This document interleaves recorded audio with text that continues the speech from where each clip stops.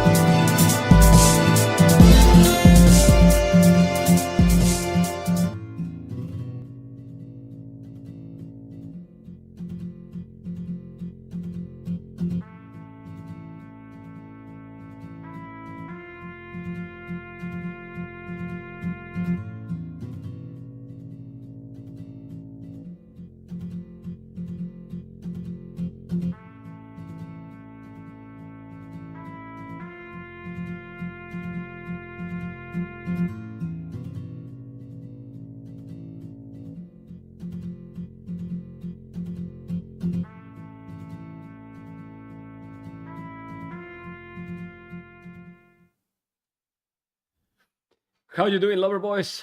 Welcome everyone. Nessus Fix, 47 moons with the Prime. Let's go. Atlan Avatar, thank you for those 11 moons with the subscription. Remember that we are in September. And you know what means September, guys? September means 30% cheaper, amigos. 30% cheaper, and you can save a lot. Buletos, thank you for the Prime. The Prime is even cheaper because it's free. Sensitive, I have everything, and I can show you guys the draft. Don't worry, today we are with the beta, but not with the new codec, so you're gonna see the stream perfectly fine. I hope so. And this is the draft. Oh, baby. It's definitely not deciders. Let me just change this. Is round 2. Well, actually, it is who will go to the qualifiers, you know? So, it's important. It is very important. And we have the draft already. WeSports versus Fox. You can see the maps. You can see the civilizations. You see everything there. Man. The AC, guys, is killing me. It's definitely killing me. Okay. I will set up everything.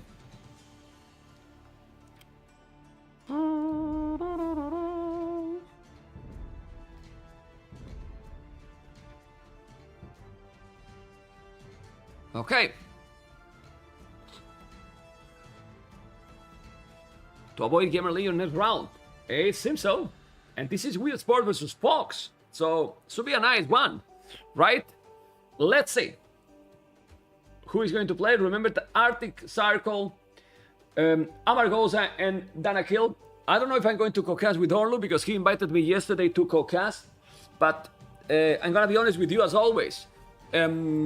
This series, I thought it was live games, but it's not live games, it's recorded games, which is has pros and cons. The pros, it's gonna be a lot smoother the casting. It's not gonna be downtime. It's gonna be good casting, gonna be all smooth. You're gonna enjoy with the games without those massive delay that we had other day, you know. But for the casting with recorded games, well, I don't know. It's not great because it's very hard, very, very hard to synchronize, even more in team games, 3v3, you know? The capture rate always delayed and so on, so I'm not sure if we're gonna cast together, you know? And, well.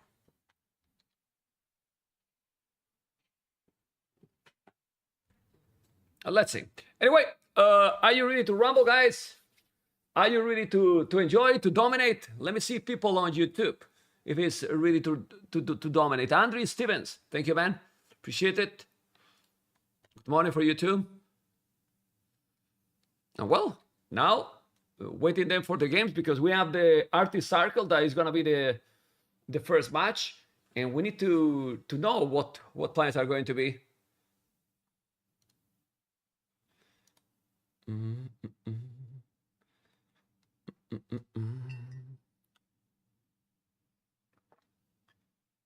Who are going to be the players and what civilizations they will pick? I don't know. I really don't know.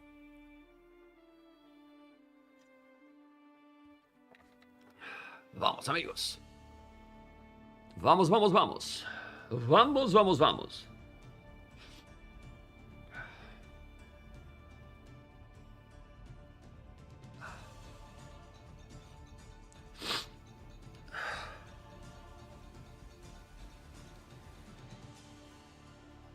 Yeah, we need to see the games, but it will be soon. Guys, who is the favorite?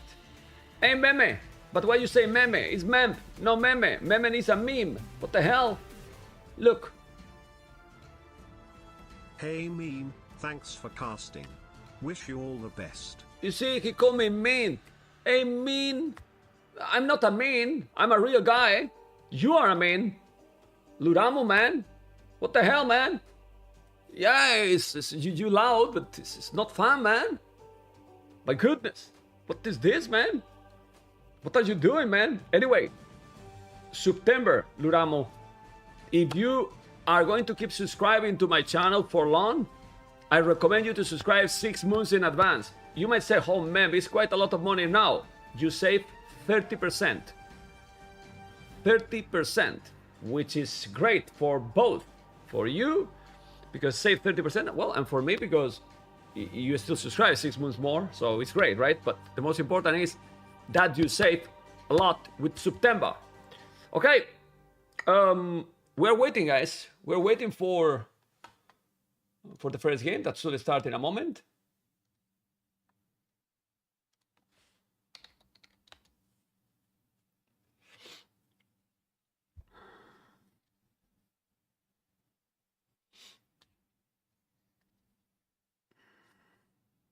WeSports has better civilizations. Depend the combinations they do now. Dravidians, Berbers, I mean, any team that picked Dravidians the first save, it can have better saves. You know? By the way, Dana Kill, I don't know that map. I don't think that we have casted. Yeah, don't think that we have casted, but still. Is Kumans that great that both banned Kumans? I'm surprised. I'm really surprised. I don't know what you think, but still. We'll see. Okay. We're gonna have the first game in a moment, and we're gonna start, guys. We're gonna start. We need to recover the 1,700 subs today. Are we or not? And hopefully, guys, the quality is gonna be as good as always, okay? I've been testing many things during the week, you know? So, go, go, go! Vamos! Vamos, amigos!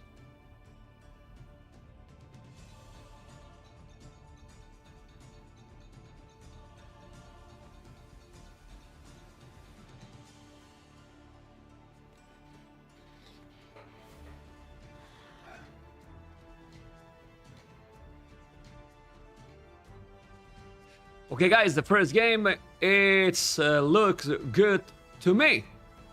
Because always amazing to see Leary and Sebastian, right? Not bad. Leary and Sebastian, are you ready to rumble? Let's go, guys. No waiting, guys. Let's dominate. Yes. Because we have, guys, we have a brutal game. And hopefully, it's going to be a nice one. Lear versus Sebastian is one of those that we want to see. And with a brutal quality, that should be already perfect. As always, we have Lear and Sebastian playing for the first point of the series.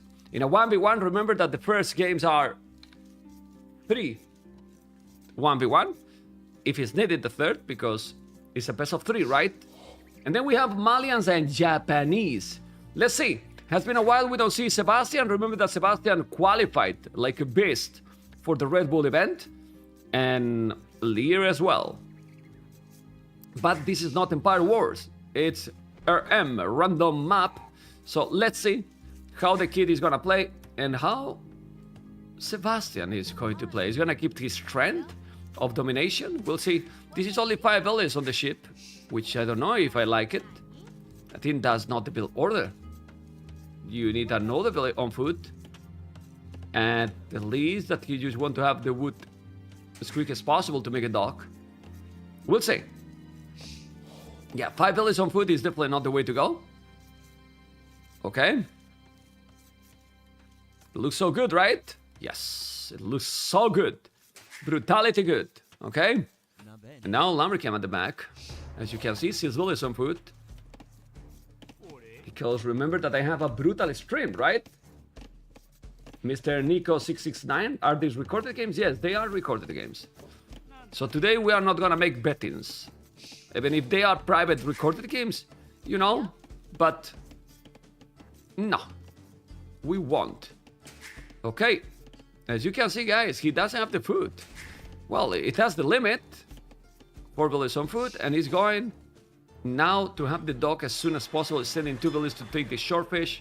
Remember that this map has no berries, no boars, so maybe a different build order, it's worthy. He has food. He has 1 second item to see both. Okay. And that the real beauty is that he has the dock already. Yeah. Taking the shortfish. Wow, super tight build order. Really, really tight build order. There you go.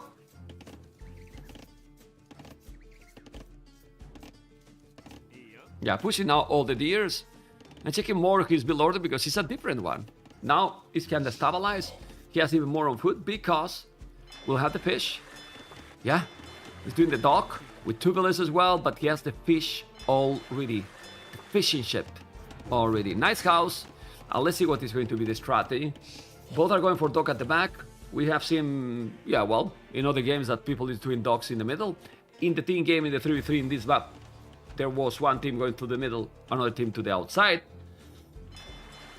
But we might see, sorry guys, in the 1v1 action, right, on the land. Or that's what we hope for, right? Are you guys here or I'm alone? People on YouTube. Peter, let's go. Guillermo Mara, map with my name. What is this? Your name is the map? No. Good Mongols is banned. Well, don't think Mongols in this map are especially amazing. But you know the maps? Yes, they do. Okay.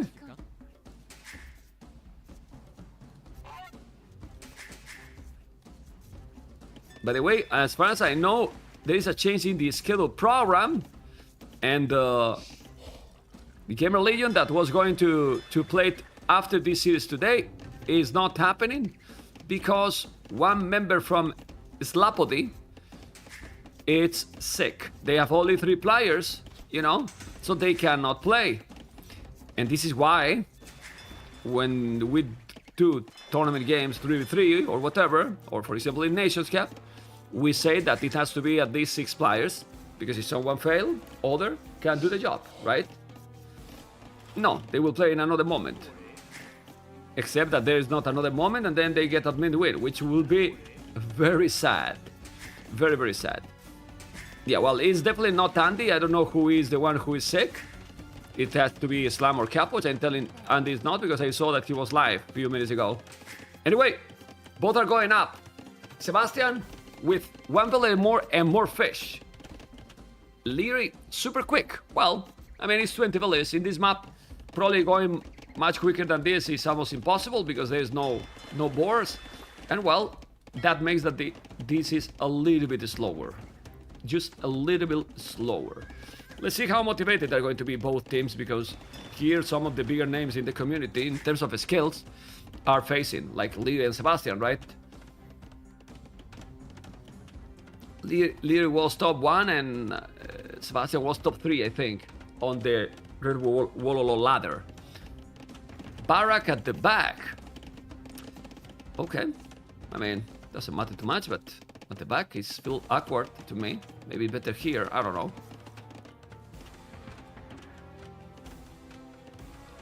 He can expect anything, but he's going on gold, so it's going to be archery range. Right away, archery range. Lear will finish the house, and then the archery range. Wild blue. Nah, he is not full HP, so... Well, he's going stable. He's going stable with Japanese. I'm very curious to see what he's going to do. But he's there with the scout, and the fish can be in the hell. No, it's moving, but he's being annoying. He's doing more fish. Okay. And he will wall everything. It's difficult to wall everything here. Doing a party galley too. And now the spearman, it's coming. Japanese spear, attack quicker.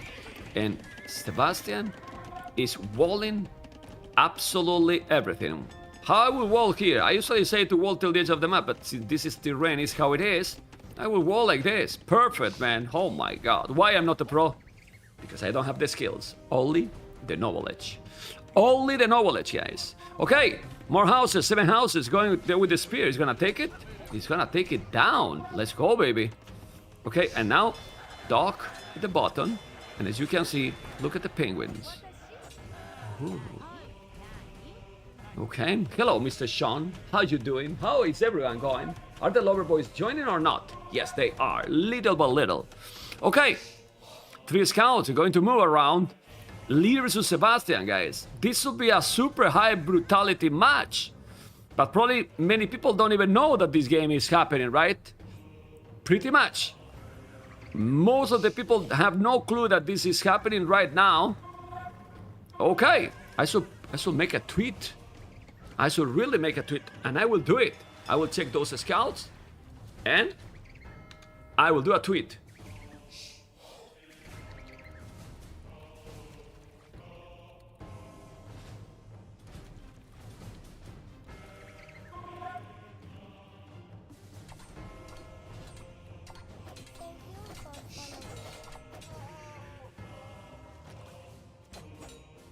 Okay, tweet done.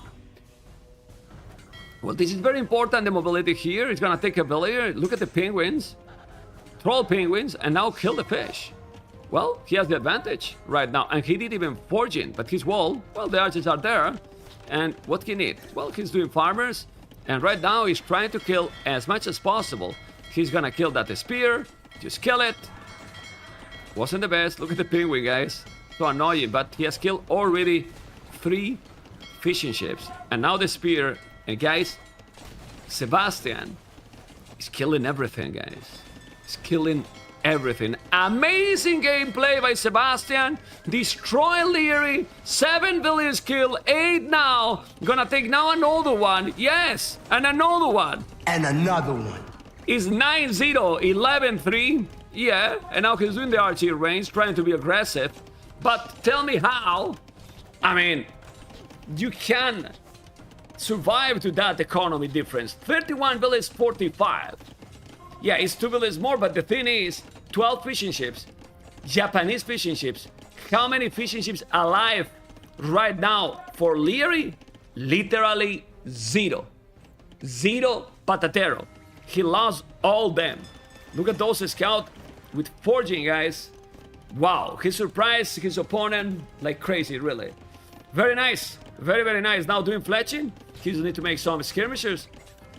And Leary is selling his soul to go up. He's naked right now.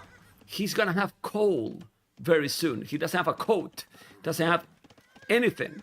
You know? But he will try to go Castle Age, you know. Yeah. It's an unfair map generation. Why? Because it's easier to wall for blue? No, he can wall too. He just didn't try. No, and who cares? It's because of the army he chose. He didn't attack the map. He attacked on the water, on the ice. You cannot wall this. Blue is open here. He could attack here, but you know why he's not attacking? Because he doesn't have the army. He has the archers, but no worries. Lear is on the way to Castle Age.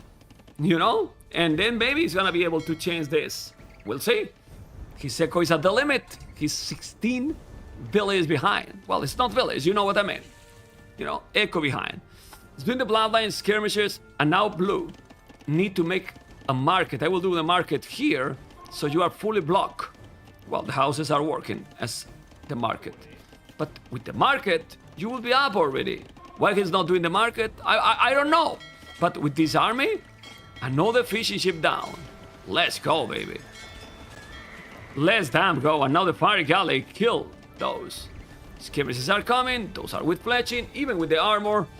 And definitely, Sebastian has brutal economy. Brutality economy. Okay.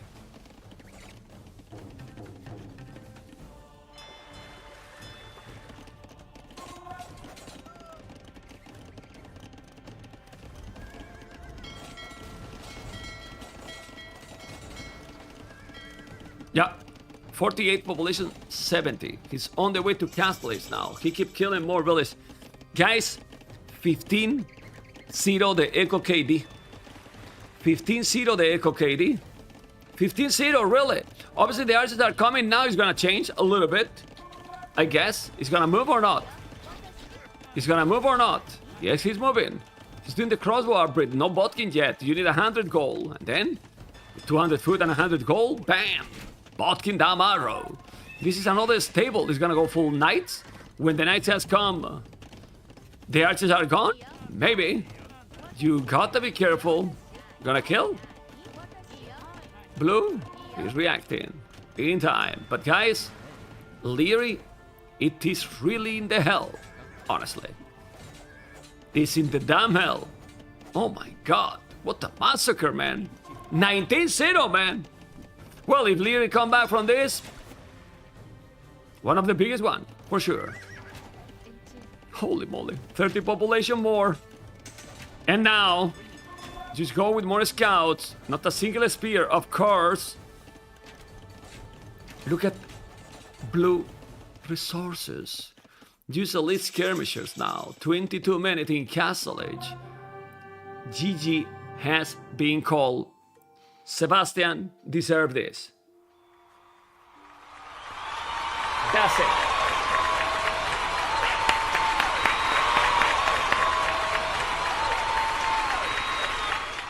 He didn't beat him.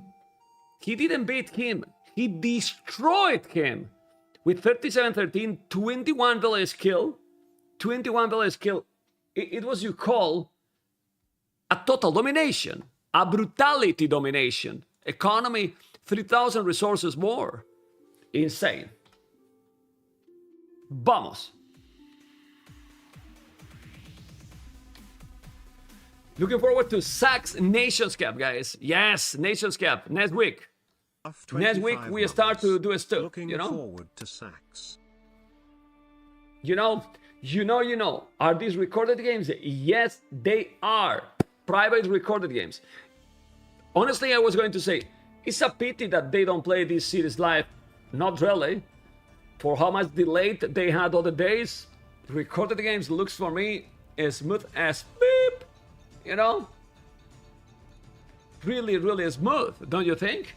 And now we go with game number 2. That is gonna happen in a moment. But first, I want to update. Well, I'm gonna play an ad. By the way, the new subscriber or the new resubscription, September, man, you can save 30% of the money if you make 6 month subscriptions in advance, okay? You might say, oh man, 6 months is a lot. You save 30%. 30%. And if you're gonna keep subscribing, why not, right? Malians, lost. Japanese won. And the Arctic for Sebastian Fox. Now, let's go, baby. Ready to rumble? Who is playing here? Who is playing here? Ooh, not bad. Well, Hart and Mihai. The map, Amargosa, one of the best for 1v1 for sure. And then we have, guys, in Amargosa, Incas Chinese, guys. Incas Chinese. Oh, baby. Well, both are very good saves. But to win Incas, we have seen many times that you have to play kinda perfect, you know? Kinda perfect. That they literally probably didn't know that the fishing area is hybrid terrain and can be attacked by scouts. How to not know this after being in qualifiers, and this is round 2, Sean 09. You are telling that they don't prepare the maps, Sean? Don't be a hater, man. You know that they are professional, man, and they prepare like crazy. Okay, let's see now what's gonna happen.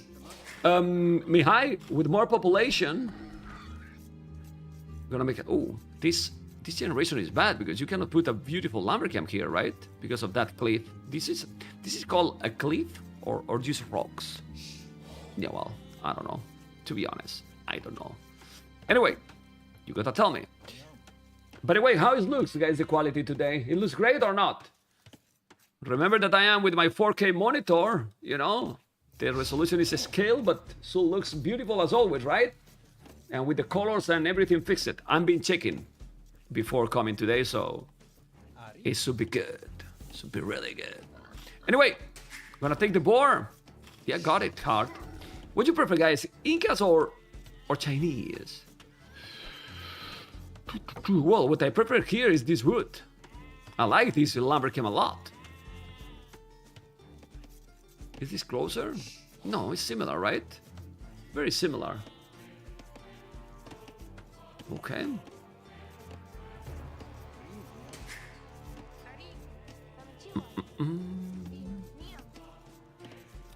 He has the boar and the sheep behind the forest. Imagine that he cannot notice. Imagine that the boar is there. For some reason, Hart is thinking in, I don't know, in the disco, in party, and do not notice. But sadly, I make that comment, and then he goes right away. My goodness. I prefer you, Memp. Makes sense. I do too. Okay. Diegodio.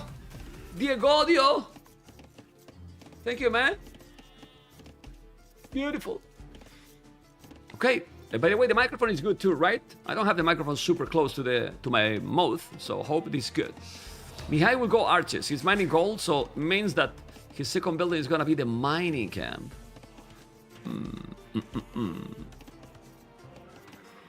There you go.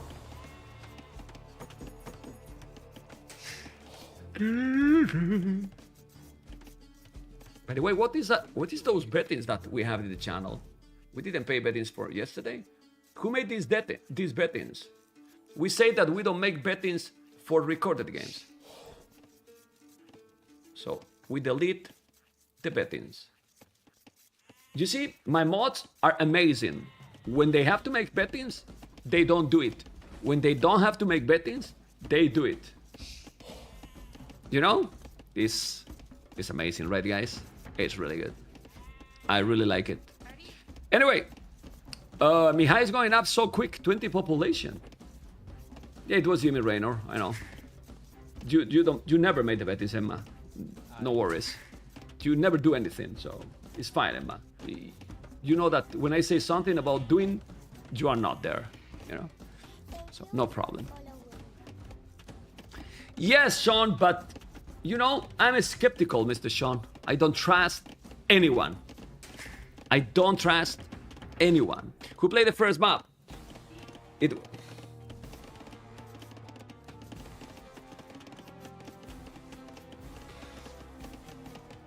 Okay, just my daughter was talking to me, guys. For that I was muted for a moment. Okay. Well, militias are coming. And shouldn't be a big problem. Because he has on goal, He could save this easily. Also, guys, look at the TC LOS, man. You see everything, man. Yeah, look at the militias. I mean, it's better than Byzantine Stone Patrol. You know, you see everything, man. No surprise. But Blue, oh. He knows that he's coming here, but he has the kill advantage.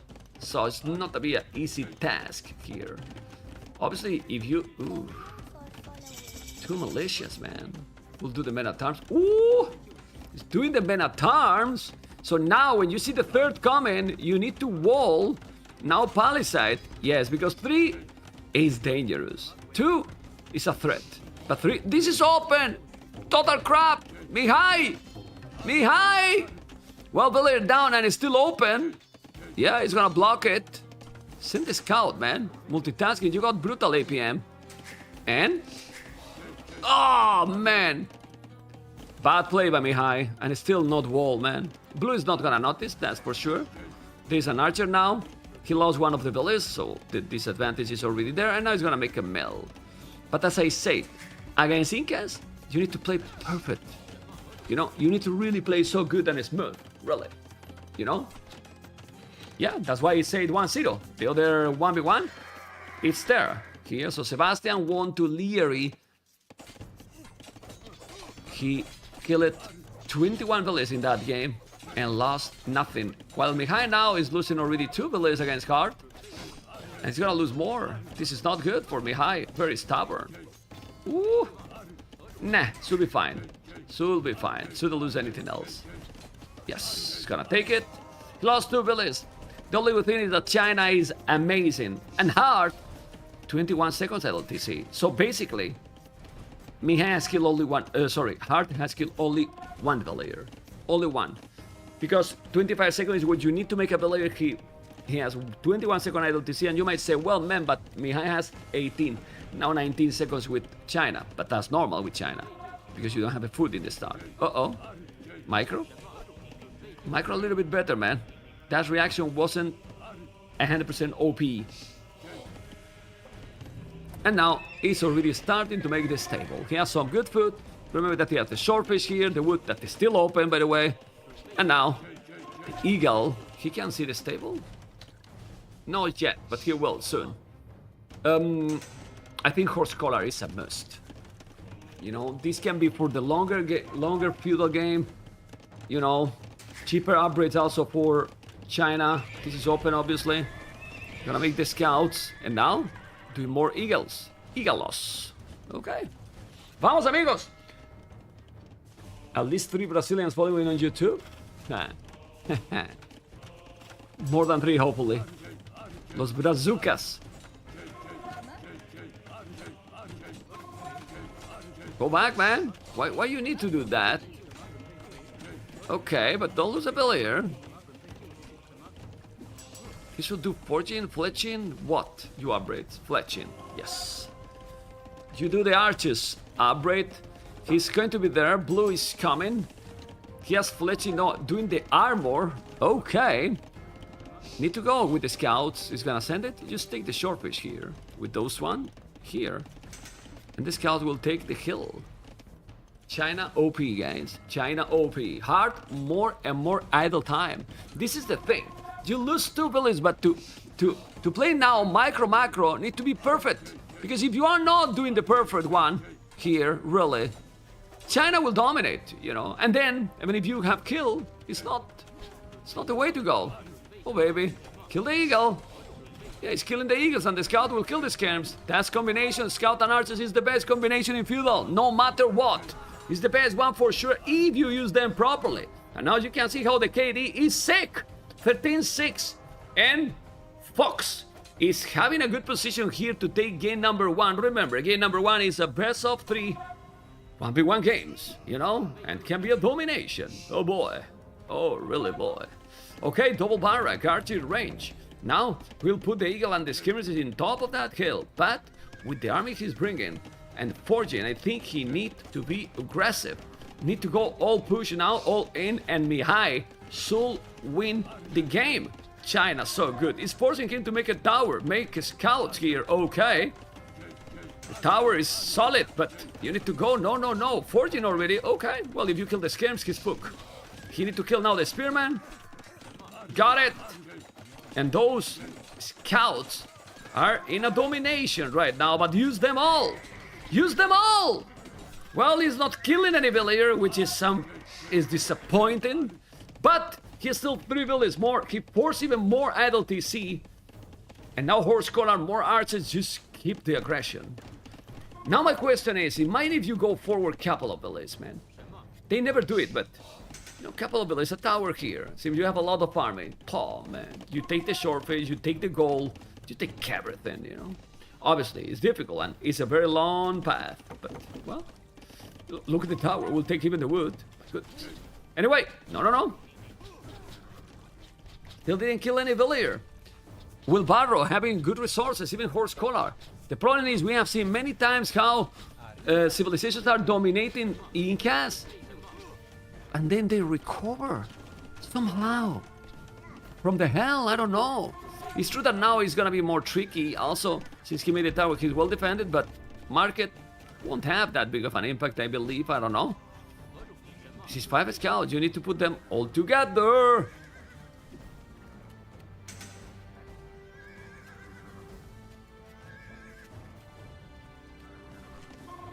Yeah, look at the resources for me high. I mean, if he reach castle it like a minute or 2, well, if it's 2, it's over. But a minute to get the upgrade, and I think he can. Wow, this is so smooth play by me high. 700 score, 700 resources or more, 700 more or less. And guys, he's on the way to Castle Age. Double stable, total domination. He has the same village going up. He has even more army than Incas. Let me check the flash in the top of the screen. And he's unable to attack his opponent. It is unable. He's here with the army. No. Okay. Whew. Yeah, I need to go back. He has the uptime. He has the advantage. He's doing the market now. But Yellow didn't even make the market, right? Not really. He's sick. He's really sick. Yeah, second is stable. And the timing, guys. The momentum. It's for me high, guys. Hart is selling his soul again. He's naked. You know? Yeah, no clothes. No nothing. He's going up, but he has sell everything. You see, sell 400 wood and yeah, well, a lot. Really a lot. Anyway, the Bloodlines is going to kick in. He's gonna lose this army before he reaches castle. He shouldn't. He need to keep it, but Bloodlines is already there. Wow. Well, with the Bloodlines, with the +1/+1, he's gonna take absolutely everything. He's killing all the eagles, or most of them. They are +1 armor, okay, but these scouts are so tanky. And with these tanky scouts, and it's a bit of a micro, it's gonna kill absolutely everything. KD, very clear. You see, 2 villages lost from the start. Still no problem. No real problem. 2 minutes idle TC from Hart. And he's Castlage, man. The knights are coming. When the night has come, the villages are gone. He should go directly to this area, honestly. He should go directly to that area. He's doing husbandry, he's gonna make another knight. He need to go here, man. Really. If he's doing that, oof. Well, he even have the scouts coming with the archer. Oh, man. Oh, really, man. Yeah, didn't make the +2, but he might if he did the +2, would be sick. No. Going back again, but the knights are there. About to be there, better say it. About to be there. Oh, going around, he saw it. Very good. And blue? Blue see everything? Not really. He see this knight, but not the others. You need to send all them, guys. All them. Is he sending? Now he's coming. A little bit slow, if you ask me. Scouts are coming. The knight will do the damage. He has to kill few villages. He really has to, because the population is the same. It's crazy. Yeah, how the hell this civilization hold? I don't know. He spam pikes. Pike one upgrade. Okay, with then siege. Come forward with siege. Is he gonna make siege? No. He's going only knight.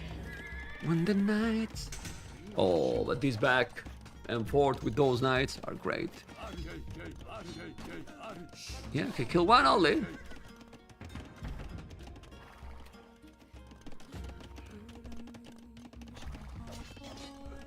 He's open the hole there, but he's hitting the hill, guys, all the time. He's doing another tone center, coming with more knights. Need to create the chaos, and he's creating the chaos, but he has pikes all over now. Really. A lot of pikes. Still they're dying. Yeah, they do. Nice boost too, why not? Uh-oh. Going away. He keep killing villains, now it's 2-2. But don't lose. Don't lose under the TC. Oh. Can kill the monk? No, he didn't actually. But going back, go with maybe with the scout. Light cap. Like that upgrade, Siege War Shop. I would have loved to see the Siege War Shop forward much earlier, but you know, it's tricky.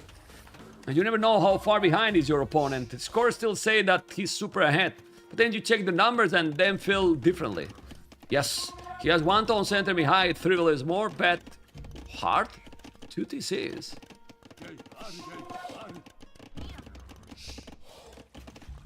Light cap, devotion. It's starting to have a lot of pikes. You need more knights. Yeah, need more knights, I think. Well, he has 11 with +2 upgrades. While the pikes are kind of weak, only +1 armor. I think he could dominate, you know. And with the monks killing all those, oh baby. But he's also attacking. Counter attack. The counter attack is just happening. That's lovely.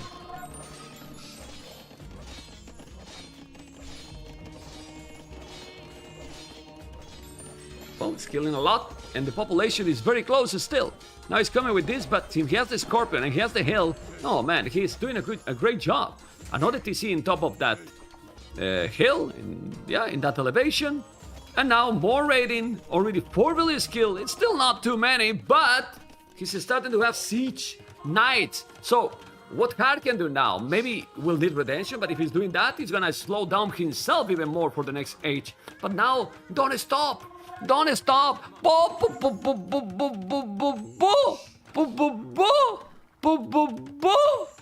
Chicken! Or maybe not. Okay, he's going now, but go! Yeah, he just left at home. The lower HP. Okay, he see this or not? Disaster, no scouts. Anyway, 3 knights coming. He has 2 monks in the north. No, the TC is gonna finish. This is the second tone center, and he's only 1 village ahead. He has 1 TC till now. Second now. Woo!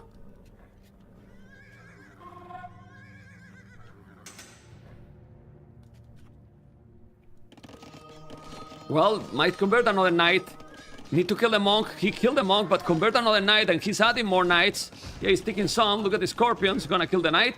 He's sold, but he's gonna take 1 scorpion down. He has the heal advantage. Nice, too many units, man. And he's ready now. Look at the light guys here, trying to kill the monk. Those are not Aztecs monks, so he's still gonna lose it. Okay, he convert a knight, and he killed the elder. Bam! But he's still raiding. Still only 2 villages ahead for Mihai, but double the army. Whoa! GG, Cole! Fox! Fox! Domination in the 1v1s. What the hell? Okay, so Fox winning the 1v1, guys. Okay.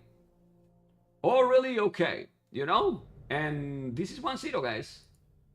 And the thing is, not that they won, how they won, right, guys?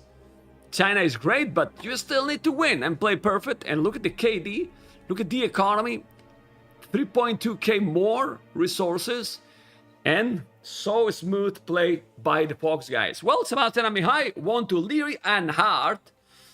MBL couldn't play his 1v1, but now we're gonna focus, guys, into the 3 versus 3. I will play an ad, so you don't see ads in the middle of the games, and Fox won, WeSports 0. They won in Amargosa. We're not gonna see this map Danny kill. This one won't happen. It's 1v1s. And now we focus on the other 4. Third Desert, Fugomara, Pack, and Linquan Maranenses. Linquan Maranenses is the only one that, in my opinion, bleh, don't like it. Don't like it. Okay?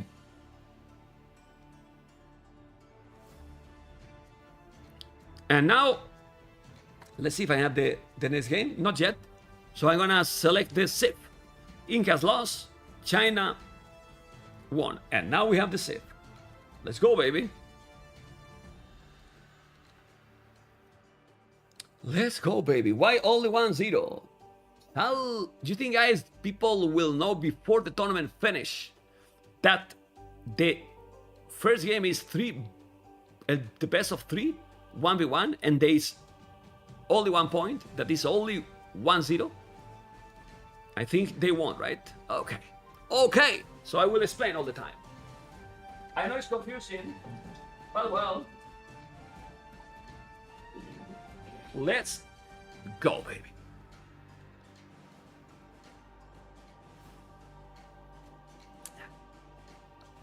That's Brazil. Okay, guys. We have OP players. Not Sebastian, but we have Hard, Leary, and Biel. Hard, Leary, and Biel in a beautiful map. Third Desert. With Khmer, Armenians, and Vietnam.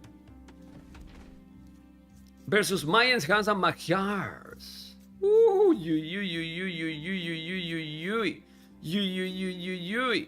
Well, the question mark, the big question mark is what the players on the flank, blue and red, going to do.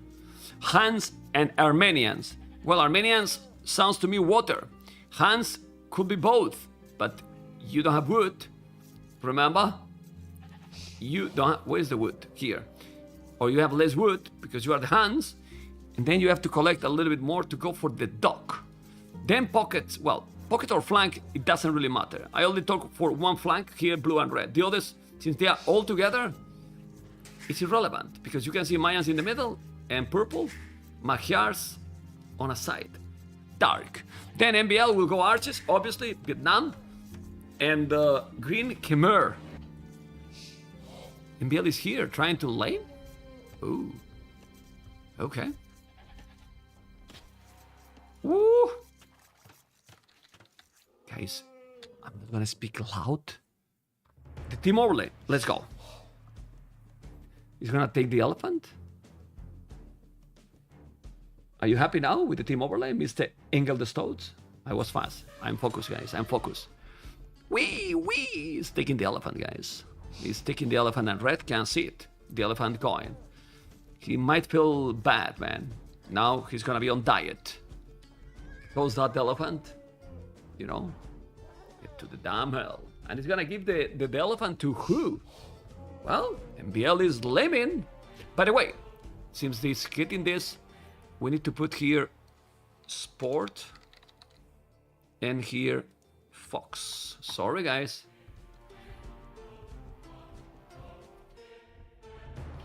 With Sport and Fox. It started with a 1-0 for Fox. So we hope to see some great cities, right? Why Sebastian is out. Menstradamus is powerful, but is not God. Okay? Let's see now what is going to be. Is gonna give to who? Leary or Hard?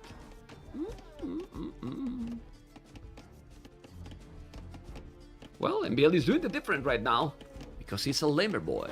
And the elephant? He's gonna give him?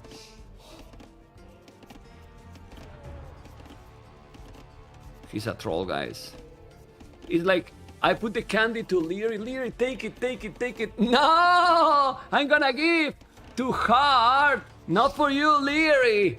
Not for you. I give to Hard. You see, guys, what is MBL doing, you know? It's good, man. It's good, you know? This is a good teammate, man. Such an ass, man. I was going to give him, man. And was like, let's move it. All right. Anyway, how this is going now? Well, he has the dock. Doing the first fishing ship. He has one and doing the second already makes sense. Because of the hands lacking wood. The question is Margugo gonna go water? Or that's gonna be just a small boost on his economy. But taking the risk that if you don't do any water, then Lee might have the water, fish boom, and then also will be able to do army. We'll see, guys. Red still have no wood to make it the second fishing ship, while he's already doing the third. Expected. Yeah, okay. Loom for Margugu. And we have green going up. Green is hard. But then purple and yellow going up as well. And you can see how there's a lot of resources. One elephant less. Still no problem. It's up. Hey cuties. Yes! How you doing, man? Faultier, barbecues. No, in the tournament logo, my goodness. Where's the logo? It's there, right? I'm sorry. I don't know why I didn't put it, man. Is there the logo?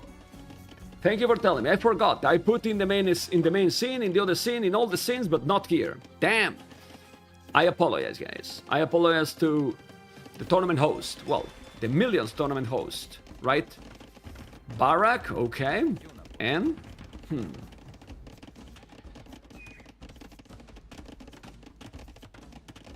it's there, man. It's over my head, guys. Over my head. Vamos. Vamos, amigos. Okay, stable. Stable for Dark, expected. Doing already the Barak, the Obama. Not doing a Fire Galley because it's still Dark Age.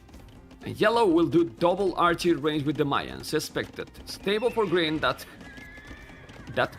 Khmer. And now MBBL. MBBL will be in feudal in a moment. This is a double and second dock. Mihai need to find out the second dock, so he knows. And he knows. But now Mihai and Margugu can go and take at least a villager, right? Yeah, just go and kill it. Villager down, it might kill too. This is very good play by Dan. Teamwork, guys. Fox, in another level. Yes, kill now the scout. Kill the scout, man. Kill the scout. Oh, come on, Mihai. Wake up, man. Ooh, no, but that villager... No, he's gonna save it, right? He's gonna save it, Casco. I think they played bad. Mihai was slow there. I'm sorry, but this is what I think. The idea was great, the execution was like my mods. Anyway, let's see the scouts going away. And he's already going with the stable. Doing the mill. And one Fire Galley is Stone Walls. Stone Walls. Why you put that face, Jimmy Raynor? Why'd you put that face? We saw the day your gameplay, and you did 50 militias, yes. But in Dark Age. So, like my mods, man. It's a compliment, man. Anyway. Leary Sebastian. Sebastian won. Hard Mihai. Mihai won. Now he's walling. That is scout very low HP. And he's having galleys. Wild Red. Oh. Pay attention, please. Yeah, just pay attention. But why you wall? It's not full HP. Oh my lord. Man. That's not good. Andy! Thank you for the raid, Mr. Andy. Appreciate it, man. Brutalization, Andy. Have to love it. I was so high with your series later today, but I listened that your team is afraid and that your team didn't want to play. Disappointed, man. Very disappointed, you know. But that village is down, man. Oh my god. Okay. He lost it. The scouts are coming. He has only the barrack and a tower. So now we need to focus on the scout and archers. Purple and yellow are going together. Going to do damage to Leary. They know that he is the easy target here. The archers are coming. Just kill that spear. There you go. And now Leary has the tower, but that's it. No army. Cavalier down? No. But don't waste army against the tower, man. Yeah, this is... I mean, they wanted to be greedy. They wanted to be aggressive. Oh my god! Oh! Dark! Man, so many scouts going down. Really, so many scouts going down. Disaster, man. That was really disaster. Anyway, you can see how Margugu now is cuckoo. Margugu lost 4 villages. It's the fish, basically, and 1 villager. 3 fishing ships and 1 villager. That was expected. And now the problem is that Leary would be up to Castle Age. Yeah, look at his resources. Without doing army, okay. He has the galley, but he has the fish. And if you go Castle Age, he will do the transition. And then in Castle Age will dominate. Yeah, Stone Walls, I like it, yeah. But the timing, the momentum is gonna be for blue. Yep. For blue for sure. Well, need the buildings yet, but still. It will be there. Anyway, purple, red and yellow, trying to do the job. They still have more army on the land, yes, because there is some navy here, 6 galleys doing the blacksmith, and you need to wall. That he has a stone. Let me just check. Yeah, they do. Everyone got a stone, an oath.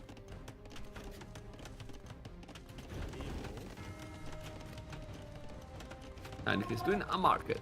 Okay. They're going home. Green did forging even. But now, another dog. Yeah, man, 3 dogs. Oh, man. You can do a crazy fish boom, really.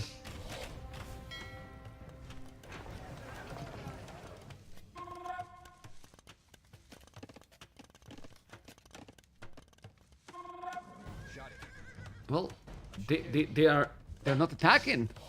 They're afraid, but they are about to go up. Yeah, look at red. Whoa. I mean, he has used the fish behind. 9 fishing ship, guys. Oh my god. Lear got LTC. 1 minute. LTC, well, Margugu, nothing. Well, that's something. And Lear is still not up because he has no buildings. He's doing now the blacksmith. He has an archery range. He's going to go up. But the good thing is that red is up the same time without fish. And that's great. The problem is that the galleys can be so annoying. He can go through this area, this small sand area, and raid. That's not good. Well, not good for Fox. Yeah, it's kind of annoying, the woodlands. And, well, many resources to yeah, you see? It's annoying, guys. It's annoying. Anyway, they are staying there, and as you can see, everyone is going up. Thin NBL is going to be the slower up. Dark is about to go. But it's very important to have the Mayans encapsulate this quick. I think it is. Very, very important. What is red doing?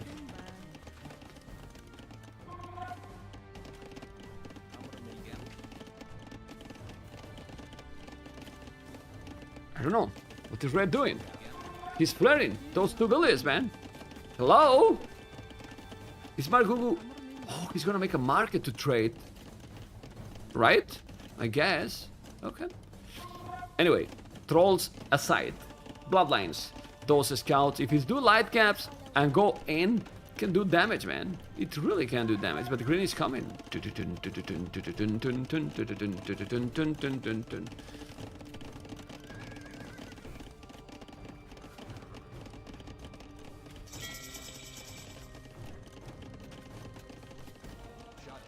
Don't want to take any risk for sure. It's doing now the light cap, bloodlines for purple, and this is the thing. Oh, cap archers. Okay.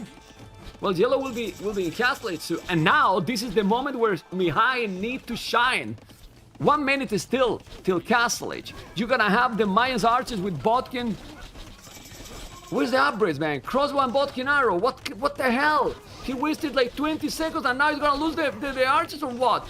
You can't lose it, man. Doing a tower, you can see how he's now chicken mode activated, but man, you need to really do the damage with the archers. Otherwise, yeah, the difference to be up that quicker than MBL is just going to be gone. This is not Saracen, so the houses are not going down super fast. Obviously with the scout it can help, but still. And here, look at the damn galley, guys. You need that TC to put villages inside. I don't know, it's so tricky. So tricky. While red, few light caps. Did he kill something? Nothing. 1 pillar, man. My goodness. My goodness. Oh, okay. He's inside. No, he did the market, but now it's time to kill. And BL doesn't have the upper. He's doing at least skirmishes. Let's see now the micro. You need a good micro here. They're creating chaos, but the cab archers are coming. He's trying to spam cab archers, and this TC is never going up or what? Sending more. Let's go, baby. Cab archers are sending or not? The scouts are coming, so you can probably take those galleys. We'll see. But the cab archers, you need to micro properly. Yeah, mobility is great, guys. He can do a lot of damage now to Leary. He's gonna make it. Margugu. He has to do it. He's coming back here. With Lightcast Knights, yeah, they have similar army. Ooh.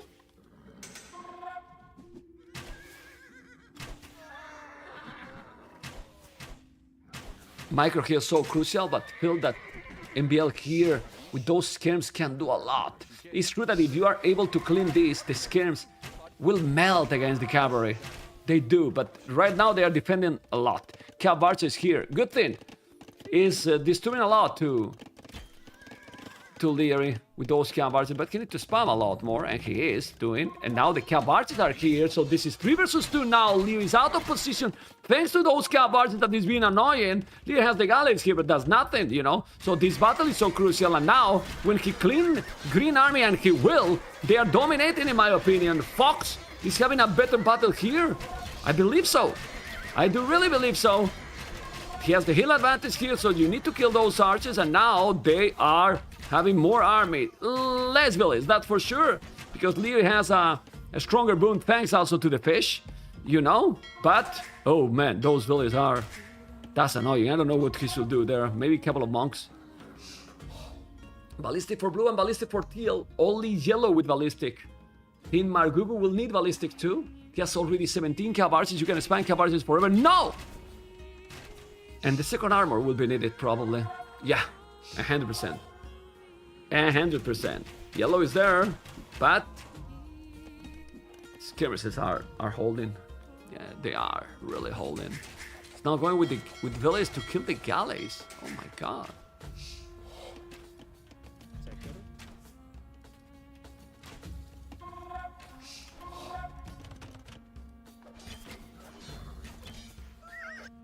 He's having a good score because his boom is solid. He has 2 TCs, but he has 52 villages. The problem is 13 fishing ship, guys.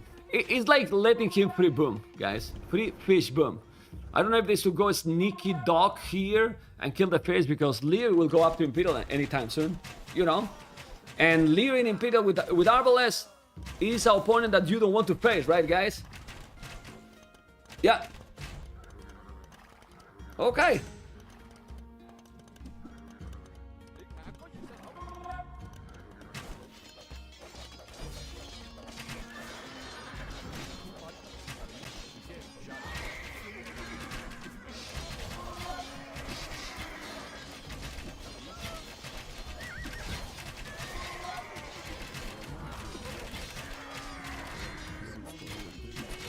Fox Army, man. Fox Army, a lot of cav archers. Look at those. Okay, purple with the knights. Green heart with +2/+1. Okay, the knights are +2/+2 for Magyars. The numbers are still there, but the problem is that if Leary now click Imperial, oh baby, we have seen this before for sure. The population is almost the same, but the timing, the momentum, oh man. Yeah, and it's all about the fish, honestly. It's really all about the fish, but you need to kill the galleys. You are not, and they are killing.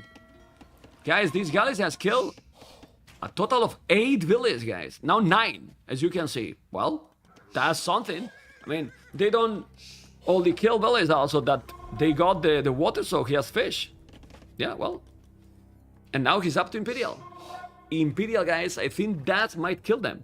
I know that the score is switching all the time, but if they don't do damage now, they are cuckoo. But they can. I think they know that they have to kill. Oh my god, if they kill those... He's gonna send the knights, he should do it. Before the imp, for sure. After the imp, and they should know. I mean, why he's going back so much? Why he's going back and not facing or coming together with his teammates? Because he knows that when he reach imp, bam! Or they should know, right? Anyway, people on YouTube, are you there? Are you there, right? Vamos, amigos! Thumb up on YouTube. My goodness, we have a lot of viewers on YouTube, 300 and over 600 here, so we are already with almost 1K. Awesome. Really amazing. Okay, look at those cav archers, and this is the key, guys. Killing the Corvus to blue. They need to check the score, and when you see that the score for Leo, you know that something is wrong. Well, it's gonna explode when he reaches Imperial. Yeah, it's gonna be brutal. But somehow they are not pushing an oath, in my opinion. They have to go, man, and push. It's difficult. They have army too, so. And TL did a lot of schemes, a lot. It's not what you do usually in these matchups, but it's working.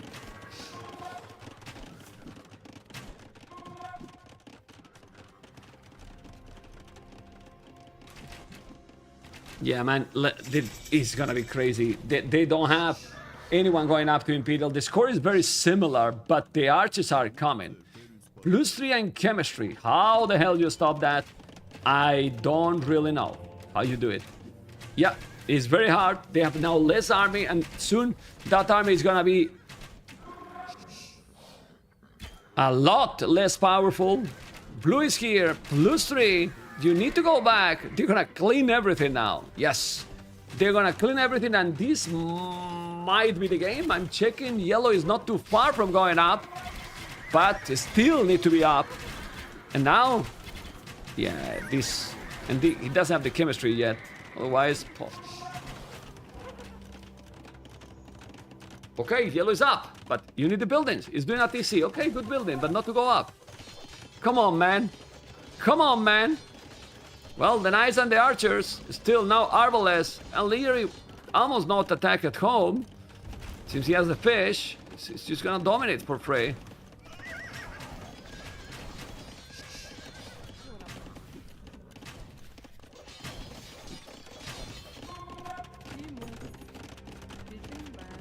Heavy blow, arbalest, handcart. Nah, blue dominate. But guys, yellow and red both flies up to Imperial. If both can do Cav archers with +3 and the Crobus with +3, maybe they can do something. The problem is, still 3 minutes for yellow to be in Imperial. Like red is gonna be quicker, but damn.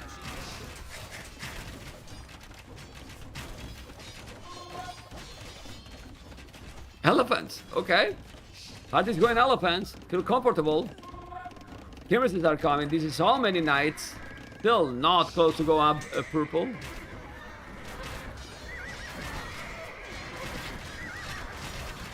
Ooh. Well, crazy battle, so many units, so many Cav archers. Also purple with the knights, and those arbalists are going to die or not? You need to do a crazy approach here to kill those arbalists. But army numbers is not that big difference for having one player in Imperial, right? Definitely not. Remember that purple is not going to be up. Red and yellow is still, man, the longest Imperial time waiting ever.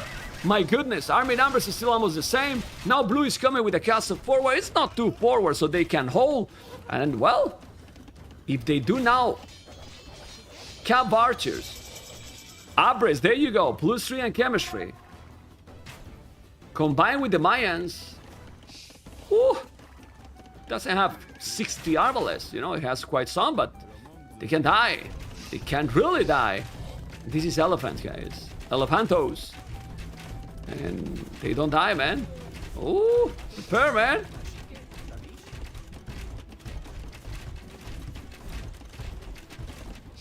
Don't let him kill the artillery. Well, he's not repairing. I mean, he was not shooting there with an elephant.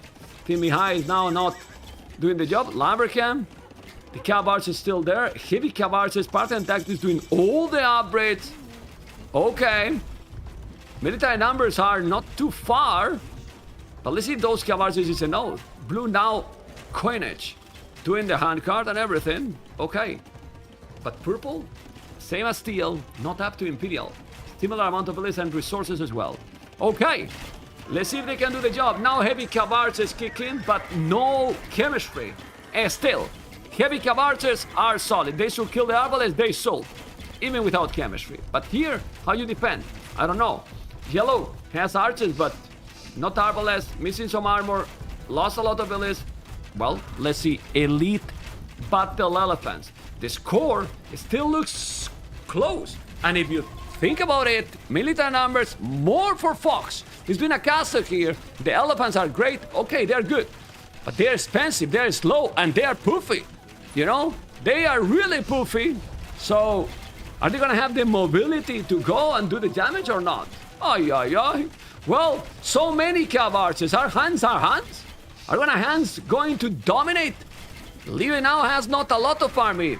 Few arbalists, you know? Really few arbalists. Okay. So, if yellow is able to do the damn arbalest and has army, oh baby, because now teal is doing rat and archers, okay, but these Cav archers, I like it, man. So many, man. I love to see the hands in team games, man. Yes. Anyway, Let's see what purple is going to do. With Magyars, he has okay resources. They can trade. They have 2 markets. Not trading yet. Not trading. I mean, there's resources. Red will have the castle there. They really need to kill those 2 castles forward. But they are holding, guys. They have more army than their opponents. And having more army, you should be more or less safe. Purple will do what? In 40 seconds, we're gonna know. Teal is going to be there too. And he has Rattan Archers. That's what they have. So, we have unique units, Rattan Archers and then Cav Archers. The others, standard crossbows, standard archers. There you go. Arbalest. Bam! Masonry, he has good army, but purple with 140 villages need to do something else now. Checking resources, we'll go paladins, man. Whoa, whoa, whoa, whoa. Okay, trebuchet coming, Hussars +4. Okay, not paladins, Hussars. Usares. Okay, paladins are better, man. A lot better. Anyway, it's too many Cav Archers, please. Chemistry, man. How is able Margugu to don't make chemistry? Come on. There you go. He's doing right now. The Arbalets are there. Archers, mines are cheaper. Well, he got more archers than blue. He's doing Dromons. Dromons. Well, Dromons can kill everything from those lakes. But army numbers, Fox is still trying. Well, we need to see what purple is capable to do here. They are holding for now. The elephants are expensive, really expensive. And with so many units, they're still dying, the elephants. Yeah, they need more than that. Okay, the castle now is coming. Look at those Hussars trying to go for the trebuchet. With those Cav Archers, Margugu is doing an amazing job. Let's see now with the traps. He's gonna be able with the traps to kill the other traps. Well, they are focusing more in the elephants, which I like it, but this castle is being annoying. This one is being repaired, and it's being repaired forever. 3 traps. You need to kill the trebuchet. If they take the trebuchet down, they can hold, because they have numbers to hold. They have also good boom. Look at those elephants trying to do the damage. And markets, finally. Okay. Still repairing. The Hussars are coming, but they really need something else from Magyar. 160 villages. Oh, 160 villages is kind of tricky right now, but maybe for the later game it can work. So right now, Margugu is playing amazing. Yellow now is playing amazing as well. With all the pressure and still 120 villages and 50 army. More army than MBL. More army than Leary. You know, and green has no army at all. The castle survive. It never go down, as you can see. My goodness. And if they take those traps, maybe Fox can do the job and push them back. Push. Really good. Okay. The Galleys and the Dromos are coming, but you know what? Purple is doing the fast fire ship to kill this. I have told you guys that this map is amazing. I love it. It's a great map. You know, Imperial skirmishes. Imperial skirmishes are not great because Hussars will dominate, you know. Yeah, and then Arbalest and heavy Cav Archers. Skirmishes are never good in super late game, but the fast fire ships are going to dominate, man.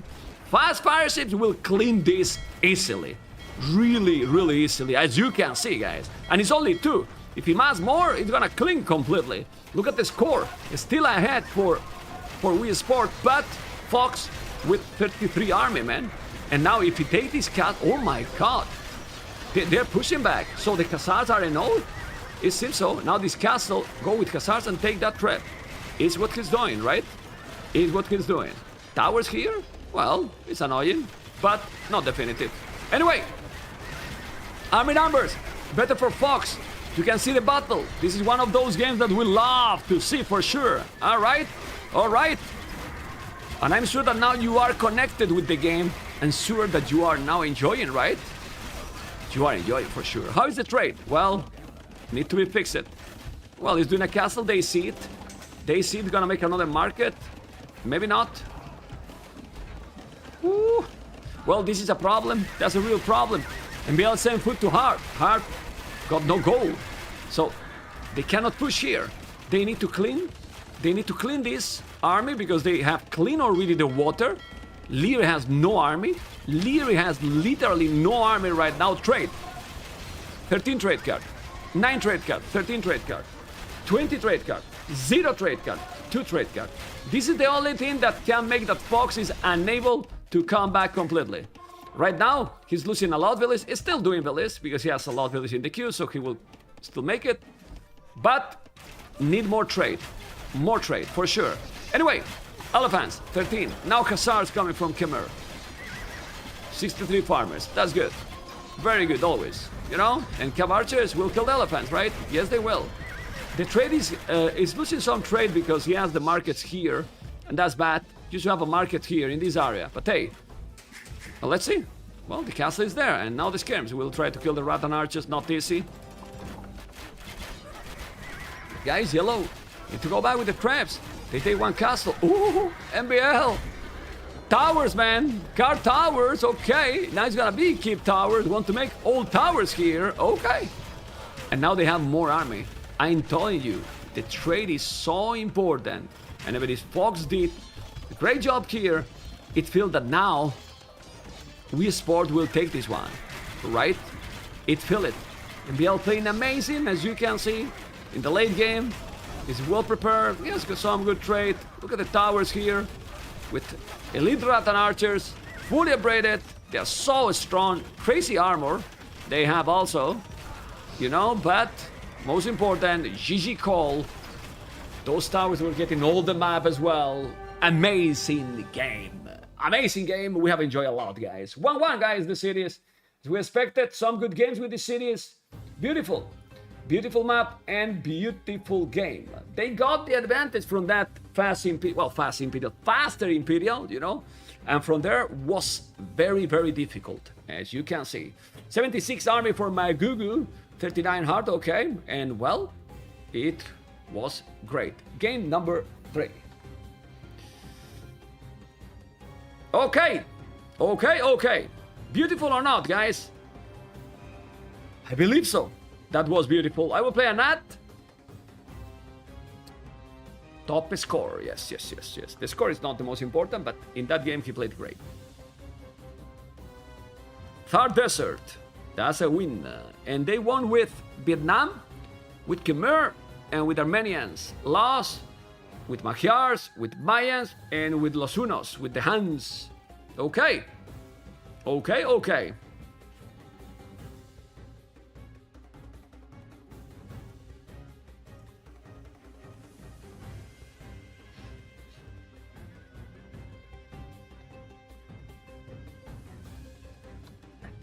Brutality, guys. Game 3, amigos. Are you ready for the game 3 or not? Are you enjoying it or not? I hope so. I do really hope so. Oh boy. Oh really boy. Game 3, guys. Okay. Are you ready? Ooh, this map, guys. This map, amigos. This map is not even normal. You know? Like, this map, guys, is kinda like, what the hell, you know? Celts, Franks, Britons. We saw how the Celts can work here. Franks, and then Britons. Sebastian. Who's missing here, then? Mihai is not playing. Sebastian is playing here. Okay, dokie.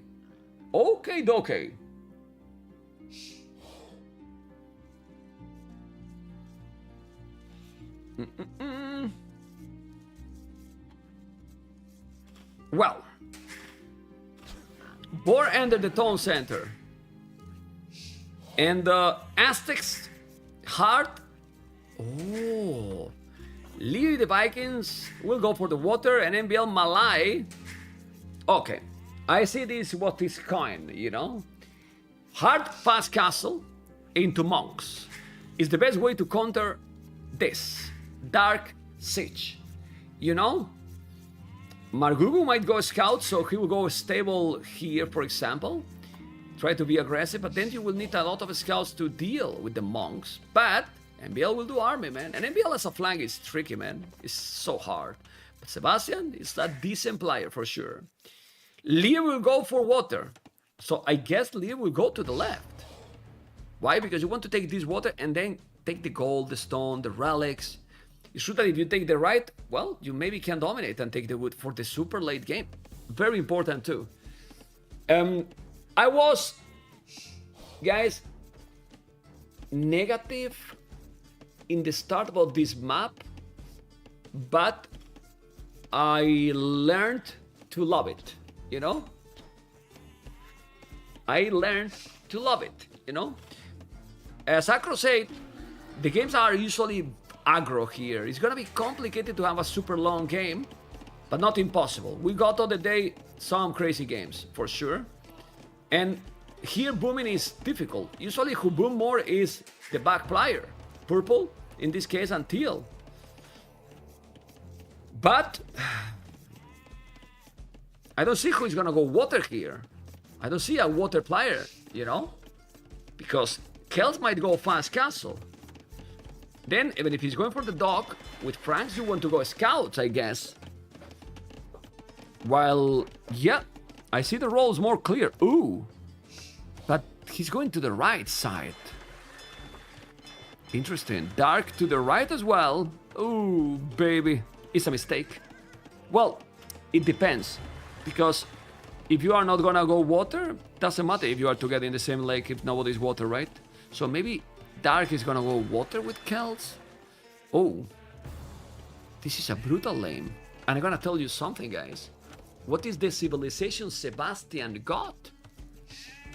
Guys, Britannicos, Britons, amazing getting the ships. And Biel on the right doing dock. So 3 players doing dock here. Imagine that Yellow going water now. Then he take all 3 docks. Pooh. Is this map designed for 4v4 as well as 3 versus 3? I don't think so. I think 3v3 is a no. 4v4 here will be madness, you know? Yes, I think so that they will drop. That's why well, you never know where the others are going to be. They probably thought that they were going to be here on water. But then I thought that Dark should have gone to the left. But hey, that's me. Anyway, he's not going water, confirmed. Because he's doing the mill. If you're gonna go water, you don't make the mill this early. And now what Yellow is going to do is explore with that fish. I don't dislike that. But no. Okay, it was just to find deep fish. More deep fish. Barack Obama. And now? What? Towers? I didn't expect towers by MBL. Towers are cuckoo, guys. Let's see if he's flaring. He's flaring. And I don't like a lot the towers choice here. It's not Teutons, it's Malay. You're fast, okay. If you want to make that Sebastian is not massing archers. And that's because, well, hard will go fast castle with the Aztecs. Yeah, he's gonna make a tower there. Maybe. But Sebastian is usually very good against these kind of aggressions. Let's see, guys. Let's see. Anyway, you see the tower is doing now another archery range. I think this is open, by the way. Not anymore. And now you see the tower. So he should do a counter tower himself. He delete the archery range. The scouts are coming. They're all together. This is a madness. But the tower is going to be up. And now, beautiful. Wall the villagers. Wall it. Wall them. Wall them. He should have wall it. Well, I like what he's doing. Oh, but make some palisades. Oh, come on. He should do some palisades. He could have trapped those towers. But that tower, for example, is total crap. Like, it's not important. I mean, it's okay. But it's not the greatest, you know? Yeah, he won't have army, you know? I really believe that Sebastian could have trapped those. But hey, he didn't. Now he has an archer. Okay, he will produce more. And we'll see what's gonna happen. Purple is doing a scout, right? Yes, he is. While green, no. Oh, Viking scouts. Seems solid.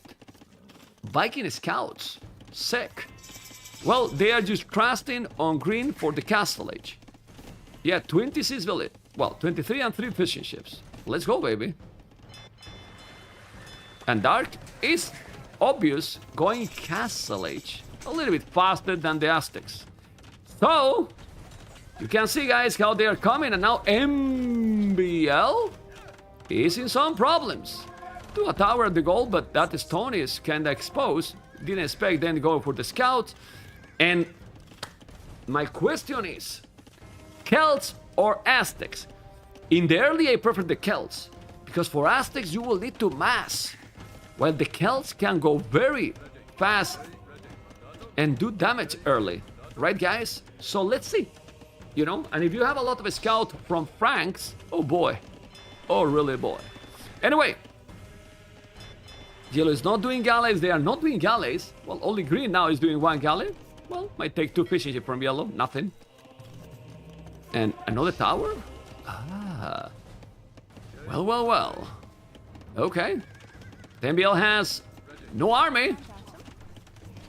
But this is giving time, a lot of time. What so would yellow do? Siege shop here?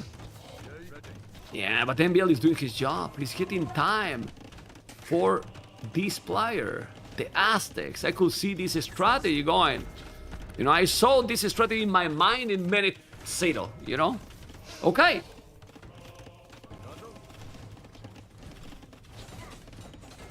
Yeah, this is another very good map. You see, guys? You tell me, maybe you're negative. No! I'm objective. Well, not objective. Subjective, but honest. When I like a map, I like it. When I don't like it, I don't like it. That's it. As simple as that. And I will explain you the facts why not. But this game, this map, it's... yeah, it can bring anything, you know. Can be crazy games, crazy strategies. I love it. It's nice. Very good. Very good. Okay, Castle Age. And then he has the Siege Workshop at home. That's disaster. That's what they wanted. To have the Siege here. And Blue might see the Siege. Yes, he can. There's the scout here from Leary. Leary will have the resources to go up very soon. So, Margugu will to Franks. Anyway. Now, those miners... tomar viento. You're gonna make another tower? Okay. But Dark is not doing a mangonel, guys. Oh, slow. Double Siege Workshop. Damn. But double monastery, right? And he can see the monks. But having the scouts is so important. And you can't compete with Vikings scouts, really. I mean, Lear has great micro, yes. But they're weak, man. They're weak. They don't even have husbandry. You know, and now the mangonels. There you go. Bam! NBL, Pillar down. Bam! NBL, Pillars down. Oh my god, Pillar down and another one down. Disaster. Well, we'll take all the towers for sure. We'll take all the towers with the Kel Siege. Now going with the Ram. And he need to mass monks. But the monks? They are Aztecs monks, but I'm not sure really. We'll see. I mean, those scouts are OP, and now NBL is dying. Well, the Ram, go with the Scorpions. With the Scorpion, I don't know, those scouts die. Don't you like a lot more Fox approach? Army composition for now is a lot better because NBL is just out of the game. He has nothing right now. Just villages and cuckoo. Zero army, guys. Zero army, man. Oh boy. Oh really boy. What castle drop?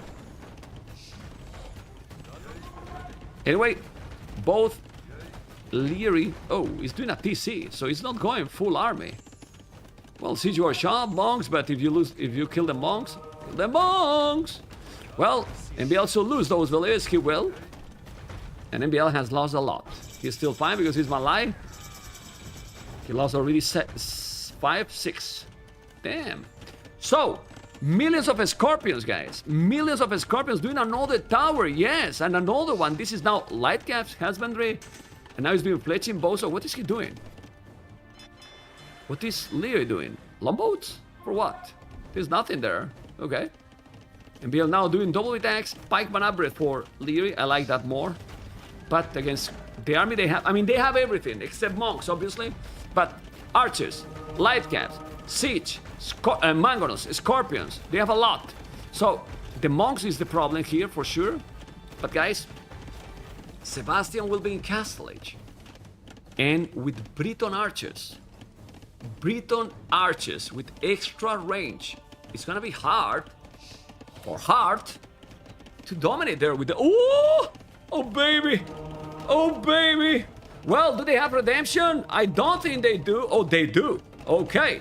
They have redemption, but where's the light? They need to go. They need to go. They need to go. Many Scorpion. You need to attack. You need to attack. Oh, my God. Okay. Need to fight. He converted the Scorpion, but the lighters are coming. Not enough fights. He should kill everything now with those. Yes, with the archer. Look at the micro. He's dancing. He's in the disco. But now the light guys attack, man. What the fuck, man? Well, the knights are coming and gonna kill. This is so hard, man. Really hard. Army numbers are really low. And now he lost few mangonels, but the archers are there to dominate in a moment. He need to kill the siege. That's 100%. And those archers. Use the September guys for some brutal domination. Smile. Vamos, 6 months in advance. That's the way to go, guys. Remember, 30% cheaper. Yes. So thank you so much for the subscription. Beautiful. Beautiful. And look at the score. 200 score difference. Okay.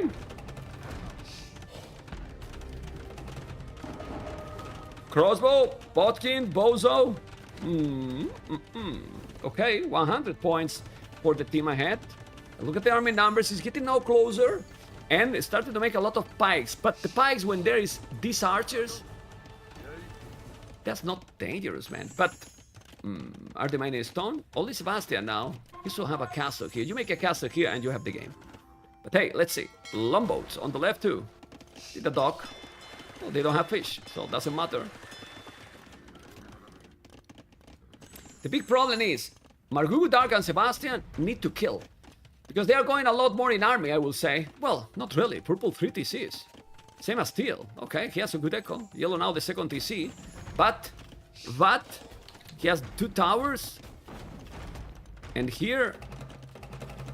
Yeah, well, the archers. Kill the monks. Yeah, man, the micro here with the towers is so hard. It's really hard. No ballistic, though. I think Rest will do it, but these outposts are very good. You give a lot of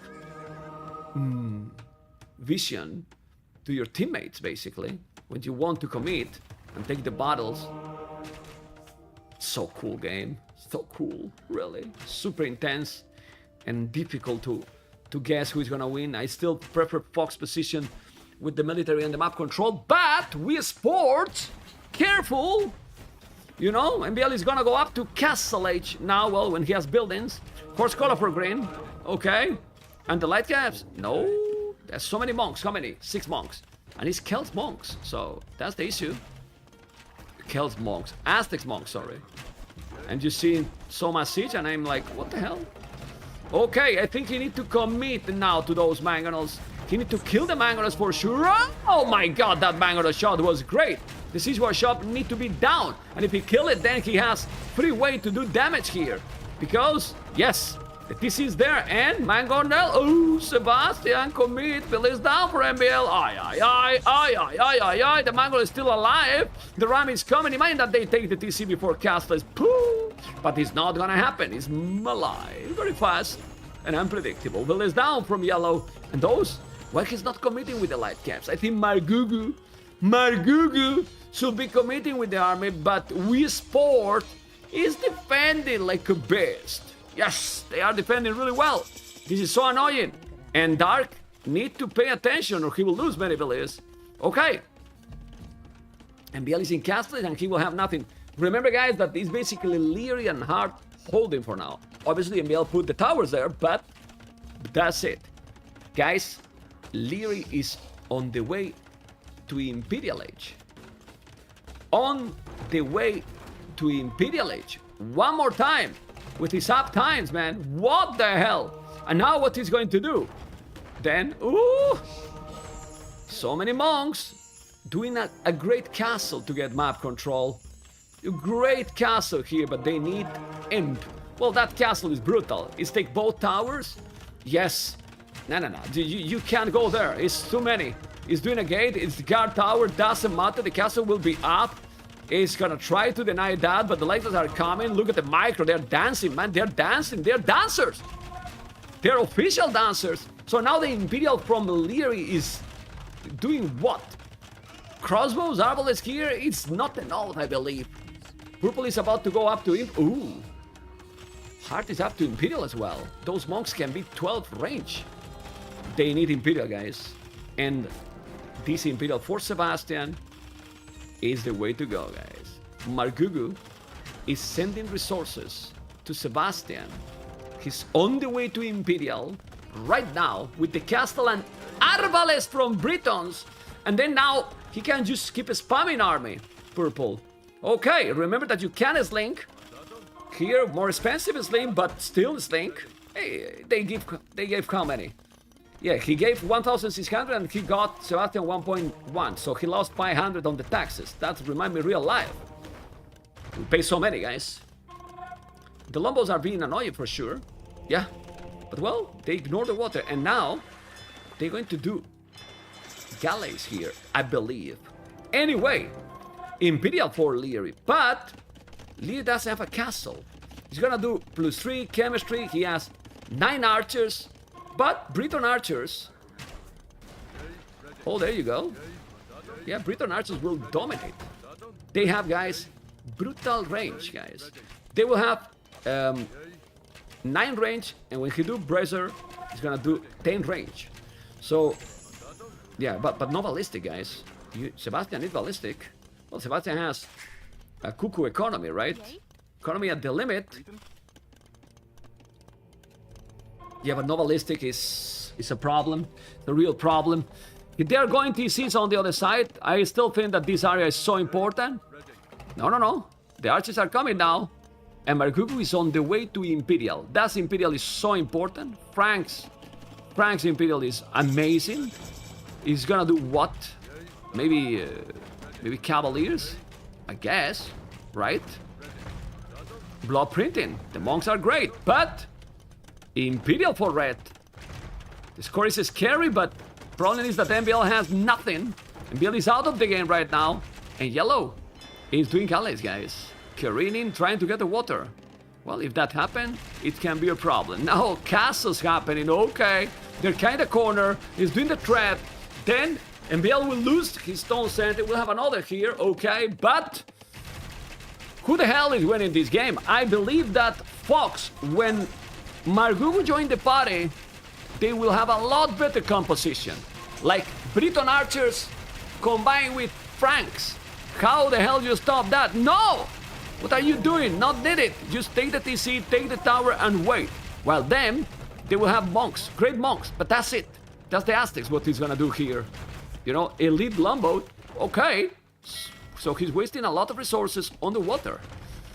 Having the water is a note here. If you lose all your ground here, probably not. Still, you can go to the left, gold stone, and then the wood. So, maybe. This is crazy. Anyway, chemistry. No ballistic, Sebastian.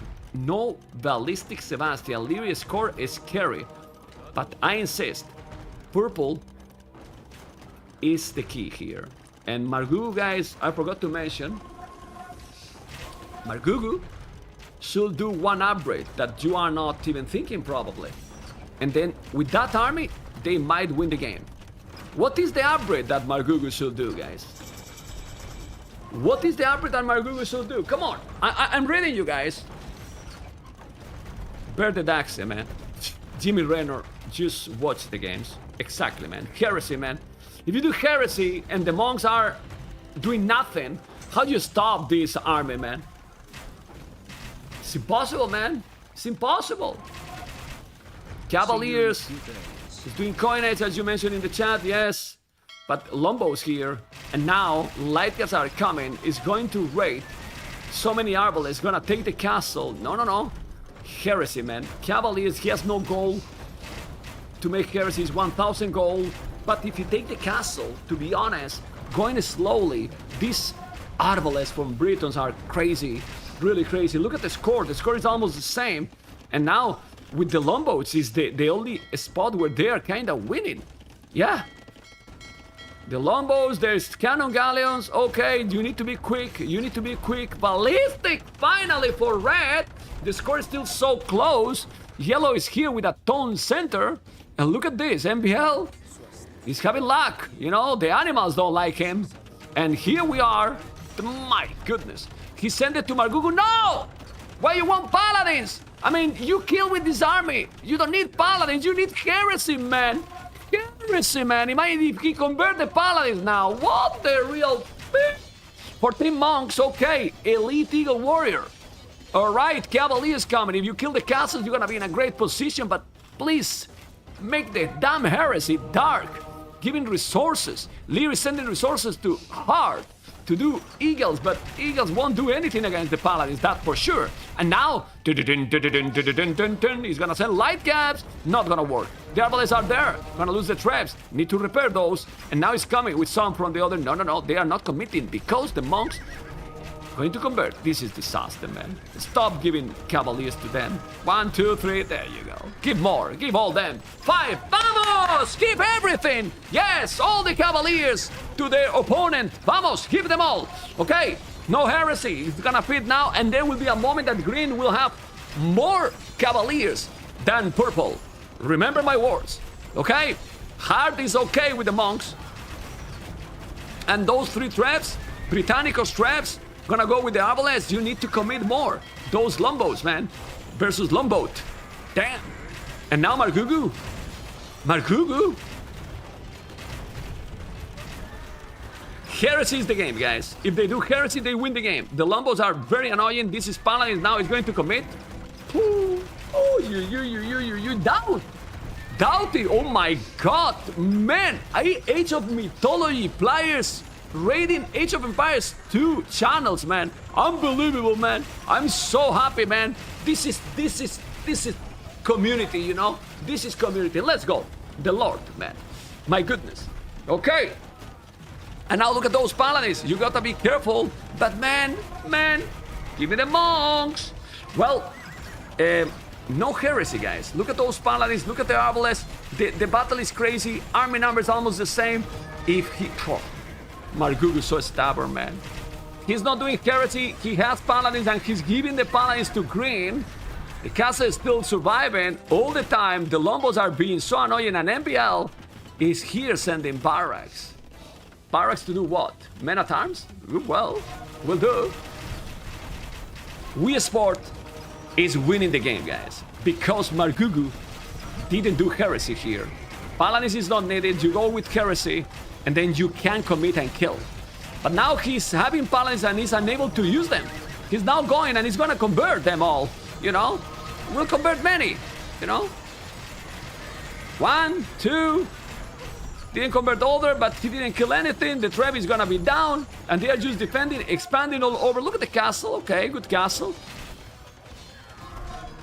And there will be a moment that he won't have the resources. He's going there with the paladin, he's trying to kill the threat, but with the threat from red, nowhere. And now the score is just exploding because WeSports, with the crazy micro they have, but the most important here, they are winning with the brutal experience they have, you know? Because Fox had the advantage, and now I don't know what Fox can do. Look at Yellow, getting raided by the Eagles. Also, Elite Cannon Galleon. Crazy battle. You still see a lot more from Purple, Red, and Yellow, but they are expanding to the right. They are expanding to the left. MBL has 109 villages with no army. Well, he has 6 men at arms. Very solid. And guard, don't watch it. Now he's sending paladins in. Do you think, guys, Margu will do heresy at some point? His opponent has 14 monks. 14 monks. They are unable to kill the monks. Unable to do anything there. Well, he's raiding. This is good. It's good to raid, of course. You know, to kill a lot. Army numbers and village numbers is still similar. But two-tone center, this is so annoying. Look at this. Elite Cannon Galleons taking the TCs from another country, you know? Crazy. Okay, now the raid is real. Yes. But what is this, man? Trebuchet it down. The problem for WeSports is that how you kill the Arbalists, man. Like, you defend here, but how you kill the paladins at the Arbalists, because the monks are defending, but how you attack? How you kill that? It's like, you know? Like, seems that one cannot kill, cannot attack, and the other cannot counter-attack either. Margugu, heresy or not, he's still sending resources to Margugu, and Margugu still 20 paladins in the queue. Please, and queue them. Make heresy, la madre que lo parió. Oh, 20 paladins in the queue. Make heresy, man. Okay. Guys, I'm sorry.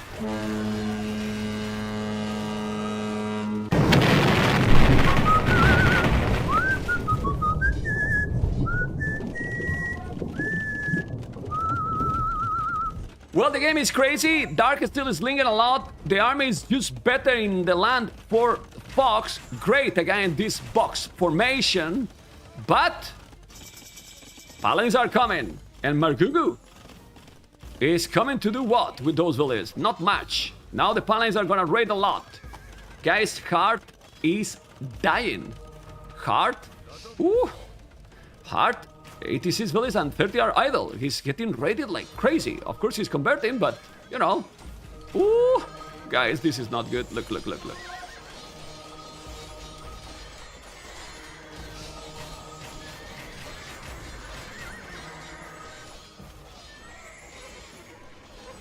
You understand now, guys?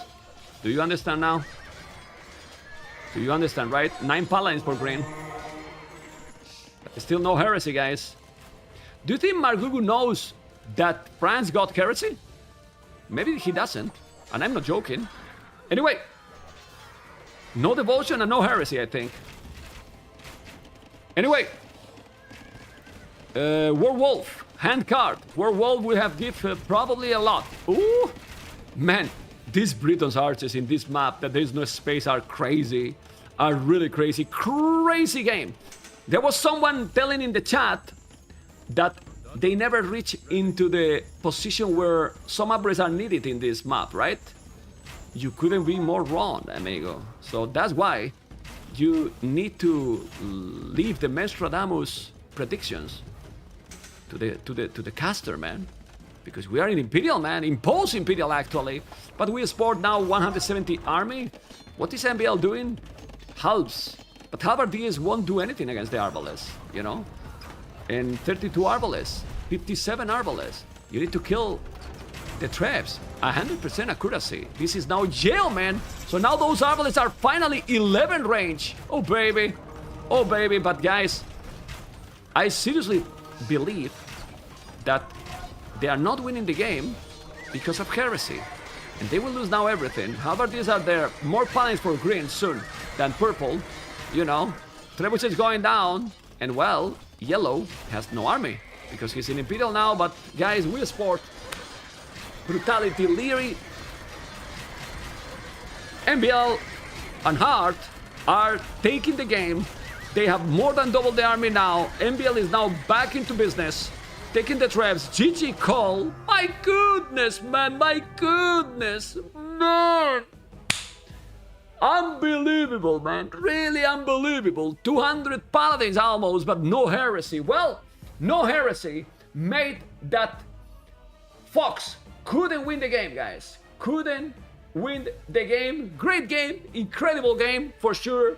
You know? But you know, this is why these things happen, you know? One decision for one of the team or the other makes that the game go either way, right? Military.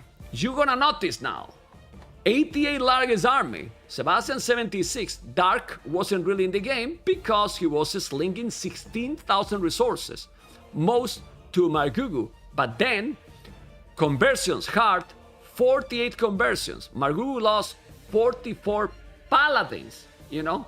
And with that, they lost the game because of no heresy at all. Believe it or not. That's it. Honestly, I don't know, guys, how these kind of things happen at this level, man. It should never happen, you know? It really should never happen because they have the game. And now, they most likely will lose the series. Anyway, I will play a Nat.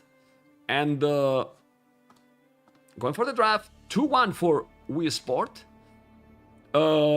That was Brutality game. I will show you that Malay won, that Vikings won, and that which one was the other? Aztecs won. They lost with Britons, with Celts, and with Franks, if I find it. All right. Well, we're gonna have now, guys, game number 4. People on YouTube, don't forget to thumb up, subscribe and leave a commentary. And we have game 4. That is going to be...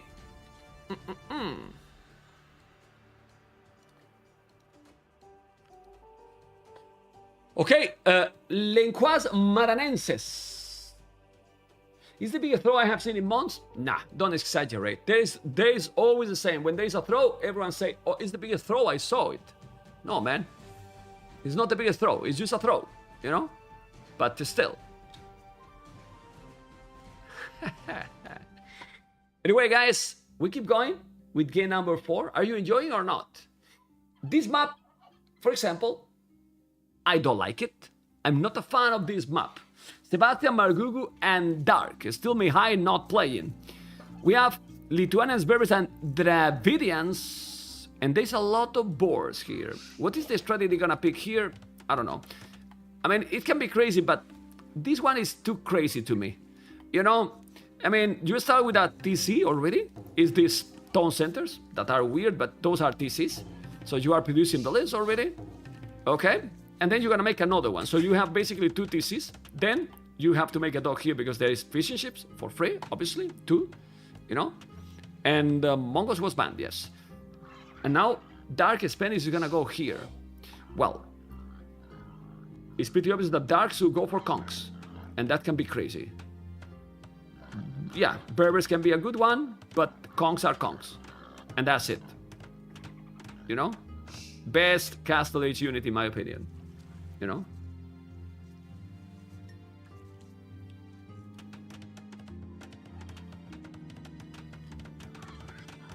Unless this dock, you can fish here, and you are out of the big battle, and you secure. Oh, romantic tone centers.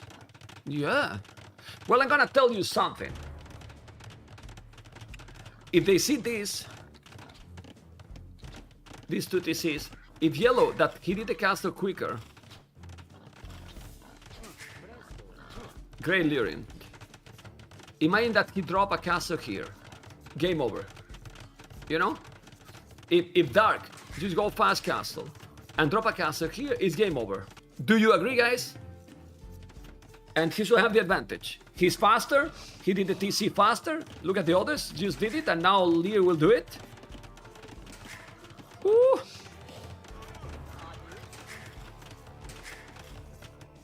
I will do a house here. I mean, if you see that he's... Block it. Block it, man. Dark.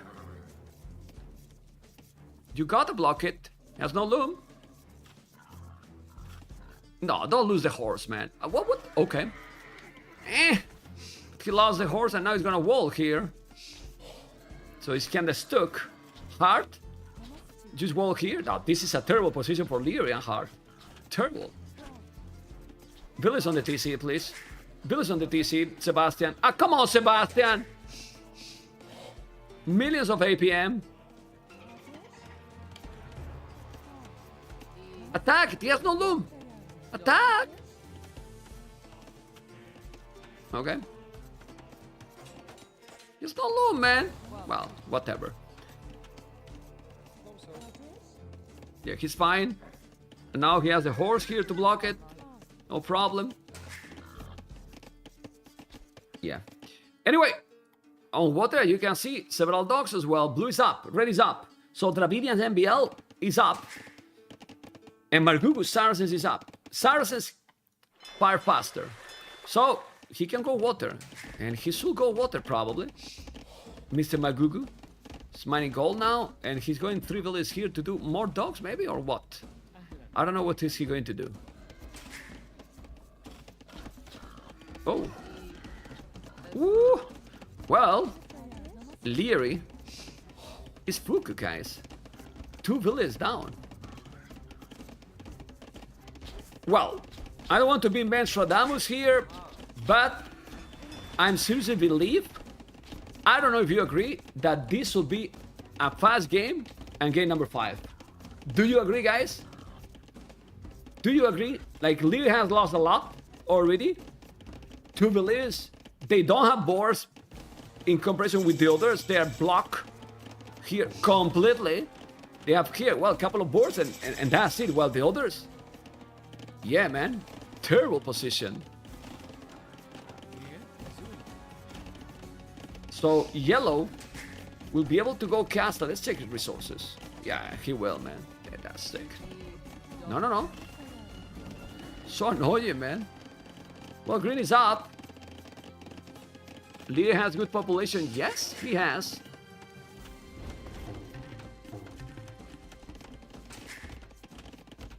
And well, it's pretty obvious that blue is gonna go galleys. He has already 2-3 docks. While red is going arches. What? Okay, they ignore the water, guys. It's not great to ignore the water because you can freeze boom a lot, but if you go double archer range, let's be honest, and yellow go fast castle, and purple go something, because I don't know what he's going to do. He's not even mining gold. He's not in feudal, but I really don't know what he's doing. Okay, he's gonna block and try to save that Valier. Maybe not. Yeah, okay, Sebastian, he's gonna lose that Valier. Bang, Valier down. But he's gonna have a lot of archers here, and then hard die. He has the loom now. The archers are coming, pledging there. This is domination, man. But yeah, they can see it. So they're going. It's gonna kill a lot. Pooh. Well, this is truly a problem. He's not even doing the market. Whoa, no building ever. Well, they didn't expect this, guys. Now the archers, Margugu doing an amazing job. And yellow is almost castle age. So castle here, and they call it. Wanna bet, guys? Wanna bet or not? Come on, guys. Tell me. Huh? Thumb up on YouTube, guys. Helps a lot. I remind you. There you go. That's the overlay. Bam. Yeah, well, that's the daily goal, but then the YouTube, okay? Everyone feudal, but yellow will have the castle? Yes, he will. If not, he will buy. Oh my god. Well, Lear is so dead, man. Lear has lost 6 villages already. 7 now, maybe. Oh, man. Yeah, Lear has 34 population. It's not tapped. The archers here and Fox in this unorthodox map. It's playing amazing, actually. It's true that there is some luck factor involved. And as I told you, castle here. And when they see the castle. Oh my god, the castle. Fletching. That's deadly, man. That's so deadly. GG call. Okay, number 5, man. I was telling you, man. Memstradamus, man. Memstradamus, guys. Come on, spam Memstradamus in the chat. Is needed. Professional caster. You know, I mean, I could smell it, man. I could smell it. Smell it. You know? Yeah. Well, it's what it is, guys. It's what it is. Game 5 will happen. And we don't even check statistics here because they destroyed in this one. Well, they were dead, guys. They were really dead. Why to keep going? It's impossible that they recover in that one, honestly. It's really impossible. I don't know what you think. And the quality today is good, right? Huh? Is good or not? Do I play an ad or not? No, I don't need it. It was very fast game. So, Dravidians lost. Dravidians always lost. Berbers lost. Just look, guys. They lost with Dravidians, Berbers, and Lithuanians. Their first 3 picks lost. It's crazy. This game is... And Hindustanis won. Didn't do anything. Hindustanis. Saracens won. And Spanish won. So, the top 3 civilizations in the damn hell. Did you see? Crazy. Really crazy. Anyway. Game number 5, guys. Game number 5. It is starting. Fugomarra is the map. Oh, by the way, I need to put the map. Guys, I'm sorry. One for them. So we have the overlay complete. And now Fugomarra is a map that, in my opinion, benefit benefit WeSport. But now we have not Dark, and who played in this map. I like the WeSport, this Fox team, man. They all play, they are all part of the team, you know? Yeah, the score is 2-2 and it's here, correct. You know, don't worry. I know that it wasn't in the previous one. Tatars, Slavs, and Ethiopians. Sick. You know, sick. Slavs, Sebastian, Pocket. Margugu, Ethiopians, flank. Tatars, flank. That means aggressive gameplay, because in a map like this, Tatars won't have Arbalest, so you want to go aggressive and win Castle Age. Persians, Pocket, always good Persians. Korea, MBL, and Lille, Portuguese. Portuguese, amazing. Korea, you know, I prefer Ethiopian. Can be good, but, you know.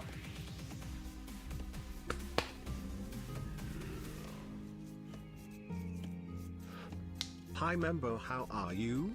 Are you gonna play some Rage Forest tonight? No, I'm casting tournament today.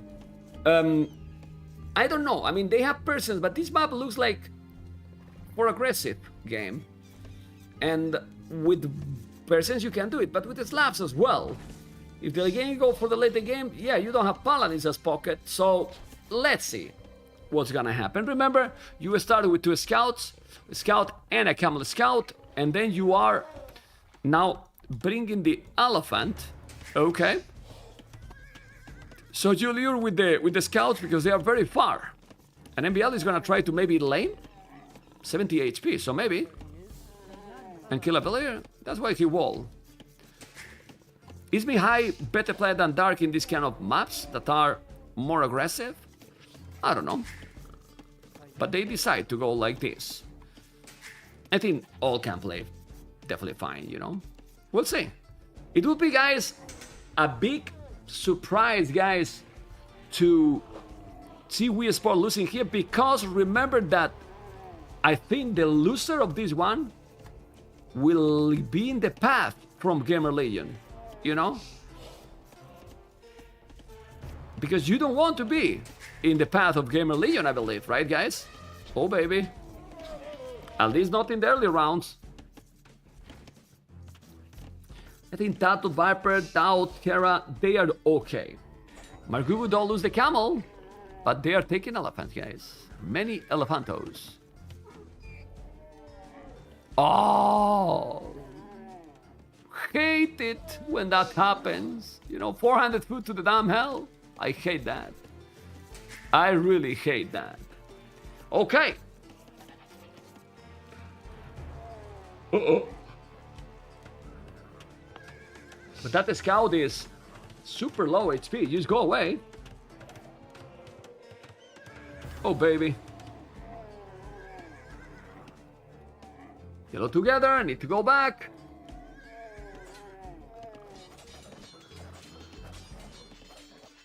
Oh, he took the scout. Good micro. And there are 3 players going up. Missing red going up. Gonna go up in a moment. There you go. IDOTC. Margugu, 18 seconds, not great. I was thinking that that elephant was needed. Okay, obviously, guys, in a map like this is more or less like Arabia approach. It's gonna be a scout and archers, you know. Obviously, with a different map generation, super desertical and open at the back. Then most of the wood is in desert in that circle. But since it's forward, it's scary and exposed. Everything is open, so you cannot wall. Or can you wall here, guys? Like, you can make some walls, but in general, it's open, right? So you need to do army constantly, all the time. Whoa! The camel, man! He didn't lose it, and that's his scout is bye-bye almost. Everyone going up. Okay, and then, well, stable. Not surprising. Stable. Archie range. Mill now. That's true. You are right. Gamer Legions are Age of Mythology players, so maybe they are not that scary. Okay, you got a point. No, it's not Gamer Legion. Gamer Legion is not after this series because one player from their opponents it's sick and they cannot play. Slapody, Slam, Kapoch, and Andy. I don't know who is sick, and I don't really care. I mean, I want he recover for sure, but they cannot play today. I believe that they will have to play in another time. And the problem is that that team has only 3 players, so they don't have players, guys. Anyway, now we're gonna see, after this series, we're gonna see Team Dogao, Miguel, and Kingston versus Dragonstar team, if I'm not mistaken. And the loser is out of the tournament. You know? Yeah, I know that Andy is not sick. I say that this has to be Kapoch or Slam. Uh-oh. Scouts here for green. Camel down. And yellow is coming. He has farms. Brrr. A lot of them. A lot of them too. Double archery range. In double archery range. Yeah, decisions are crucial, guys. Crucial. He's doing the blast bit already. He has a tower on this area. Okay. He's not taking any risk at home. The tower cover a lot of ground, also the gold. I like it. I really like it. But in this meta games, because can we consider, guys, this more meta game or not? I think in this meta game, definitely hard NBL leaders should be favorites. But you have to play perfect, or the others will dominate. It's gonna wall or not. No fletching. Fletching for Teal. Doing the blast bit now. Purple will have the fletching, but Teal have +1/+1. Red is coming, but if he's not reacting quick. Oh, baby. Oh, fletching is. Yeah, that was a good one. Killing when you don't have any upgrade is sick. And on the other side is the 2v2. Here is 1v1, but purple, yellow, blue, and green are the ones that are taking the battle. As you can see, they're getting the hill advantage. Solid. Very solid. Yellow has 6 scouts, but not all of them are there. Green has the same, and is still doing more. Both the same approach, but guys, green, guys, Persians is absolutely disgusting civilization. 32 seconds idle TC if Sebastian, 22 hard. Check the village number for green. Persians already gave him 3.5, almost 4 villages more, man. What the hell is Persian's economy, man? I mean, seriously, man. It's crazy. Really crazy. Anyway, let's see yellow and purple. They need to micro solid here, because if not, the snowball can be real. Even more with so many hills.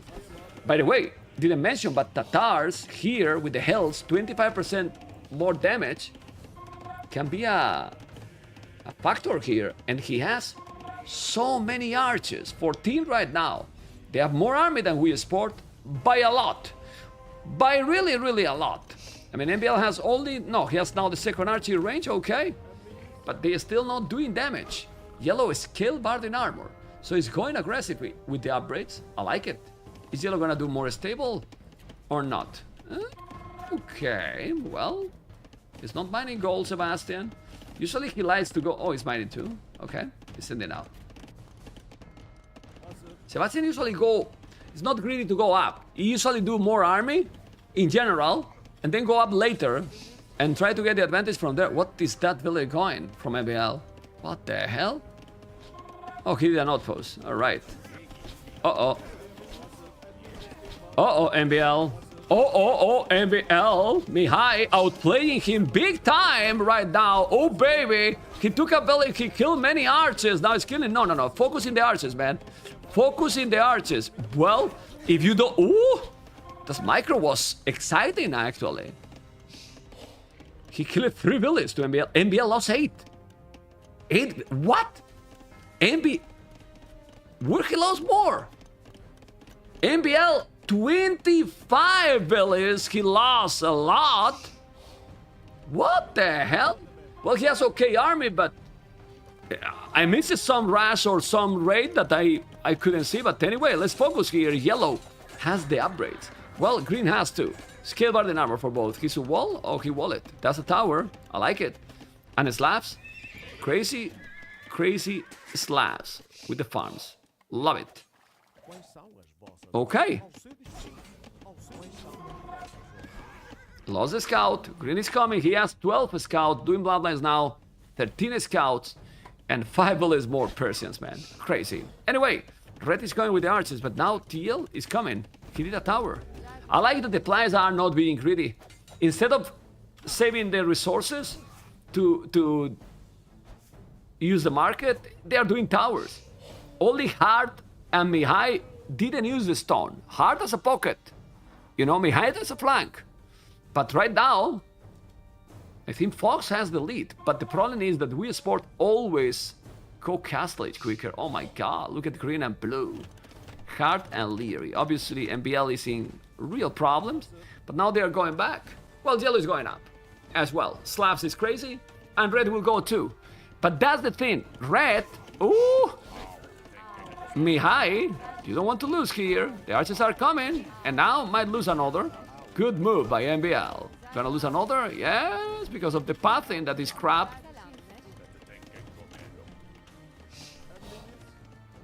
Okay, so many archers. Those are purple archers. It's his teammate. Green is coming with a scout. This is open. Holy crap. How the hell you can have this open, man? Seriously. Okay. I saw immediately, man. Mihai is clicking up now. Leo is gonna be in Castle Age faster. The scouts are there. And now, this is also open. No? Okay. Now he's safe. But now Mihai is in troubles. He's in real troubles. The gold miners are in danger. He's gonna lose more villages. And then MBL, that is not tapped, is gonna be in the biggest problems possible. Yellow is going. You don't want to go there. It's not gonna be in time. Purple is now. Mihai is losing a lot. Well, not really. He lost one only? What the hell? Love. 2 now. Janissar. Let's go, baby. Don't forget, Janissar. We are in September. You wanna save some money? It's the time, okay? Remember that you can make 6 moons in advance or upgrading the soup. It's also give you 30%. 30% Janissar, okay? Since that you're gonna keep going subscribe, maybe you should use it, right? At least that you are rich and don't care about the money. Uh-oh, careful. Wow, they're going to destroy MBL now. Well, he has towers. The MBL is not up. He should go or go to the pocket. Honestly, the pocket, man, is crazy with Persian's economy, really. But here we are with Crossbows doing the tower. That's the problem. Leary having the advantage. Purple should have done the tower, man. Everyone did the tower except Mihai. And now Mihai, not doing the tower in time, lost the game for his team. 16 villains down. This is what happened when you are greedy. Why you don't make the tower? Well, I don't know. Now you're dead, Mihai. Well, purple is... Ooh. Purple is here now with the archers. They got Thambrin going to be under the tower, but he's losing all, Mihai. Look at Mihai population. Disaster, man. Disaster. Well, they are inside now on the pocket. And this is the thing. What is better to die, a flank or a pocket? Well, probably if the pocket die, and now he's dying, he's losing a lot. Kill all the villages now. Oh my god. This is madness. Look at the score. It's just... I don't know. We'll see. And go under the tower maybe. Kill them all. Got it. And he's still killing so many. Look at this. Hart lost a lot. Like a lot. I think I prefer that the... Ooh, but Leary now is coming. MBL is in feudal age. But guys, if Mihai just had this tower, only this tower, he will be fine. Well, not fine, but not so dead, you know? Why he didn't make the tower? Good question. Nobody knows. He has now 25 villages and 1 army. He's completely defeated. You know? Defeated. He's doing now gold, more towers MBL. MBL has 8 archers. So basically, only Leary is in a good position. Right now, MBL and Hart are kind of dead. Well, he has 41 villages, okay, but 1 TC. And yellow, 44, 9 army. If they clean Leary's army, oh boy. Oh, really, boy. And he will try. Let's see. He got some knights here. Is purple gonna be able to... Ooh, Cap Archers. Okay. Okay, they're gonna clean, guys. They're gonna clean. Fox is still in the game. Crazy. But I'm telling you, if purple had this tower, I think Fox will be in a massive advantage. Really. But anyway, we're gonna see now. Leary's got micro, but it's 2 versus 1. I mean, if you are so great with the micro, it's not an oath, and now he's gonna clean everything. They are cleaning everything, and Fox is leading the game. Holy moly. Okay, who's gonna win this? Still purple really behind, but I insist, the Persians damage. I mean, when you are with Persians behind at your pocket, that's massive, because Persian's Echo is brutal, you know. Anyway, second town center is the first guy, guys, in 27 minutes in this map that is doing a second TC. How crazy this map is, right? Yeah, well, with hills and so on. It's great, man. I like it. I do really like it.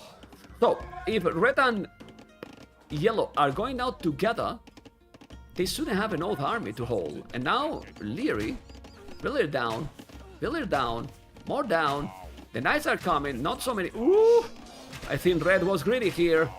It was, man, it really was. And now all those archers, a tomar viento. Okay, the knights are coming. Why yellow? Why Margugu didn't wait for yellow, guys? Yellow has a lot of army, like a lot. You know, 11 knights and 10 light caps, and he sent the army alone, man. Oh my god, no, this is winner match. The winner is going, if I'm not mistaken, to the quarterfinals. Please, tell me, because I think the winner is already qualified to the quarterfinals, and then the loser is going to an elimination match. You know? And you don't want to be there. You don't want to be in an elimination match. Now yellow is gonna be a killing here to MBL. Ooh! And crossbow by red. Well, MBL does have the North Army. And he's now together, red and yellow. Purple, 1 archer. Nice. But guys, MBL and Mihai are pretty much the same. 35, 36. And now yellow and red with a better boom. Really a better boom. But guys, Leary in troubles. Oh no, he called it, man. Cab archers, okay. Very nice. He's doing more and more cab archers. Those cab archers, guys, without bloodlines, without husbandry. That's the problem. Mihai cab archers are weak right now. You need the upgrades, you know. But guys, Lear is losing village, guys. He's getting raided. This is open completely. And ladies and gentlemen, Fox has the advantage in the game, guys. Margugu, Sebastian, and Mihai are gonna be able to eliminate, no, not eliminate, to send them to the elimination match or loser bracket. You can call it however you want. It's the same thing, you know?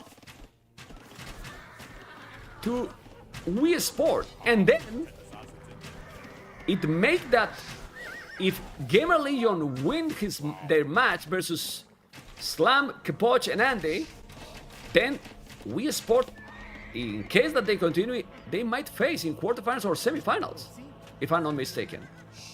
So, a final, it wouldn't be possible between Gamer Legion and WeSports. But, let's be honest, if Fox is winning WeSports, either Fox is really, really crazy strong, or they don't have chance against Gamer Legion. You know what I mean, right, guys? So, time will tell. Anyway, the game is not over. But, army numbers are the same. 30 villages more. Purple should be... Oh, guys, how many economy upgrades has Mihai in this game, guys? Can you tell me? Can you check how many economy upgrades has Mihai in this game?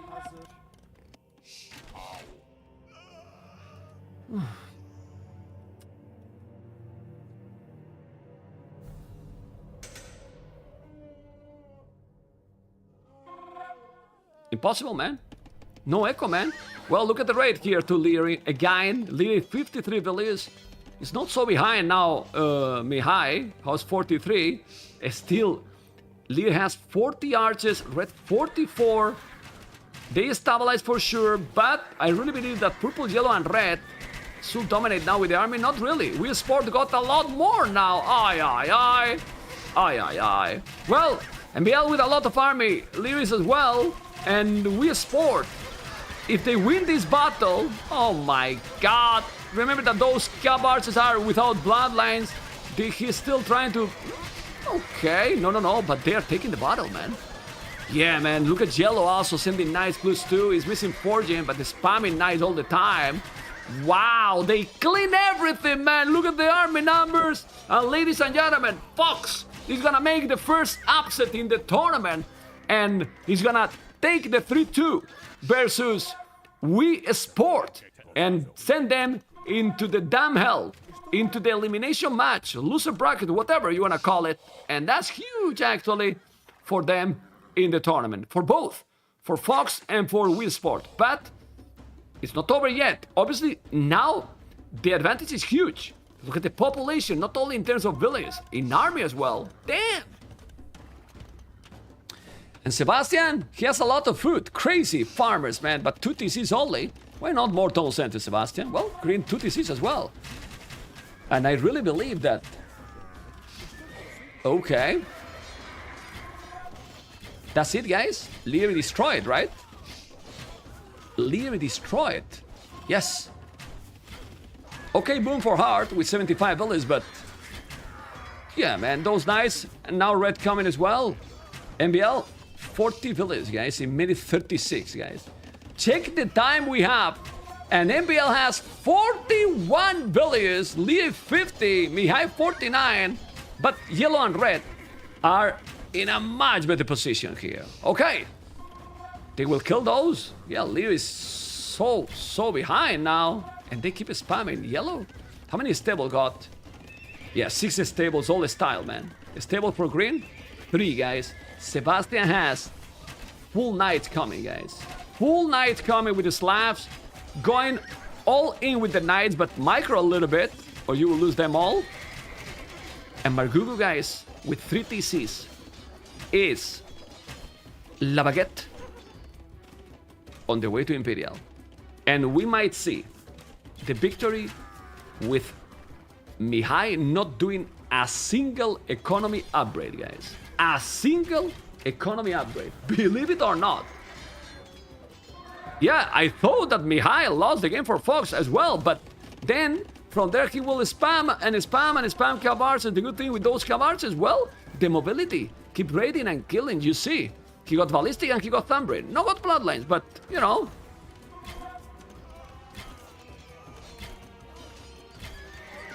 I think he doesn't even have husbandry, right? No, he does. 1.54. Now more archers here. And the score say that they are so ahead, but I really think that when they notice that, oh my god, Sebastian with, well, so many knights. Yeah, but so many knights now for Hart. I like it. That's good.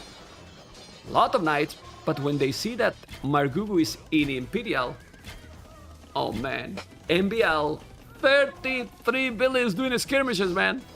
Skirmishers. He has ballistic, he has towers, but 32 villages, man. MBL is out of the game. Well, this is not about the Sieves, it's about the coordination, guys. Really. I mean, all this madness, coordination, man. Nice here. Now he's gonna kill some. But guys, red has millions of archers. Millions of archers, and those Ethiopian archers, Arbalest, +3, are gonna be sick. Margugu will have resources to make everything. He has 500 food, 364 gold, but he will get 100 extra food and gold for free. And then he will do all the upgrades, and those Arbalests will destroy. He's in Imperial, and guys, it's impossible. They call the GG, and the surprise happened. Fox take over, and now try to put his candidate, you know, their candidate to fight for the tournament. Very nice game, and Fox is already in quarterfinals. Amazing, amazing, and honestly, it's always great to see upset, right, guys? It's always really good to see upset.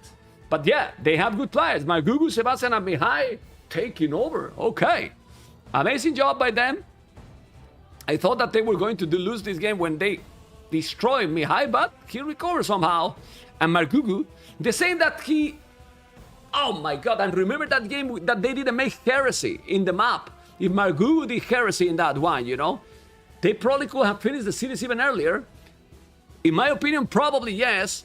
But in this one, for example, compensate that one and dominated with 54 army. Look at the economy. Sebastian, crazy echo. Because they were raiding all the time. And I think Sebastian and Margugu really didn't get raided at all. Let me check. Echo KD. In comparison with the others, definitely. Sebastian lost 11 villages, but Hart 33. Margugu lost 15, MBL 30. Guys, hopefully you have enjoyed Fox Domination.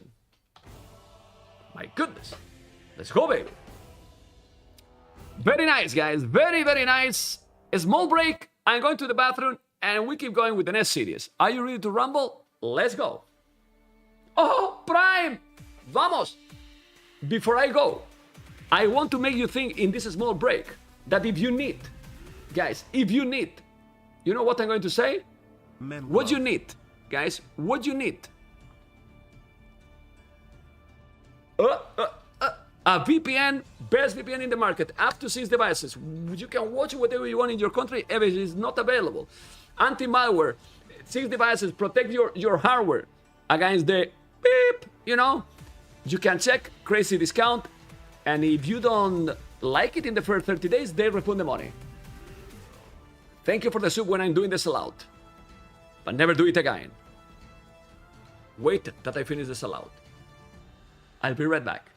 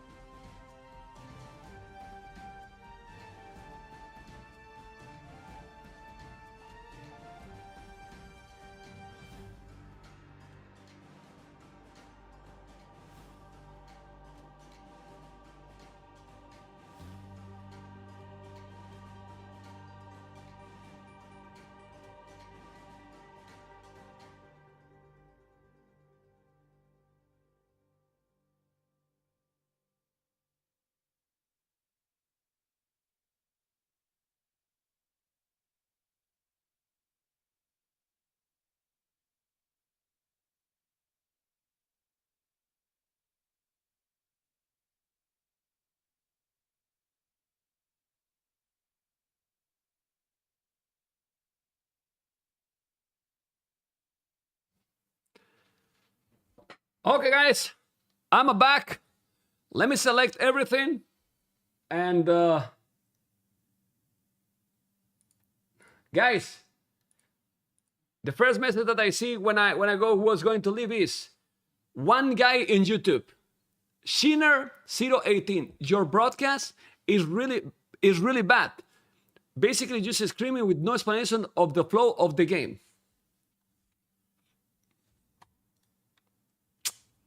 It's what it is, guys. It's what it is. Okay. Let me just check now the draft. Brutal.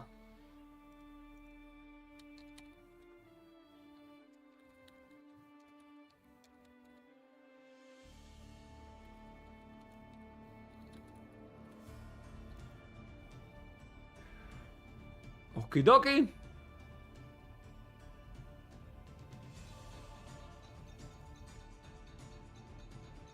We have the draft already? Oh, we have the draft already. I'm gonna co-cast now with Orlu, guys. Remember that he's one of the hosts of the tournament.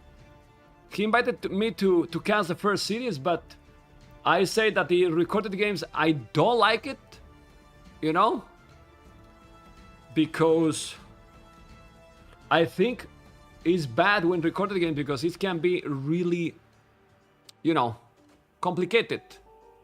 Complicated with not being synchronized, right? The first map is gonna be a new map. I'm showing you. Oh, Curacao.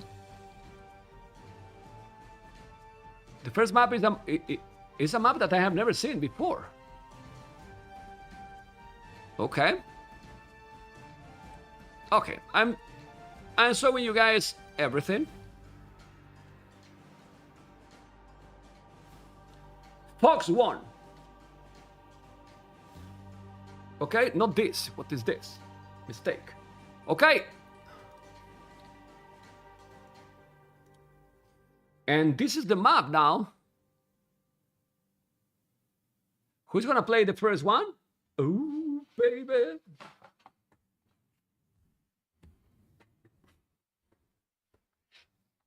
Curacao. Seems so much water, man.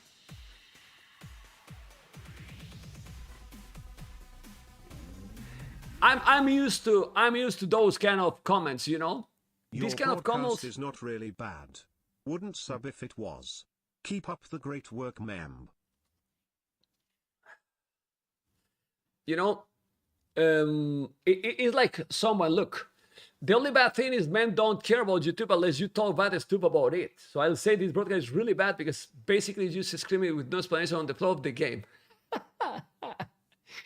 Disaster. What people don't understand, and this is a e-sport, and if you are casting alone, this is not a tutorial, right? This is, you are showing you are casting a show, and you have to entertain people. Tutorials, you go to a Spirit of the Law, and then there he can explain you exactly what they're doing, right? Vamos, Dingo Dynamite! Remind to Nomad. Too much water on the sides. Hey Membo, what's your favorite noodle dish? I will play an ad, by the way, and now I keep the alerts with sound. No, I'm with the co-caster, but if I put down the alert, you are not going to subscribe or donate or anything. My goodness. My real goodness. So I will see what I do. Doga versus Dragon Star on Curacao.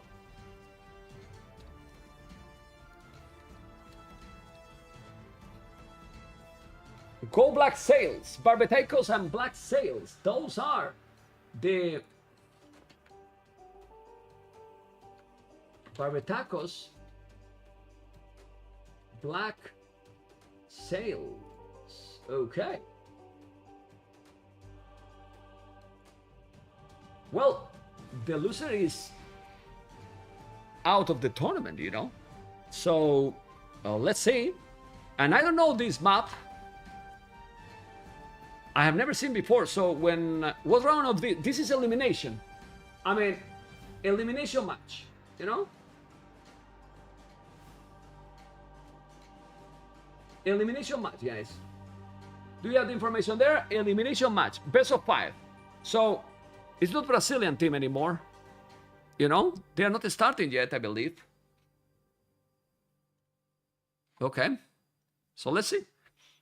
Let's see what it's going to be.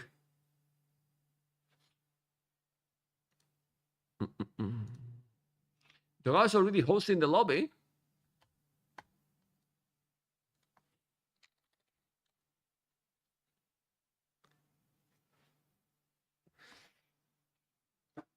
It's elimination match. Elimination match. You know, who lose is in the damn hell. You know? It's really in the damn hell.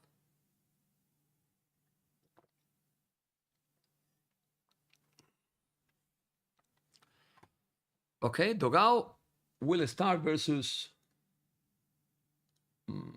Dragon Star. Dogao should be favorite in this kind of map. But is that map without a TC start? No. It has a TC start. So this might be similar to Coastal, right? I think so. Let me just check the Wikipedia.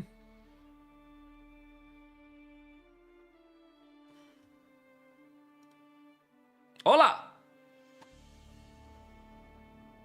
Hello? I guess I should unmute myself. That's a good one, you know? Hola, Orlo. How you doing, man? I'm doing great. That first set was wild. Yes. I hope you enjoyed it. Oh, well, I did. And I really believe, I don't know if you said also, that if he did heresy in that map with Franks and Britons, maybe something different will happen. Yeah.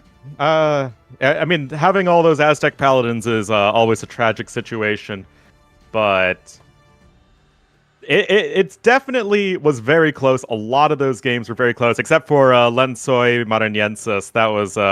That was just Fox cooking. But honestly, when I saw the position of those TCs, you know Menstradamus, right? And I said in my channel, this is a short game. Yeah. I mean, they didn't have access to boards, right? And if they drop a castle there, that's it. That's it. Well, it was nice. I mean, did you expect Fox to win? Honestly, good surprise. I love the upset. I mean, nominally they're very close in the seeding, but there was a show match earlier that Fox got completely obliterated by WeSports, but I mean, Fox were prepared. They had brilliant execution. I mean, winning the 1v1s against WeSports is no small task, and even winning the most aggressive map on the last game. I mean, like, nice. Just really, really great play from them. Yeah. By the way, do you hear me properly? Yes. Very nice, because I'm using now the same microphone in both PCs. I managed to find the way, you know? Remember that when we cast together, we always have like what microphone I'm using and so on. And I'm in the microphone in the PC that I don't have the microphone installed, and I can still use it. Sick. Well, so there you go. I'm happy. Okay. By the way, I don't know the map that we're gonna watch now, Orlu. And Curaçao. Curacao is it is the one map we haven't seen yet in the main event. It came in from the map contest, so this is probably going to be your first time seeing it. It's not that crazy of a map. It's kind of like Coastal. Okay. I see too much water, and I was, okay, Orlu invited me to Caucas, and then he bring me water map. Okay. Okay. Anyway, what Orlu, is the island of Curacao going to be a full land map? But it will start in TC or with Nomad start? Regular starting TC. It's a pretty standard map. Okay. Well, this is weird in this tournament. Well, what we wanted to do is, because a lot of the like the maps that were first going to be in the tournament were pretty weird. All of the maps that we chose from the map contest are fairly standard. So, okay. Just because teams would have less time to prepare the new map, so there wasn't as much that you needed to prepare. Okay, but wasn't the one that is from Marinho? That's also for the contest, right? That was from the that's been in ever since the qualifiers. Okay. It has like arena and is with all that arena closer. But anyway, let's see the map because we're starting, Mr. Orlu. Oh, Limpopo was one from the contest. But yes, we are here. We are on Curaçao. where I wish I was in real life right now, but alas, we are not kicking it on the beach. By the way, the Lerando Maralances, the one with the Brazilian one, man, I was Googling the place. That place, that's the place where we have to travel with the views and everything. Absolutely, What the isn't it hell? stunning? It's amazing, man. Oh my god. Okay, but Japanese and Italians it's always here. cool to yeah, it's always cool to have the tournament maps reflect real life deserts. But yeah, we will have Dogao here for Team of Barbatacos. Over to the west in the blue is the Japanese, and to the east in the red as the Italians, it will be Dragonstar. Neither of these teams took a single game in their first set, so somebody's going to need to start winning now. And the loser is out, right, of the tournament? Yes. Okay, I want to ask you. I need to ask to my viewers. Sorry, Orlu, because when we start to talk, you were super loud to me. I have reduced. Don't worry. And I want to ask if the sound now is good with Orlu, and if someone don't know, because I said many times, but Orlu is one of the hosts of the tournament, Mr. Orlu. So keep going. Yes, indeed. And for those who don't know, the new map, it is, like I told them, it's pretty standard. There are a lot of rocks on the beaches, but there's still plenty of surface area for you to drop your own dock. As far as the fish goes, there are some shore fish, and then the deeper fish are further out, just like how the real world works. So fishing, it is going to be good, it is going to be important, but it shouldn't be just like an immediate insane fish boom from having a bajillion close deep fish. So water is important, but obviously you're still mostly going to be connected here on the land. Yeah, but they pick water ships, like Japanese and Italian. Has to work there, but a lot of wood in the middle. It can be those sand areas that are super close to the shore fish. It can be fully walled if you want or not. I feel that you cannot wall completely. Do you know what I mean? No, that's just regular desert terrain. You can wall it. You can wall all then? Yep. Because it's easy to wall in the middle. Yeah. But if you lose control of water, then suddenly you're going to have to worry about transport ships everywhere, or even just walling in the middle is basically impossible if your opponent just bombarding the coast with naval units. We see this on Tar Desert as well. Okay. Well, I guess that there's not too much deep fish, as you mentioned. What I like it with the map, and this is a very good design. Look how the real deep fish, it changed the color of the water. While the short fish is just close to the one, completely. If it's out of that light blue water, it's full short fish, and then when it's dark, it's deep fish all. I like that. It's a nice detail for who did the map, Now, of course, I'm going to look bad because I don't remember who made this map. But, yes. Really nice job. The map is... Hank. I think it's Hank. Hank made it? Yeah. Hank. I wanted to say it was Hank. It was Hank. Hank did a great job with it. But, like, not only is it pretty, but it also has that gameplay implication. Like I said, you just can't go for an insane fish boom right away like you can, say, on Arctic Circle, where you can just have the dock right next to the deep fish. Here, you have to sail pretty far out to get to those juicy fish, which honestly makes Dravidian super good because of the extra carry capacity. What's Dragonstar has saved that village doing the dock for 1 HP. If he lost that village, it would be dead almost already. Look at that villager. Yep. You've got to be careful. Man. There are the Komodo dragons. They only have 5 HP, though, so it's not like they're... No, well, what's the go with the scout? Like, he almost killed it. Yeah. But he hit the crazy quick wall. Oh my god. Okay. Which is pretty funny, because Dragonstar is a very slow player, but sometimes it's just about how you use your APM. And of course, just as notable is both of these players docking very close to each other, so getting that quick uptime is going to be super important. Iguana? Oh, I'm sorry. What the hell? How you call these pro players slow, man? What is your APM? I'm sure you check yourself. I'm sure because you love the numbers. Come on. What is your APM? Like 45 to 50 on a good day. What? In a good day? Okay, in a good day. Okay. So you have the same APM than me? Man, what the hell, man? You should have double, man. I'm so old, man. What is this, man? What? I'm older than you? You're 25? I'm 27. These people, man. Everyone keep trolling me with the age, man. This is disaster. This is disaster. Anyway. What's your elo? Oh, no. Disaster. They're going full water, Mr. Olo. I mean, I don't come anymore, man. There's no water in this tournament. I come to Caucas with you, Full water. What's going on, man? Seriously. Unbelievable. Don't worry. It isn't gonna just be. At least I hope it's not gonna just be all water and then there's no land fighting. I mean, there is plenty of land to fight over. Yeah, but well, 2 docks also, here for each player. yeah, and the problem is that they went because just look, the distance, for example, for Red Dragon Star is closer to the TC, but actually Dogao went for the farther one. If you notice, I mean, he could dock at the back on the left, but or in the north even, right? It was closer, but then he went to this side, and then the water will be not that important because they will be really far. But that's not the case here. Anyway, they will have to do a barrack eventually, but for now, Orlu, no barrack at all. No, Three there's docks. dock. Dogao is not messing around. Of course, Dogao was a big water player back in the day. So I'm sure he does feel relatively comfortable on this map. Scout's just going to be running around, trying to get the high ground on each other. Looks like things are all even up at 16 HP. But everything just feels a little bit more efficient here for Dogao. Yeah, well, talking about the Dogao team, very disappointed first round for them, don't you think? Yeah. I expected a lot more by them, really. I mean, those are 3 extremely good players, and they just didn't...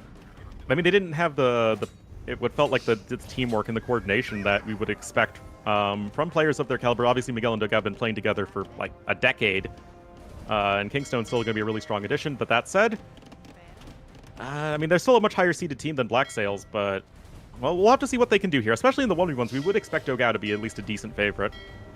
Yeah, well, I don't know about it. I think that in the 3v3 they should be superior, but after the first round, well, we'll see. Anyway, as you can see on water, 4 galleys, he has more numbers, he has double the galleys right now, as you mentioned.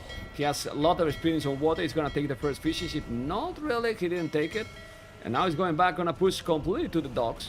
And, well, with those 4 galleys over 3, it's not killing. I need to go back now because the reinforcement is going to appear.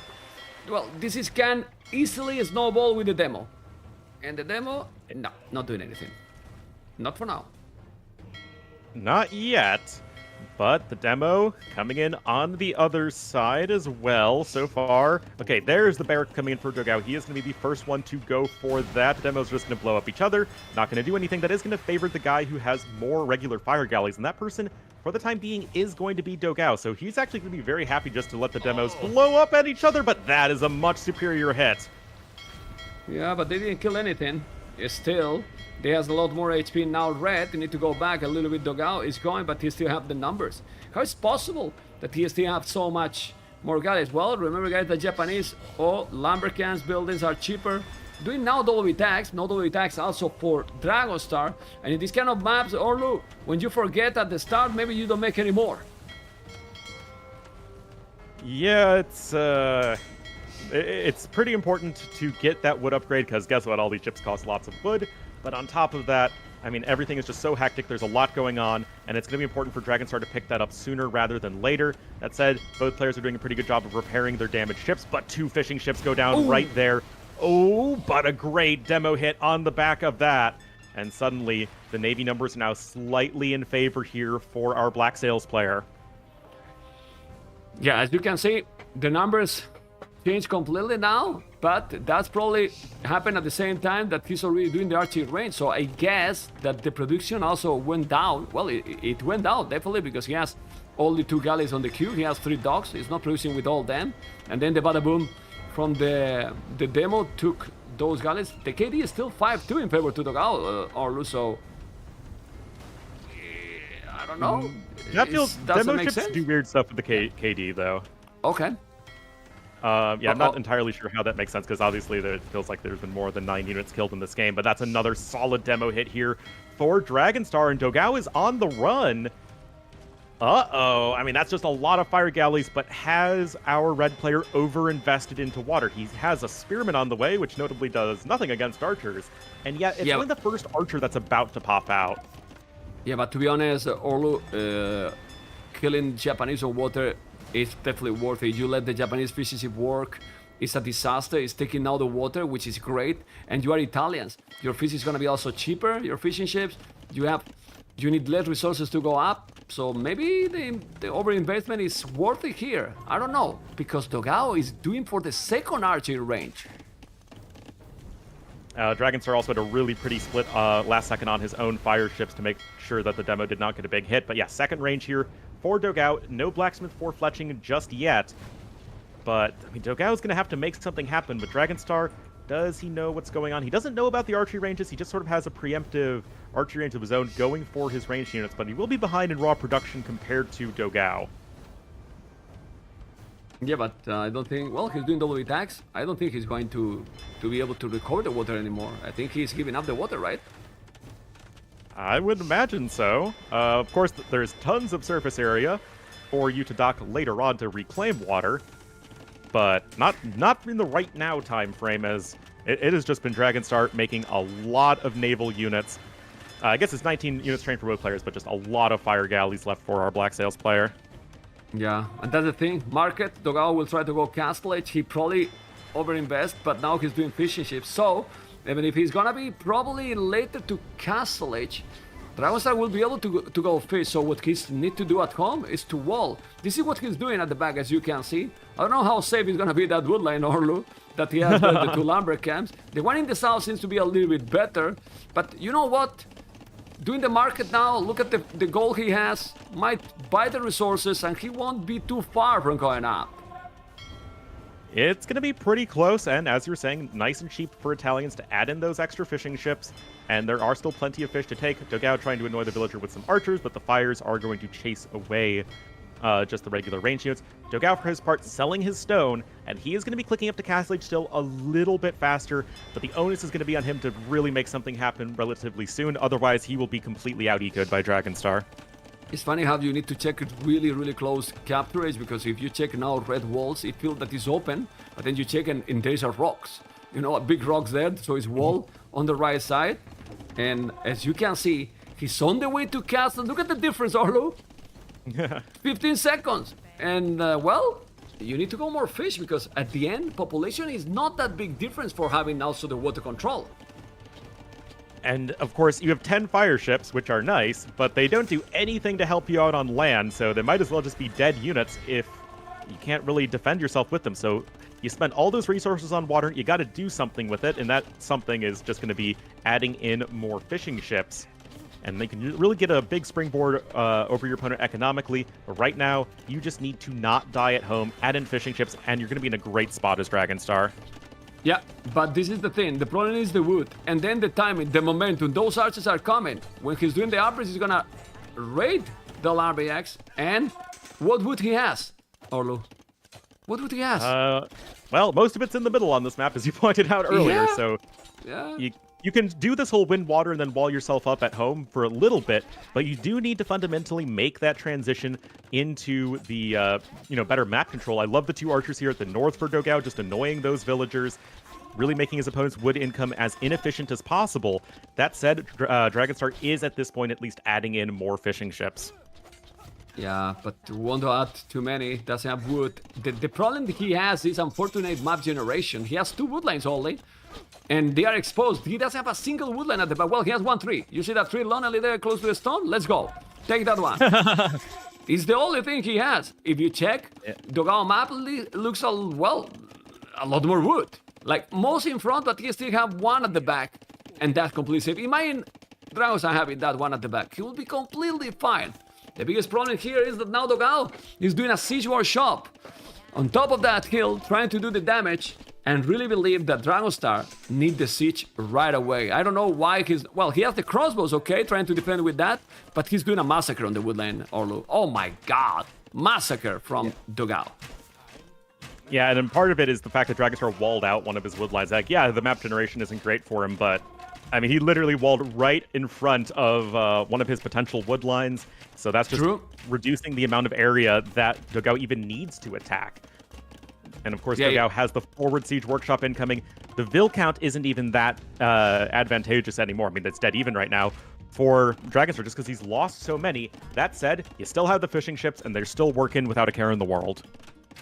Yeah, as you can see, I'm checking the walls he did, and you can see how Dogao walls are a lot more forward also, so it's a lot more efficient. But now, without siege, okay, he's doing the siege now. Mangonels are key here. He needs to stabilize and quick. He really needs to stabilize, need to have some better micros. You can see how he's losing the archers in the north. He's microing in the south. One Mangonel maybe Orlu in the north to be there. Passive defending that woodline, and then he can focus with the Crobos at the bottom. Because if not, even if the score say that Dragonstar is ahead, I don't think Dragonstar is ahead anymore. Not really at this point. Again, a lot of that score is just from killing Dogao on water, which again was great from Dragonstar, but he has 10 population that's doing literally nothing right now, and he can't even do anything with it even if he wanted to. That said, Dragonstar is going to try and go for a bit of a sneaky counterattack to the south. But when you didn't secure your area at all yet, you can't make the counterattack. Well, I mean, if Dogao doesn't see, it can be painful, true, but look at in the north. Look at the Mangonel with the cross, who's gonna take more villages. He's taking more, okay. And in the south, he has to move. I don't like the decision here for Dragonstar. Decision making, not the best in my opinion. Don't know what you think.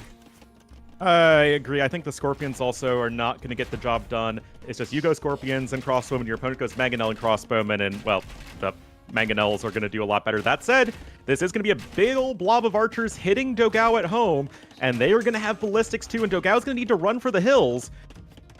And by hills, I mean town center. Still, a lot of damage needs to get done here for Dragonstar. Keep going. Oh, he has ballistic. Okay, with ballistic, then he's gonna kill a lot.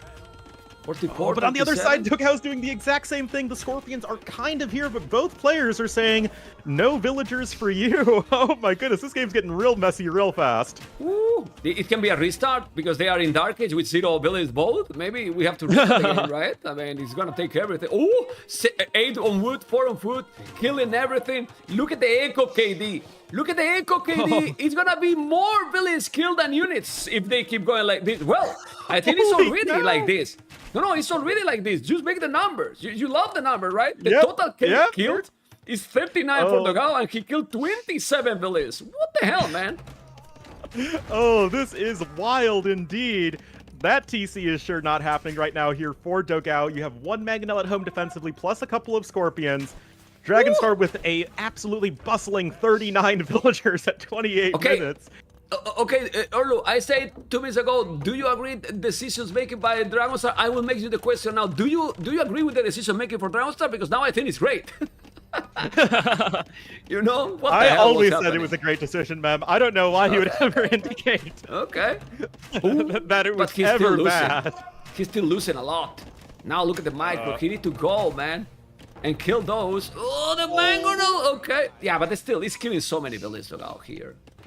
Yeah, he still has a villager lead at this point. 36 villagers killed to 22, so yes, Dragonstar has gotten a lot of value, but at the end of the day, is it enough value to make up for the fact that his own eco is getting clobbered behind this? 13 archers to 17. He's killing again, but he's coming again. Look at Dragonstar, it's coming again. Actually, no, it's not wall deck on the coastline. You can just walk right by the rock on the beach. He can go around, yes. He can go around. Right there on Dragonstar's profile. He likes long walks on the beach, ma'am. And gonna have the very pretty coastal walk there on Curacao. Oh, I'm telling you something. Look at now, it's 2 Mangonels and 2 Scorpions, and probably I'm gonna put down Dogao point of view. He doesn't see them. The crows are there. Imagine that he's killing those. He has a Mangonel coming, and now he has to but he notices he's going away. And now if I go to the other point of view, you can see how Dragons are still with the units. He's gonna take everything or not. Scorpions are defending. He need to move, but it's a second town center. And that can be crucial here. Mr. Orlu, but he's still killing all the Lambert. La la la. You know, Orlu? La la la. Yeah. Disaster, man. And it's still open, so he can escape a guy. Yeah. That's crazy, man. Check the population now. 35 villages, 31, 17 archers. Well, they are doing both a big effort, Orlu, to lose the game. I mean, it's just so chaotic. Neither player really able to successfully defend themselves at home. Both players getting a lot of damage done with crossbowmen. That said, you still have these Mangonels up front for Dogao. They're still demolishing the front of our Black Sails player's base. Still 7 fishing tips and counting. Those archers in the south, now he lost some, but when I clicked some, 30 kills, 28 villages, those 8 archers. Now it's 5 left. But 28 villages kill 8 archers. Yep. Oh, but look at now on the Dragon Star base. Bam! He killed the mangonel. Now the microphone dugout. Oh, no, come no. on. Repair. Go back and repair, man. Yeah. Well, if there's a big badaboom here, Dogao might still lose. There's more siege and heal advantage from Dragon Star. Who is winning the game, Orlu? I still think I like Dogao's position a little bit more. He, I guess, has slightly more siege, and a lot of this population advantage is just in fireship. So I think I like Dogao's position a little bit. Is the Mangonel... Okay, 2 for 1, Scorpion and Mangonel, that's a fair trade. Well, always better than Mangonel, right? But still.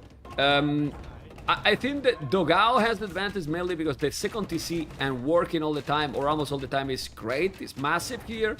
And as you mentioned, those... Ooh, these Mangonel, you need to... Oh my god, Dragon Star! Oh man, well, this clear who has the advantage now is losing... What? I insist they want both to lose, you know, because now 3 Mangonel is going down for Dogao. What's happened, man? They're losing everything. Allow, look at that home also from Dragon Star taking all the gold miners. Orlu, what the fuck, man? And at home now... Matt, you did the right thing in casting. You said it's clear who's losing, but you didn't actually say who you thought was losing. So it looks like you thought that Dragon Star was winning the whole time. But look at now, in the stone, in Dragon Star stone, there's also look at now. But Dogao has 8 army left. 8 army left. Disaster. The Scorpion need to come. Why he's not doing a tower now? For example, if Dragon Star make a tower, he's safe. He has the stone. He's on stone for a reason. All of Dragon Star's own crossbowmen got cleaned up in the back of Dogao's base. So now those 8 archers with their 5 villager kills. Oh, okay, that's a nice hit there. 14 kills on 1 Mangonel already, ma'am. Oh, Arlie, why'd you bring me on for a water map? Water maps are awful. Is this not good enough for you, man? But let's be honest. Let's be honest, Orlu. And now the players are doing a lot of mistakes because we don't see towers. There's holes forever. Look at that, the Scorpion on the ghost base going through that house between the trees. Now he's walling after 37 minutes.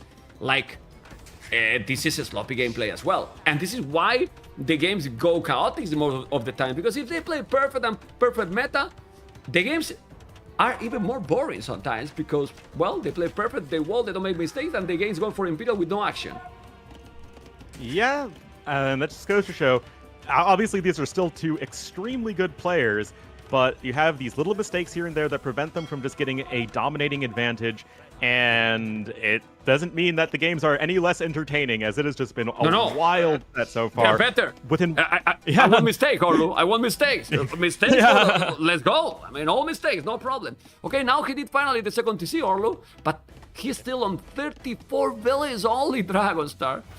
But 8 fishing ships and producing more. I'm gonna tell you, if he keep fishing and doing, for example, more effective docks, the fish is gonna work really great. Like you said, okay, villages, but fish and Italians, it can be fine. The fact is, in total, they has a lot more population. He does indeed. Scorpions just gonna be majestically firing their scorpion bolts at each other. Not really gonna be finding big hits onto the archers. And right now you have Dragon Star still with that strong aggressive presence on the map. Well, he has doubled the army, and very soon we'll have a castle. Imagine Dragon Star dropping a castle on his face. With the economy that Dogao has right now, that can be definitive. He also have crossbows in the north, over the second TC. It's being so annoying, gonna kill more. If he's not killing, he's also delaying him. Then, you know, it's...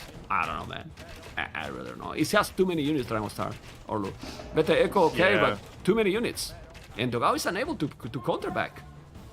And I think what could ultimately end up being decisive in this game is, one, the fact that Dragon Star won water, which in itself wouldn't be enough to win this game because he lost so many villagers, but I think it's just the general positioning of his crossbowmen, really doing everything he can to make Dogao's life miserable when it comes to getting an efficient economy. And he's been doing a very nice job of that. Obviously, both players have made tons of mistakes this game, but when it comes to this close of a game, I think that could be the difference maker. Yeah, well, he's also gonna get now the water in the north, and that's gonna make more fish as well. Like, he's having, let's be honest here, or if he keep fishing like he is and keep doing more, he has 2 town centers and count all the dogs like TCs as well, basically, because you're doing villages with them. So it's great. Yeah, look at the population. I mean, but Dogao, with that crap population, with 55 villages only, is getting the resources to go up to Imperial. Imperial into what? I don't know. But, but Imperial maybe, well, in a map like this so open, you make the +3, and then you can destroy everything, I guess. That said, Dragonstar does have enough stone for a castle. You could plop that down, and usually I was thinking he would use it to defend. Clearly, that is not the theme of this game. Defense has not been the theme.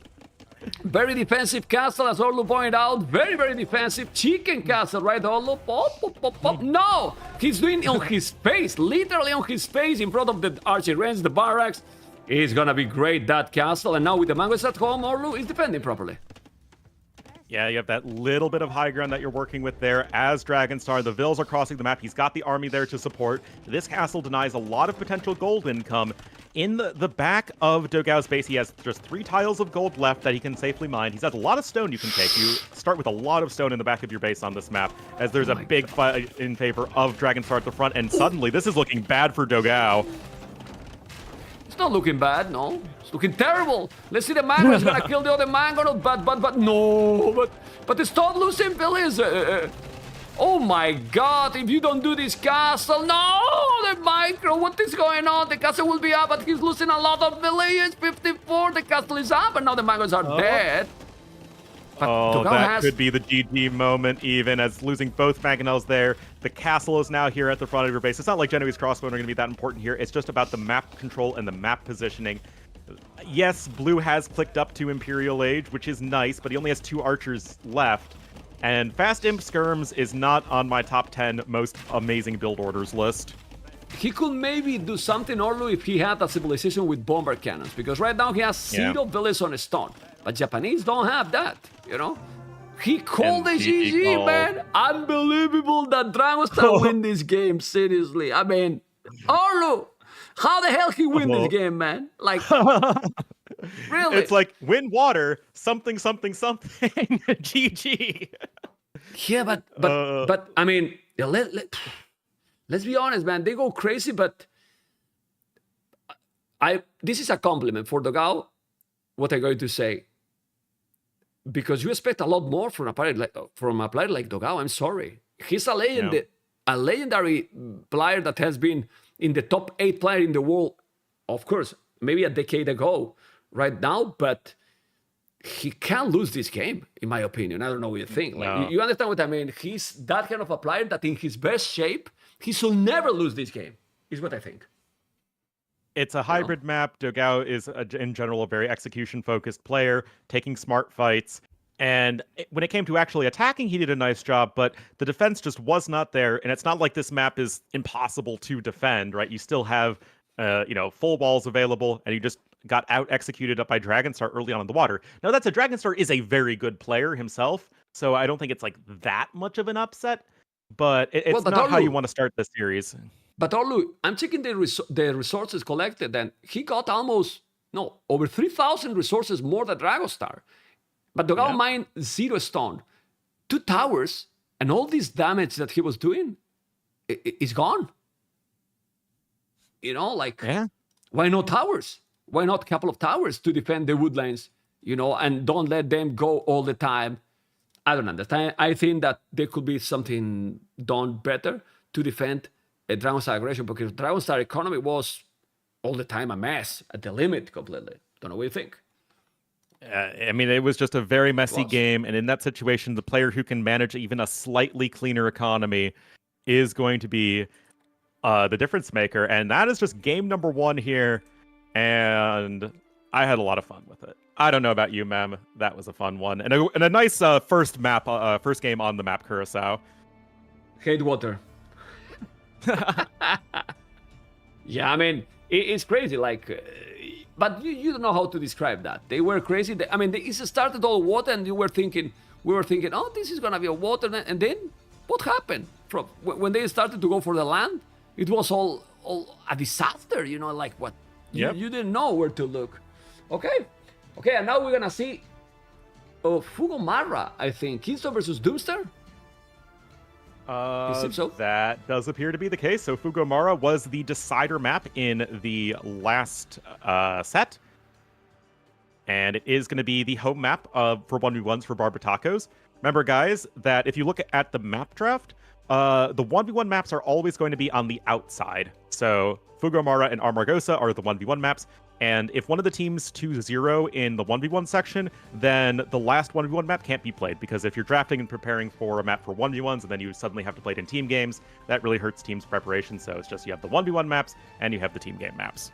It's the more recurrent question, right? Probably in your channel as well. My channel, when they win 2-0 or they are 1-1, they say, why you put 1-0 only?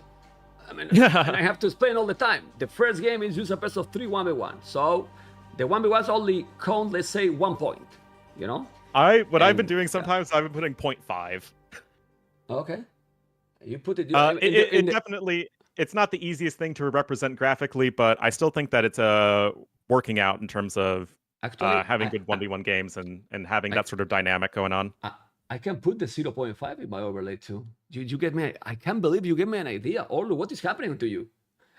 I know, man.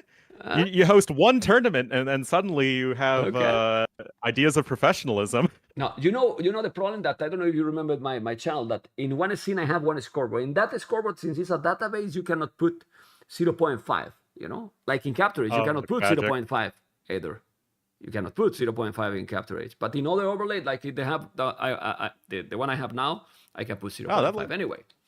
It looks good on your stream. Yeah, I like it. Yeah, it looks nice. Incas and Gods. Okay.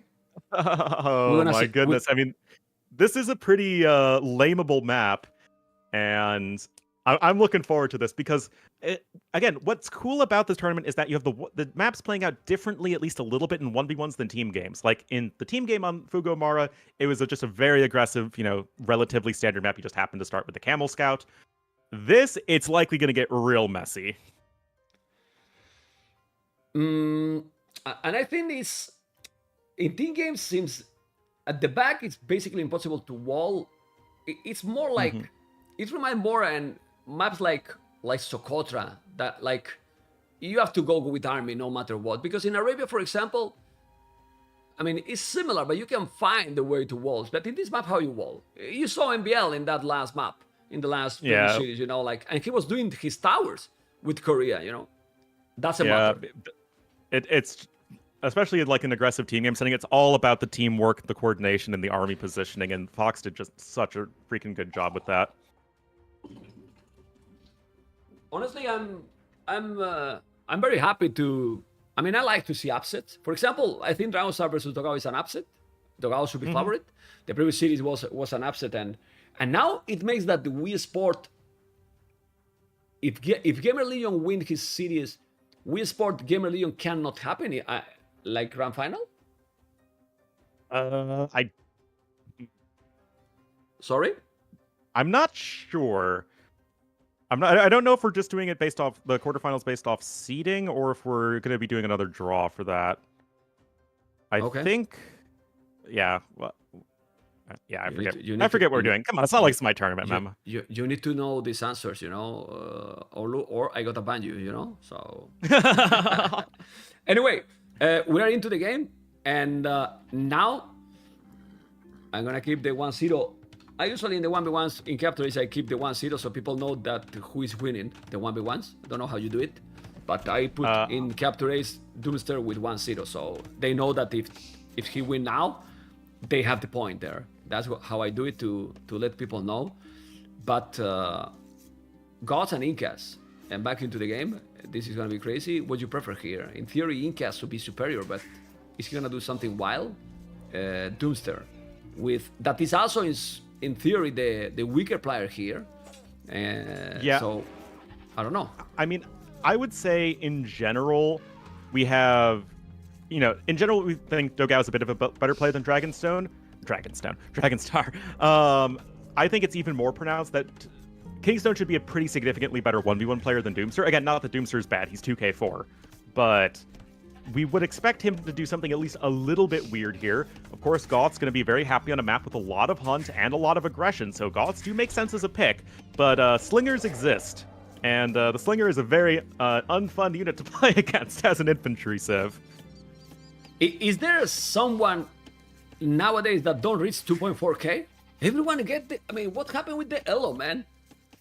You and me. Is also 2.4k. There are two great players that haven't hit 2. But the thing is, we don't care for the Elo. Have you really played a lot for the Elo? I don't think that you have been grinding 20 games per day during months, ever. No, I think we're a little too busy casting for that.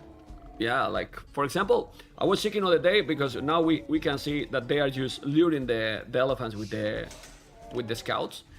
That 80% of my 1v1 games, of my games, Orlu, I played during COVID and when the game was released. Like in the last 1 year, I checked the other day in the stream because I was curious. I have played 150 games 1v1. That's nothing in 1 year. In 1 year, yeah, that's not really all that much. And I always say I want to play more 1v1 games because I think it helps. It makes me a better caster if I'm like feeling out the matchups, at least in my opinion. But it's just so hard to find the time. I don't really think that is gonna make you a better caster. Like seriously, the vision of the game when you are playing and you are casting is completely different. Like really completely different. I guess different. I like thinking about how to play certain matchups and maps strategically, but honestly on ladder you can only play Arabia and Arena anyway, so it's not a matter of like communicating the game effectively as a caster, but just like having a better beat on the meta and how exactly specific strategies can work on given maps. Many times you see 1v1 Arabia, for example, and you see Britons, and then suddenly one player going to scouts, and then the next game is the same matchup, map is very similar, and then he's going archer range. So, and you ask why you do that, and they don't have an answer. They don't have an answer. Well, there's no answers, Like, you are just playing and adapting. Anyway, focus in the game, Mr. Orlo, because they are both up with Doomster. One player more, because since the loom is insta-loom, you are saving 25 seconds to make the loom. Yep, just a nice little bonus for Goths. And Goths, I mean, they used to be such a horrible civ in terms of just playing them. It's either it's like feast or famine in terms of do you get to Goth spam or do you not get to Goth spam. These days, Goths with the hunt bonus, with the instantly researching loom, you can just play them and just play them like a regular old AoE 2 civ. You're just going to be leaning much more towards the infantry side of things as the game goes on. But still, this should be a very nice smooth start for our Goths player Doomster. Okay, let's see what is gonna happen, because I mean, I don't understand now why Gods has been picked, because what is field is? Scouts? I mean, he's doing the barrack now, so are you gonna play standard against Incas? I mean, it's not bad. I mean, you still have all the extra food from the hunt. If you look sorry that I interrupt, but you are too nice when you say it's not bad. Yeah, it's not bad. No, it's terrible. In my opinion, I mean, I'm from the Midwest, ma'am. That's about as negative as we can get here. Okay. You are too cool, too chill. Yeah, maybe. But meanwhile, Kingstone will be opening up with the archery range. Got some eagles being made. You can mix in some archers as well. And the thing with Incas is just their army is so cheap and so efficient, and you can just have that second production building because you get to actually use your barracks at this point, when most civs don't get to do that. So it's really smooth to spam army as Incas. Okay. Just look, man. I just think about this. I have done the bettings in my channel, and I've done while I'm casting with you. So what I did in the bettings on Twitch, Orlo, is that I put Dogao and Dragon Saragain. I'm not gonna change the name. And people is complaining the names are wrong. What you will do? You vote for the team, right? But people complain about everything. About everything. It's happened to you as well. People complain about everything, man. Be happy, man. Be happy because I have around 500 messages in a Discord channel worth of complaining that well, I've had to deal with in the past week. Do you like hosting tournaments? Maybe you're gonna think again, right? Yeah, it's oh my goodness. it's a lot of stress, but I'm still having a lot of fun doing the event, and I think again the most important thing to me is that I've gotten a lot of positive feedback from viewers, and they're enjoying the event. So we're gonna keep powering through. Yeah. We can talk about some maps and so on later when we finish this game. Let's focus now. We see a stable and archery range. So basically, he picked the gods to go this kind of, let's say, standard approach. So instead of gods, why you don't pick a different civilization that is definitely stronger, like with more economy bonus? Well, gods don't have any eco bonus, you know. So right now, and if you go for the late game, what do you want to do against Incas with gods? I mean, you're just going to have a very sad time against Slingers. I mean, it's just kind of how it is. Slingers are just such a powerful unit. And the thing is, you just get them going so quickly. It's not like hand cannoneers where Goths like have a timing in early Imperial Age before chemistry comes in, before the hand cannoneer numbers are really in. I mean, this is just going to be a matter of you get to Castle Age, you're either doing something incredibly generic, whether that be knights, archers, or some combination thereof. Oh my god. Or you're just going to kill him. A doubt RG range was not on my bingo card today, ma'am, and yet that's where we are. Yeah, and I say, oh my god, Orlu, sorry that I interrupt you, because even without pledging, he's unable to do the archery range. It's over.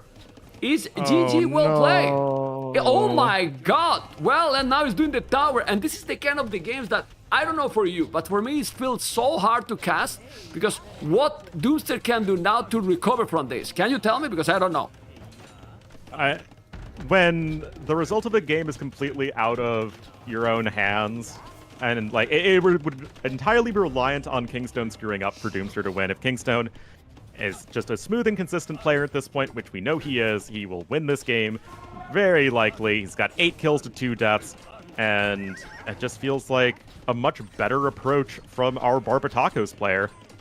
Yeah, because what he did with the scouts. When I saw the scout, you saw my reaction. I mean, now it's easy to say, and I'm definitely in a position, in a big advantage position to make this comment. But it just feels wrong to go with gods. I mean, if it's all the civilization, I don't know, Franks, a smooth economy, a scout with more HP, you know, it feels like, okay, good. Franks, Incas, you go like this. China even, that got a great economy. But with gods, you know, like there's not a good transition from there, in my opinion. Here's the thing with Goths. The idea, I think, could be the 1v1s, they're just worth fewer points, so just don't use a high pick civ. That would be better in a team game setting. That's true. That said, I looked at the draft, and I think you just pick Tatars on this map. There's tons of high ground to play with, and you have a nice smooth early econ. I feel like just Tatars would be, they're a low draft priority pick, so it's not like you're really going to be shooting yourself in the foot in terms of the team games, but I feel like it would just be a bit smoother. Yeah, well, you can see how now he's trying to mine a stone, but he can't, because there's a lot of units. Those units are with pledging. It's true that Doomster somehow did millions of farms, a lot of farms, which is great, to be honest. He has 19-20 farmers, which is wow, you know, after all this pressure. But same thing also for Kingstorm, almost. You know, and he has already a market, he sold the stone, and he's about to buy the resources, Orlu, to go to Castles, and then we might have a decider in this best of 3 1v1. If it's not happening a decider, it would be, in my opinion, a big surprise. Absolutely. It is already going to be looking relatively even between the two teams, which is exactly what we want to see. The first set today was fantastic, and I'd love to see another set go the distance, because right now this is just Kingstone absolutely asserting dominance. And I don't know what you think, Mem. Kingstone's been on kind of a weird trajectory where it's like he was coming up at the same time as Sebastian and Mihai, but then kind of fell off a little bit when those the Fox players were really starting to shine. So it'd be nice to see Kingstone have some strong performances. I was talking exactly this all the day. I don't know if it was with their series or when I was watching Combi team, you know, like why he didn't play with Combi team. And then I was talking about this. It feels like he's stuck, right? Like, remember that he was also in one Red Bull, you know, in one Red Bull main event. And then you were thinking, okay, he's gonna keep rising there to be, and yeah, I don't know why, you know. I really don't know why, because these people has the mechanics, you know. And as someone that has been watching and playing this game for so many years, I really believe that the most important is the mechanics, because the other stuff you learned, Orlu, or not. Like strategies, what you have to do, but if you have all the potential to have the good macro and a good micro, the strategies should come with either with friends, if you have a team like he has Combi, or even studying yourself the recorded games, no? Or not? I feel like it's much easier to improve strategically over time, as you're saying, just from, learning from your own games, Exactly. having people to talk with, than it is to just grind and improve your mechanics. I mean, it just feels like that's a much more difficult route to get to become a top player. It's not that those players don't exist. Like someone like Barles, I feel like just really improved their game mechanically, and that's how he's become, top 10, top 12. But it's not as common for sure. Yeah. Well, Castellage, you can see now Fletch in Tone Watch, and he's in Feudalist forever. So he's gonna try to make some damage, but those Eagles, when he's doing some more average, and now the Eagles get the +7 attack, so the Eagles will destroy everything now. And he called it GG, 1-1 or 0.5, 0.5. Just look at the mechanics for both. This is a perfect example. 81 APM, which is very strong, 81 average. Well, it's double than you and me, for example, or almost. No, but seriously. Yep. Doomster, 105. 105. So this is absolutely decision making, Orlu, by both. Yep. To get into the next level. Efficiency, just really telling a lot of the story as well. 7% difference in eco efficiency is huge for a game that is this short. And Kingstone, just brilliant execution. Able to take the good fights. He had a good build. And Kingstone actually lost the game on this map in their previous set against Dreamers. But looking much Against better who? this time. Against who lost? Dreamers. Kingstone lost against, Yeah. I want to say it was Lucky. I think it was Lucky. It was Lucky, yes. I remember now. But I think Lucky was with Incas, if I'm not mistaken. Yeah, it's so If you powerful. can't beat him, join him. Yeah. It's so powerful. Okay, the 0.5 looks good. So 0.5, and the next one is gonna be Miguel versus who? Yeah, it has to be Miguel because Barbatacos only have 3 players. Black Sails also only have 3 players, so it's going to be Dr. Cosmonaut. Cosmonaut, the Turkish player. Well, I'm gonna tell you something, and tell me what do you think about that. Like back in the days, I would say Miguel is clear favorite. I don't say that anymore. No, again, Dr. Cosmonaut, another player that's just kind of up and coming, 2K4. And Everyone 2.4, 2K4. I told you.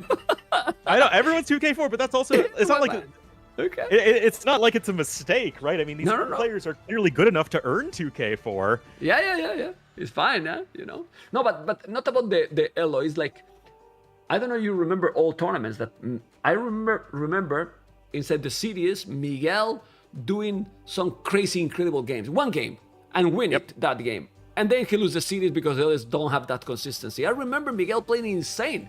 Also in team games as Pocket or even 2v2s. People say that he's not playing a lot anymore or something, or not as before. But definitely it's not the Miguel that you could feel like. I mean, I remember Miguel also qualified for King of the Desert main event. I remember also having them with cameras. I'm being casting with you, and you probably remember as well. So what happened? I do indeed. What Oh, happened? Mr. Cosmonaut's Orlo? 2K6? Wow. Okay, Two- 2K6 is impressive. 2.6k? Well, everyone is 2.6k. What is this, man? What is this, man? My goodness. Well, I mean, let's be honest.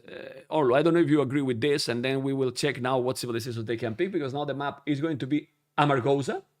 Is that correct? Amargosa? Which yeah. I will say that it can be more or less similar to the previous game. No? In the 1v1? I mean, a bit different because they surface at the close to the woodland, close to the edge of the map, but aggressive should be. It's aggressive for sure. It has all the hills hanging around here and there. It can be difficult to defend yourself.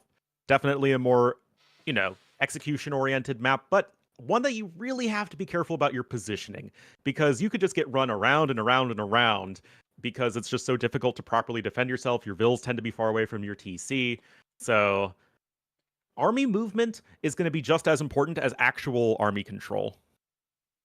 Okay, I was going to say when I mixed that isn't also a little bit inflated the elo. It's like maybe a reset of the ladder or make season's ladder. It would be cool, to motivate also more the pro players. Like because feel that the ladder, I know it's different, it's a topic that is not related to the tournament, but I want to know what you think. It's feel that the ladder, most of the real big players don't really care about the ladder. Yeah, I mean, there's no reason to, right? It's just... It's just play games to keep you sharp, but it's just 1v1 Arabia random civ for like 99% of the games, above top 50, so... Without any real reward. Yeah, exactly. Yeah. Well, that's why you had the Red Bull ladder, right? And that doing that sort of thing comes with its own set of problems, but... Well, Jordan was doing a thing before work. he retired, right? That was like a monthly thing based off ladder qualifiers or like ladder seating. So, I mean, something like that, maybe a little bit more consistently, again, might be just a nice bit of incentive. Yeah, but don't remind me the Red Bull ladder, because now that nobody listened to us, I don't think it was the best ladder, in my opinion, but still. No, I mean, I think that the parts of it that were fun was more than it made up by the fact that it was just suffering. It's Microsoft sponsoring. No. The ladder was great, Olu. The ladder was great. Trust me, man. Yeah. Okay, this matchup is nice. I like it. I like a lot more than the previous one. I don't know what you think. Huns versus Tatars. Love it. It's old Huns versus newest Huns. Yeah, with more powerful Huns, right? Maybe. I'm a big fan of Tatars. I love playing them. It feels like they have so many options. The high ground bonus is nice, and they're just a smooth civ to play with. But of course, as a wise man once said, Huns are Huns. And in this map, Tatars, there's a lot of hills in this map. Like a lot of hills as well. So could be cool, really. Yeah, I think that it should be a solid pick. Huns are never going to be bad on an aggressive map like this. It's not like games necessarily have to end in Feudal Age, because you can kind of like quick wall or like small wall your villas in. It's not like your base is impossible to defend, but you're still going to need to have a lot of army presence out on the map. And again, this is a map where army positioning is key. Man, I'm checking the elo. Miguel 2.4k, Cosmonaut 2.6k is the 17 in the rank, but 2.6k, man. What the hell? It's crazy, man. Yeah. Well, and in Empire Wars, Cosmonaut has played 1,600 games 1v1. Whoa. What? You know what? That's dedication. Crazy. Yeah. I mean, crazy. Anyway, let's go. Game number 3. People was asking. Well, this is, remember, best of 3 1v1. People on Orlu channel, people in my channel, remember that the winner now will give the point to the team. So this map, Mr. Orlu, this match is so important. It is indeed. Just getting that extra 1 point is critical, because it almost serves as a tiebreaker, because if you get the 1v1 wins, then you just need to win your home maps. And because there are, a lot of maps in this tournament and a lot of weird maps, having the advantage in the maps that you feel most comfortable with, saying, okay, we just need to win the maps that we practiced on the most and feel the best on, it's going to be big. So Cosmonaut's going to be the yellow Tatars to the west, and Miguel, the blue Huns to the northeast. Like, there's a lot of hulls. You are like kind of in a crater in case of Miguel. Same for Cosmonaut, as you can see. This map, remember that they don't have berries, right? They don't have berries. Yep. And then a lot of surface in that little ring. Well, not little ring that is go across all the map. So there's a lot of food, and the mills will go there, which is very nice, because also there's big wood that is surrounding all the map, go to the edge. So I like this map. I mean, I was like in the tournament, and now I'm gonna tell you that I'm co-casting here with you. I think I told you also on Discord with the feedback. But except a couple of maps, and that's happening in almost every tournament, including, for example, when I did Warlords or whatever. Myself also, I didn't like some maps, but because of the concept of the tournament, you have to do it, But really, for me, most of the maps, I would say 85-90% are very good. There is only, I don't like the multi-TC maps, Orlu. I'm not a fan of them, because it's become kind of too messy and so crazy also for casting, And for example, that one that you can make 3 TCs, is kind of repetitive, because most of the times it's just go directly to Imperial. That's why I like maps that is more unpredictable, and that become predictable to me. Other than that, most of the maps are great. Yeah, I think that, I didn't even choose the maps. Like, some of the maps were from the last World Desert Championship, and some of the maps were just added in by the other tournament hosts. So I was definitely skeptical about a lot of the maps, to be honest, but I do agree, most of them are playing well, and that's really all we can ask for, especially with, again, these aren't tested maps for the most part, and so you're going to get like one or two that are kind of clunkers. But at least all the maps can provide good games, and we have had good games even on the 3 TC maps. Fun games that's all we can really ask for as a tournament host. Yeah. Well, the other there's the one that I told you, and the one with the piles with 10k wood. Oh, because that remind me use a nothing map, But anyway, let's focus in this one because right now, since the start is quite the standard, in this one it's a little bit different because look at the mill on the surface as we were talking. And Miguel has already quicker than Cosmonaut. So it feels, I don't know if you agree, that even having the hands, this is a better build order for Miguel, because with the hands you have less wood, so that mill should be quicker for Cosmonaut. Don't know what you think. Yeah, and it's just about how quickly you send the villagers over to that resource, right? Because if we think about the Arabia meta these days, you're going over to wood with fewer villagers and you're going over later just so you can get the most absurd uptimes possible. In this map, when you don't have any forage bushes to fall back to, you kind of also want the mill quickly so that you can diversify your food income in that similar way. And unlike forage bushes, the shorefish gather very, very quickly. So having that early is not really a big sacrifice to your food income. Yeah. Oh, wow. What I notice is that it's true that obviously Tatars is going up super quick, by the way, 18 population both up. Tatars ship bonus is great, and he has still left 6 ships under the town center.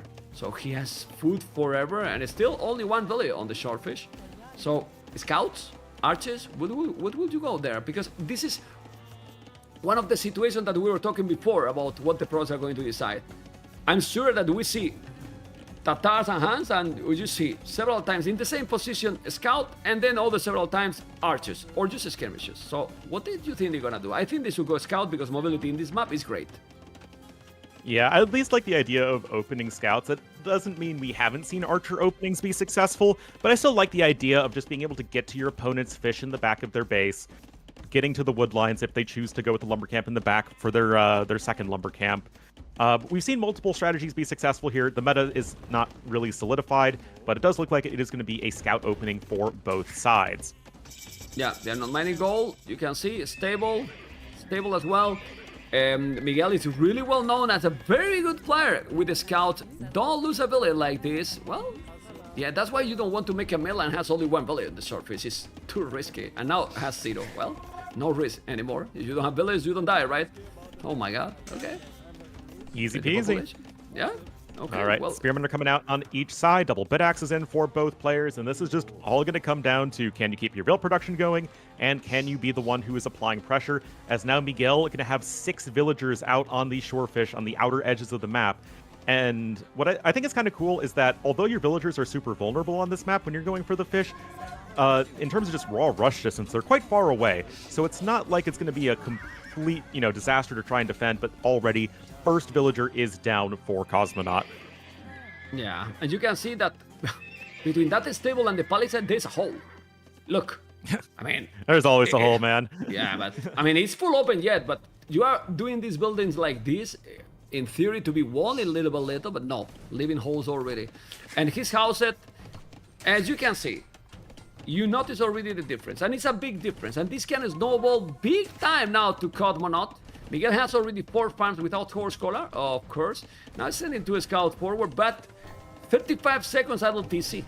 35 seconds, that's another village almost and a half. So that's why Miguel is already 2 villages lead.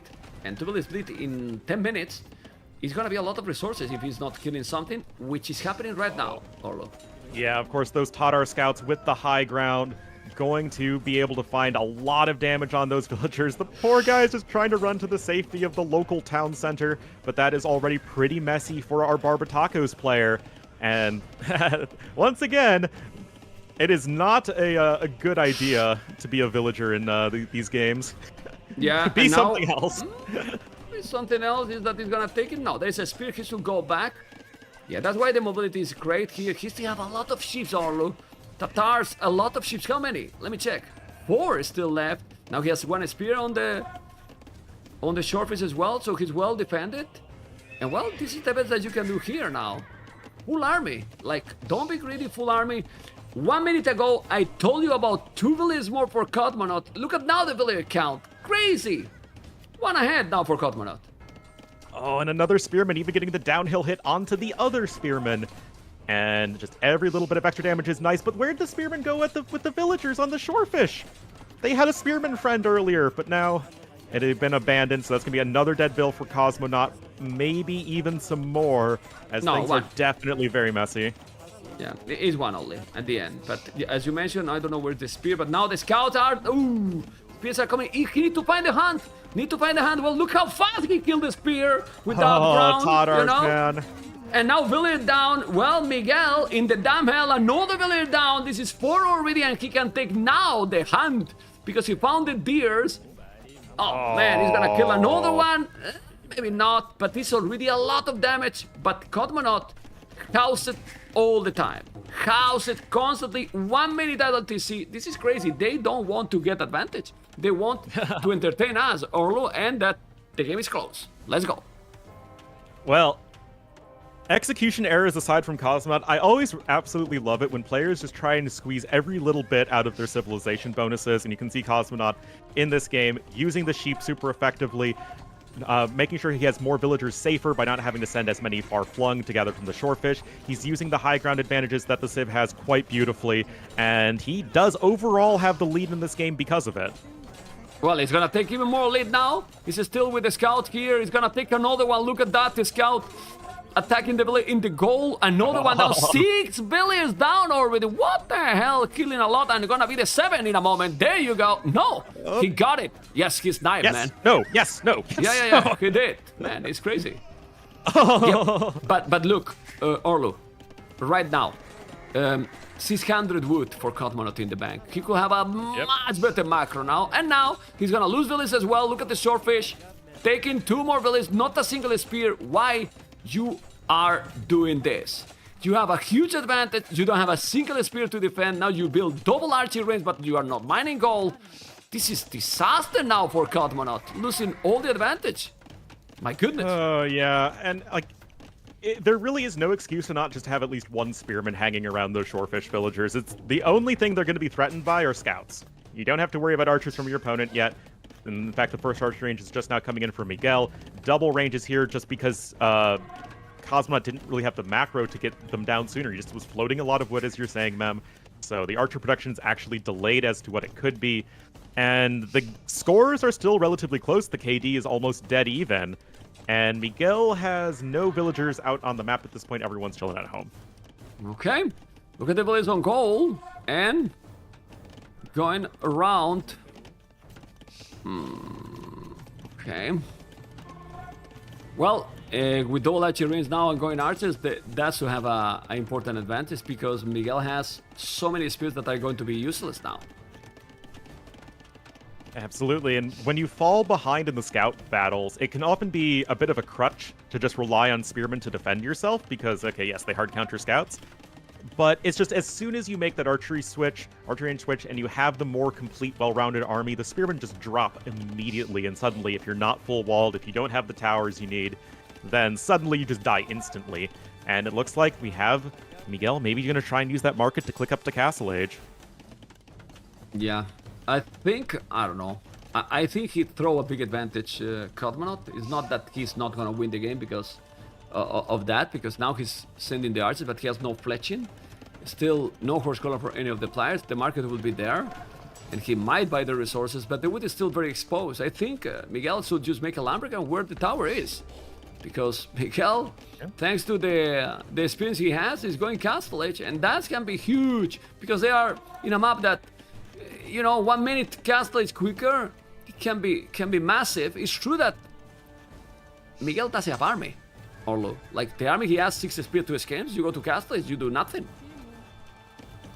Yeah, it's going to need to be really reliant on early Castle Age Knights, but so long as there's a decent enough Castle Age time for Dr. Cosmonaut, he does theoretically have time he could wall up, and you do have the Camel option as Tadars, and even if you want to go for the Cav Archers, they're going to scale pretty fast with against the Knights because of that free Thumb Ring upgrade you get. Yeah, he's doing, idling the TC on purpose. Cosmonaut, right now, not producing any villager, he has the goal and he's going up. And as you mentioned also, now Tatars become more dangerous. Thumbrin, for free, you know, so that's gonna help as well. And transition maybe to Cav Archers. I see another Archer range, but he's gonna go Skirms. Or he's gonna try Miguel to go Cav Archers right away there. Well, then this is good for Cosmonaut because he won't be doing any army right now. And then the mass will be for Cosmonaut, Orlo. Yeah, triple ranges on the base of Miguel, but there are already archers coming in to say hi. And Cav Archers, because you need more of them to be a scary force than Knights, it is going to be giving a little bit more time here for our yellow player, and he's already here with these archers, and if he's able to just get to Castle Age with a decent archer blob intact, you can always just transition into Cav Archers later. You can just, if you want to go kill him with archers now and just go crossbowmen, that totally works. Yeah, but look how good is this tower. It's really defending a lot. It's defending a lot. Obviously the efficiency is not great, but his guns, Cav Archers are cheaper. Really cheaper. Now you need to attack. And those scout without bloodlines, I think he should do bloodlines maybe, I don't know, killing a villager. Still, Cosmonaut has too many units. How many Cav Archers you need to mass now? I don't know, to counter this, but maybe what he should do is to go right away to attack Cosmonaut base. What do you think? I think you just need to immediately launch a counterattack. The resources collected already almost 1,000 more for Dr. Cosmonaut. You need to really start to hurt your opponent's eco-efficiency because even though Cosmonaut has lost vills here and there, the overall amount of time villagers have spent running towards town centers is much lower than with Miguel. Yeah, but he has Thumbrin now, so those Cav Archers won't achieve anything. Crossbow, Botkin arrow, he can do an amazing town center between those two goals, so he's protected, gonna do university. Honestly, this is a game, even if Miguel's have more score, this is a game for me, for Cosmonaut to lose. He should have set up in a much better position right now. Don't know what you think, man.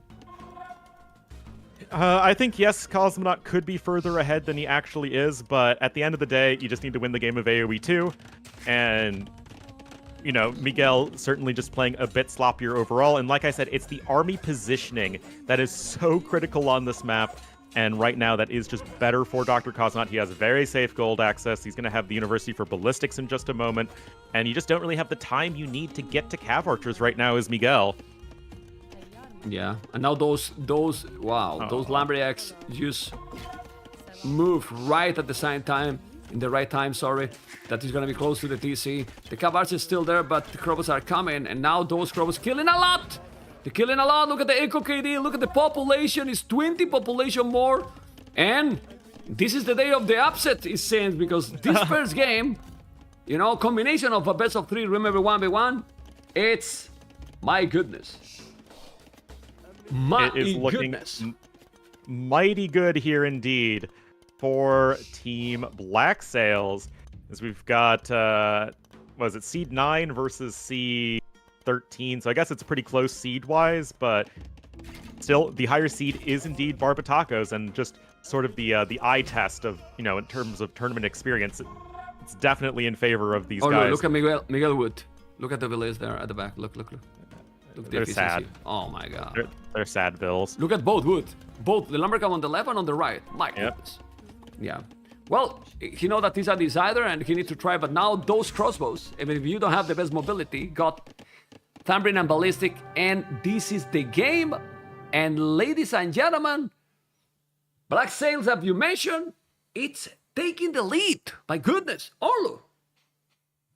And it's no fluke. Yes, the first game was very messy, and, you know, ultimately Dogao just made more mistakes than Dragonstar, but at the end of the day, just solid play. Dr. Cosmonaut and Dragonstar just better 1v1 players today, able to embrace the chaos of these maps a little bit more, and suddenly they're going to have the lead going into our team game section. Well, in this game, and Miguel started to find, we can realize exactly what we were talking. Miguel is far away from his best. Well, for the best Miguel that we have known. I don't know if you agree about that. Like far, really far, in my opinion. Are you saying Miguel's washed? I'm not telling that. You say it. You say it. I say that. I don't know, man. And it's really have to be a compliment because you expect from him a lot, right? But it's not happening anymore. It's really not happening anymore. I don't know what people think. Also, what people think. Yeah, Cosmonaut is a very good player, but if you know Miguel, you should know that I don't know what people think in your channel and in my channel that Miguel was strong, man. Like he could really win to anyone at least. I mean, I'm not telling in a full series, but he could beat anyone in a good day. He should be able to at least win a specific 1v1 on a map that, he is specifically sent out on over his other teammates. You'd think that, you just need to get one win against Dr. Cosmonaut. You'd think that Miguel would have that, but Dr. Cosmonaut just straight up better play. Better awareness.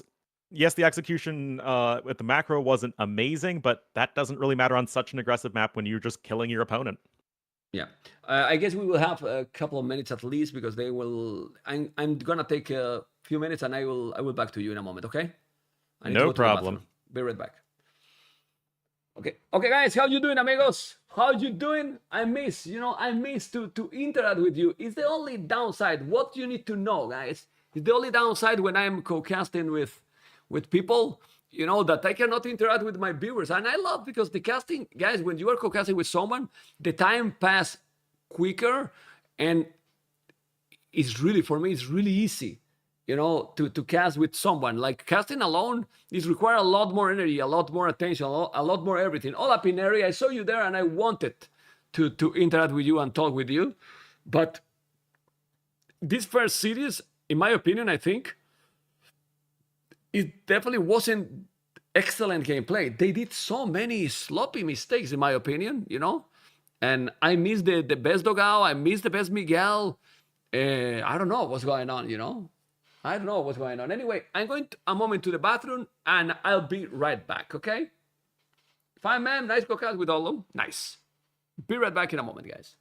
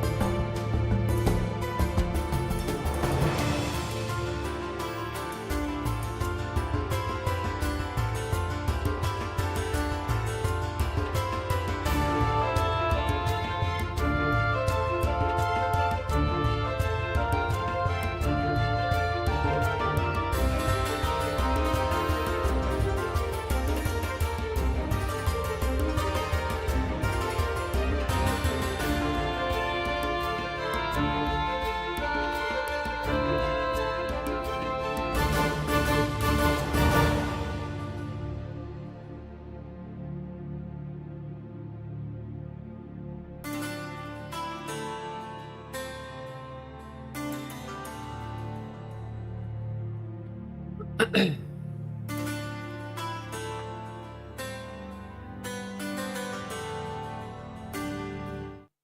I'm back, guys. You're gonna be tier 3 subscriber? My goodness. Binary. A lot of people supporting the channel. You are, guys, you're amazing, guys. You're amazing. Your brutality amazing and total domination. I don't see the lobby hosted by them. What happened? They don't host the lobbies? They don't start?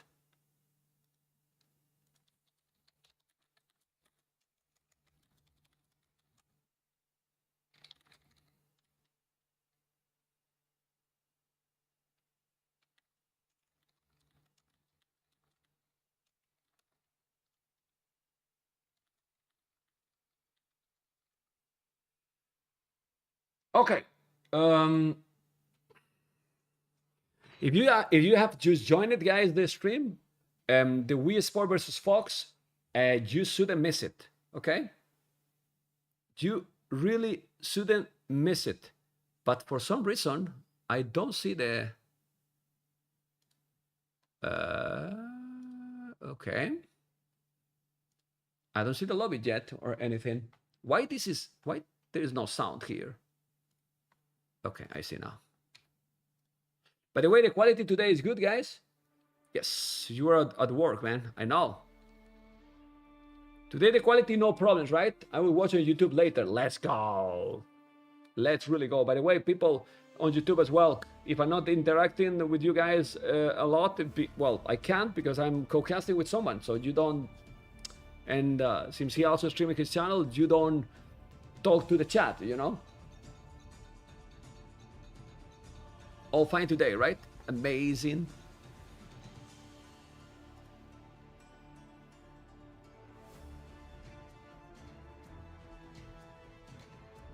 Yeah, but I don't know why they are not starting.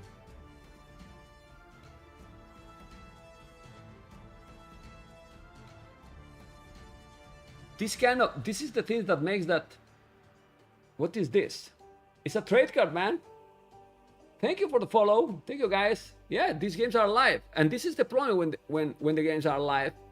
You want live games, and now the games are not starting. They don't continue. I don't know why. Well, imagine that now Dogao, Miguel, and Kingston admin win, admin loss. Well, let me just check the.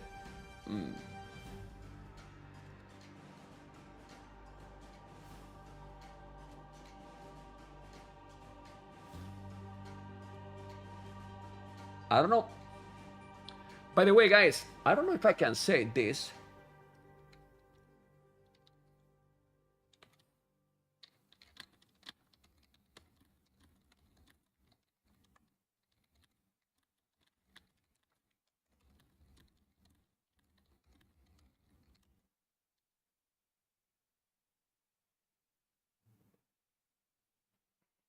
I'm asking something to Twitch, guys, because I am in a project, you know, and I want to talk to you about something, you know, and see what can be done.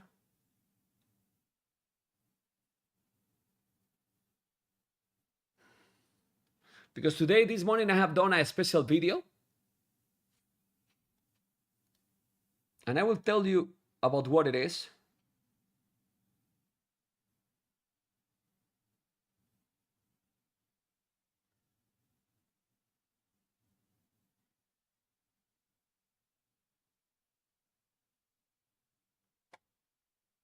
But why they don't start? They are not hosting, guys. What's happening, guys? Oh, man.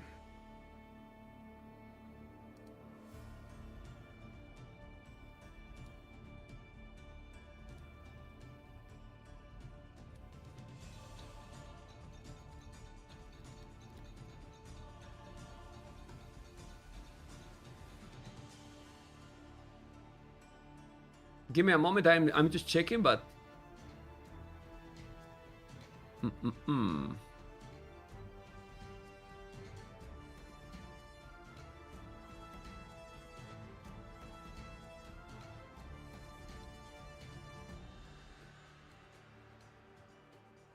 they're hosting now the lobby, but how long till the game finish, guys? We can look at these beautiful emoticons. Yeah, that for me is fine.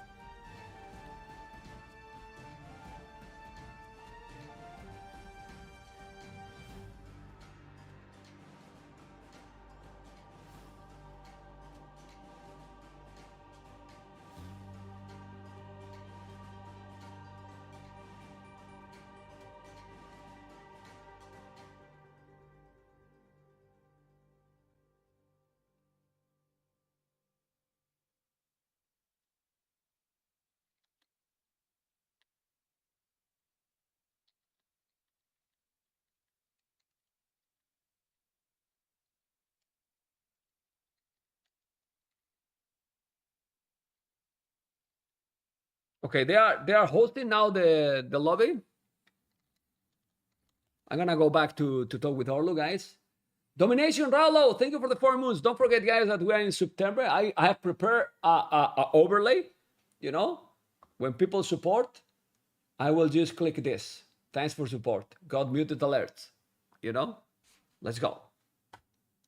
Let's go, Mr. Orlo. Back into business. Indeed, indeed. Looks like we have all the players in the lobby finally. So hopefully we can be getting into this in just a moment. Well, looking to be Lensois Maranhenses. My favorite map. No, I mean, don't take me wrong. It's not, I mean, it's fine, you know, but it's kind of like, is there possible to know a strategy here? I mean, it's so difficult. Like, there's 3 parts clear, like the water at the bottom, the boards in the north, and then the middle area, right? Which is making it nice, but it's kind of crazy because you start with a TC, then you can make a second tone center, and it can be super snowbally, these games, right? Well, I mean, we haven't seen any one strategy really take over on this map. We've seen a few different things work out. We've seen some teams win by fish booming. We've seen some teams win by controlling the boar. We've seen some teams run around with militia and conquistadors and all that stuff. So, I thought, honestly, teams would just never want to play this map, and yet it's picked constantly. So, what do I know? Yeah. Now I know, or I guess, why they took that long time. It's probably something that they were setting up deciding the server, probably. They have 2 Brazilians, 1 Mexican, Indians, and Turkish. So they have basically all over the world, you know? So yeah. What you pick here, right? What you pick here? But crazy. We need a middle of the Atlantic Ocean server. Yeah, definitely. Anyway, it happened to you sometimes. For example, when I click, it put me right now a bug. Fail it to download the match content. It happens to me that? It'll just happen to me as well. It works. I just have to restart DE, and then it works fine. I don't know why it's a thing. But to you, it's also happening? Yeah. What the hell? But why this happen, man? Well, we can tell while we're restarting, we can probably tell the civilizations, because I might check on the dashboard. If I see them, well, actually, it doesn't appear there, but... Oh. Did they cancel? Oh, because they cancel. Okay. I guess so. Yeah. The game is not going anymore. So they are restarting the game and the lobby. Oh my God. It's going to be another 10 minutes, Orlu? It's possible. It's so hard to make a lobby, man. Oh, man. Yeah, but these guys known each other for so long. Well, it's true that they don't play often team games, right? So to check the servers and so on. But honestly, when we play in Race Forest, there's people playing all over the world, and no problem. You know, and it's 4v4.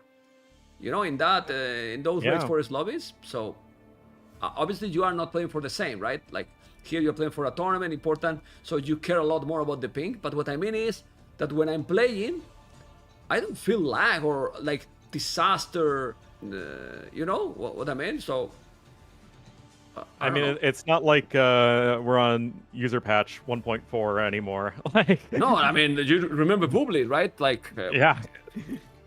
I can understand that, but you know, let's see. They are already opening the lobby again. And what is the guess that we can guess for civilization for this map? Like, there's still plenty of civilization, but I believe that we're gonna see Spanish. You know, Mongols for sure. Well, that's a surprise. Mongols is not banned, and Barbitecos don't pick Mongols. It should be mirror Mongols there, honestly. Yeah, I mean, we do give the teams 2 bans each. They are hidden bans, so both teams ban Georgians because Georgians are a silly civ. Bohemians and humans can just be really unfun to play against, so I don't blame those bans, but yeah, you kind of wish one of those Georgians was also a Mongols. Teams need to collude on their bans. Be like, okay, let's just not deal with Mongols, let's not deal with Georgians, let's not deal with humans. But I'm surprised because you could, in my opinion, well, pick Mongols as well. But maybe they were afraid that if they pick Mongols mirror, then Black Sails pick Spanish also. So they have Spanish and Mongols, I guess. And yeah, but Mongols in this map, if you take a good spot for the boards, it's just the best. Like the best. Yeah. Or not. I mean, you're just living in pork utopia there as Mongols, just getting all the food. Yeah. Well, if you get a TC like in the previous game, then doesn't matter that you have all the food, right? Because you're gonna get this crude. But also with the Mongols there, it's very hard that you get castle drop for your opponent in your face. You have to be quicker than them all the time. So you are gaining the timing as well. Why? They're doing 2 lobbies. And Miguel in a different lobby than everyone else. Yeah. They want to play 1v1 between them? Okay. Didn't see that one coming. Also, Dogao is selecting Japanese, which they're checking the map. If they're checking the map right now, you need to ban them. Now they cancel it, or they're checking. There's some problems that I don't know. It's literally their home map. If they're having to check their own home map, I will not be happy. Okay, I'm checking the server. We will be rehosting due to at the sync. Oh, I remember that someone was telling that some map was getting the sync, and what they had to do is, and I had read all the feedback, so you see that I'm checking the tournament, I'm following. They had to uninstall again in the mod pack. So if they don't do that, it's gonna be the syncing all the time. Yeah, you need to make sure all the maps are up to date. Yeah, because in theory it gets updated automatically, but it's not happening all the time, right? Yeah. Sometimes you just have to manually do it. It's a little annoying, but we want to make sure that these weird maps are at least going to be as consistent as possible. And we're still making some small changes to the maps, like we just got rid of the wolves on Arctic Circle, which I absolutely understand players not being happy with, so... By the way, Orlu, I'm going to beg you a question, a personal question. You're American, right? I am indeed. Are you going to play with America in Nations Cup or what?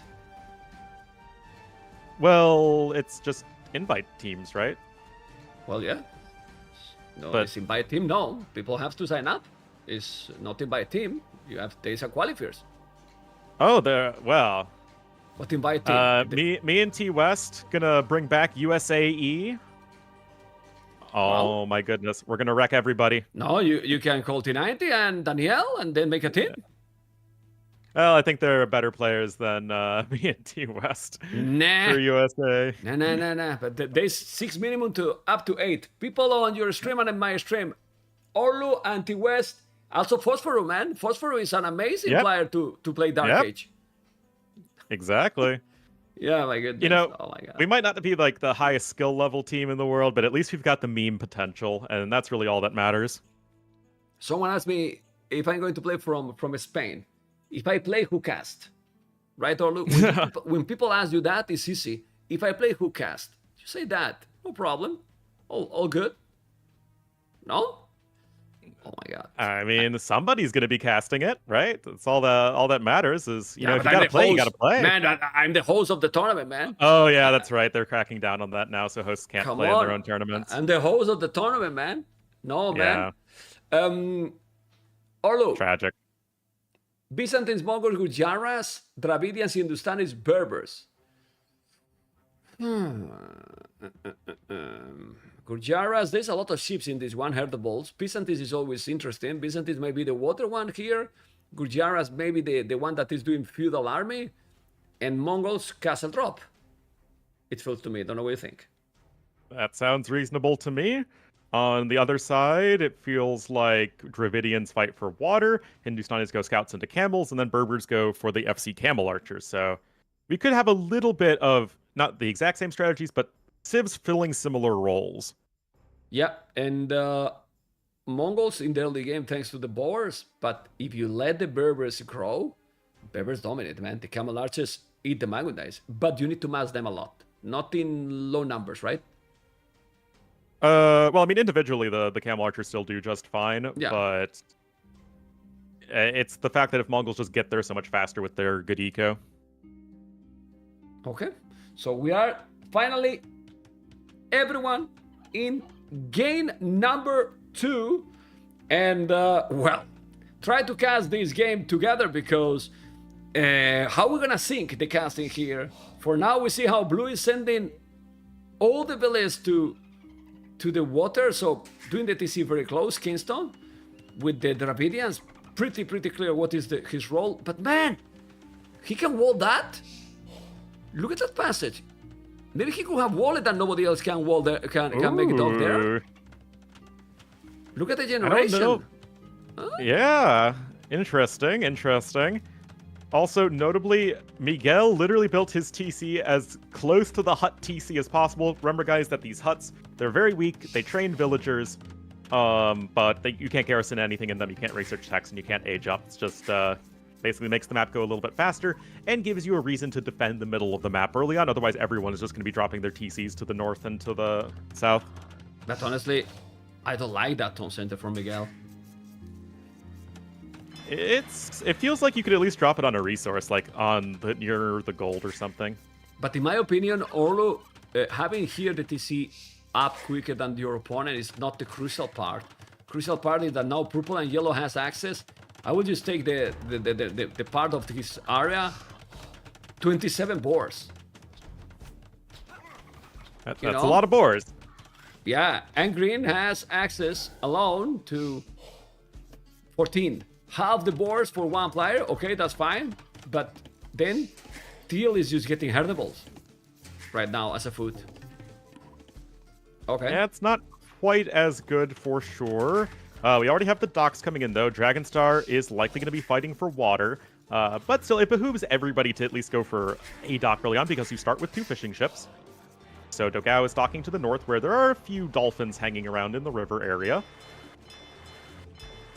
But yeah, already just the big difference is that, let's say, our scouts into camels player for Black Sails going with the TC to the north, whereas we have Miguel going for the TC faster in the middle of the map. Oh my god, if you lose the horse, oh, but you could lose the horse. Okay. I mean, Pearl Snout? Yeah, I was talking about Dogao, that it was close to the Mongol CC. Sorry, I have to give those details because this is a wild map, so I cannot be casting like if I was alone. Sorry, Mr. Orlu, because I was checking Dogao horse there, and he was under Doomster TC. And you can see how Kingston is going up incredibly quick, Orlu. Yeah, really nice build from him. He's got his dock down already. Are we going to see a dock number 2 from him? Because usually if people go for the dock number 2, it's usually at the south, where there are lots and lots of fish to take. There's the big stone island as well that can be nice to control as the game goes on. He's trying to go to the right, look. But then yellow is there. And now he's moving to the left with the second village, but he's still not doing any dock. Now he's doing so Okay, close. I mean, it's fine to kill if you're gonna go super quick. But Well, I guess the idea is that you prefer win water and then you can just make another dock to the south where you can fish boom. Okay. Well, Kingston is super quick. Well, the others are not tapped. Like Byzantine's Dragonsail is gonna go up now, much slower. He has more population, yes. And Byzantines might be. Oh wow, he doesn't have food, man. Look at. Now he's up, but has been idle. You see already a lot. Or look, 43 seconds, you know. Okay. Yeah, I mean, the idle TC time doesn't count the hut, but the hut is also very low in efficiency. So yeah, it looks like A little bit of a rough start here for Dragonstar. Meanwhile, 30 villagers for Cyan, and 30 villagers here for Yellow, so it looks like Cosmonaut's been able to catch right back up in the villager count. He's on his way up to Feudal Age, although slower than Miguel. And you can dock the pawns over to the west. It is all traversable by land units, but you can add some extra fish if you want. Well, look at all 3 boards looting at the same time. I like it.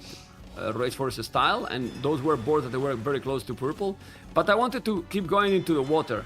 It's slow, but I love Dragonstar docks. They are in the south, really far. They didn't see yet. Yellow, don't go to the south because he's got the fish there. Don't go to red because red is not tapped yet. Just move the fish to the left, exactly what he's doing. And then if Dragonstar now start to make fire galleys, remember 25% attack faster. Don't go there! Orlu! Don't You go can with literally the garrison them! You're Gurjaras! Oh! Just garrisoning the fishing ships in your dock! 2.6k. I'm sorry. Well, at least... I'm sorry. I'm sorry for saying that. He doesn't know that he can garrison. Otherwise, why he's sending there? He can garrison the fishing ship, man. I mean, it's crazy. It's like that's one of the really reasons why crazy. Kujaras are good on this map is because while your allies fight for water, you just garrison the fishing ships. Yeah, they're idle, but it's better than losing them. And then if your ally wins water, you can just pop them right back out and send them back to work. Well, it's like if Khmer, because they are idle, you're not gonna garrison in the houses? Of course. You do, right? It's the same thing. Yeah, he's still better than being dead. Yeah, it will work later because those will not work anymore. Now, not Micro and Red will be able to recover, I think.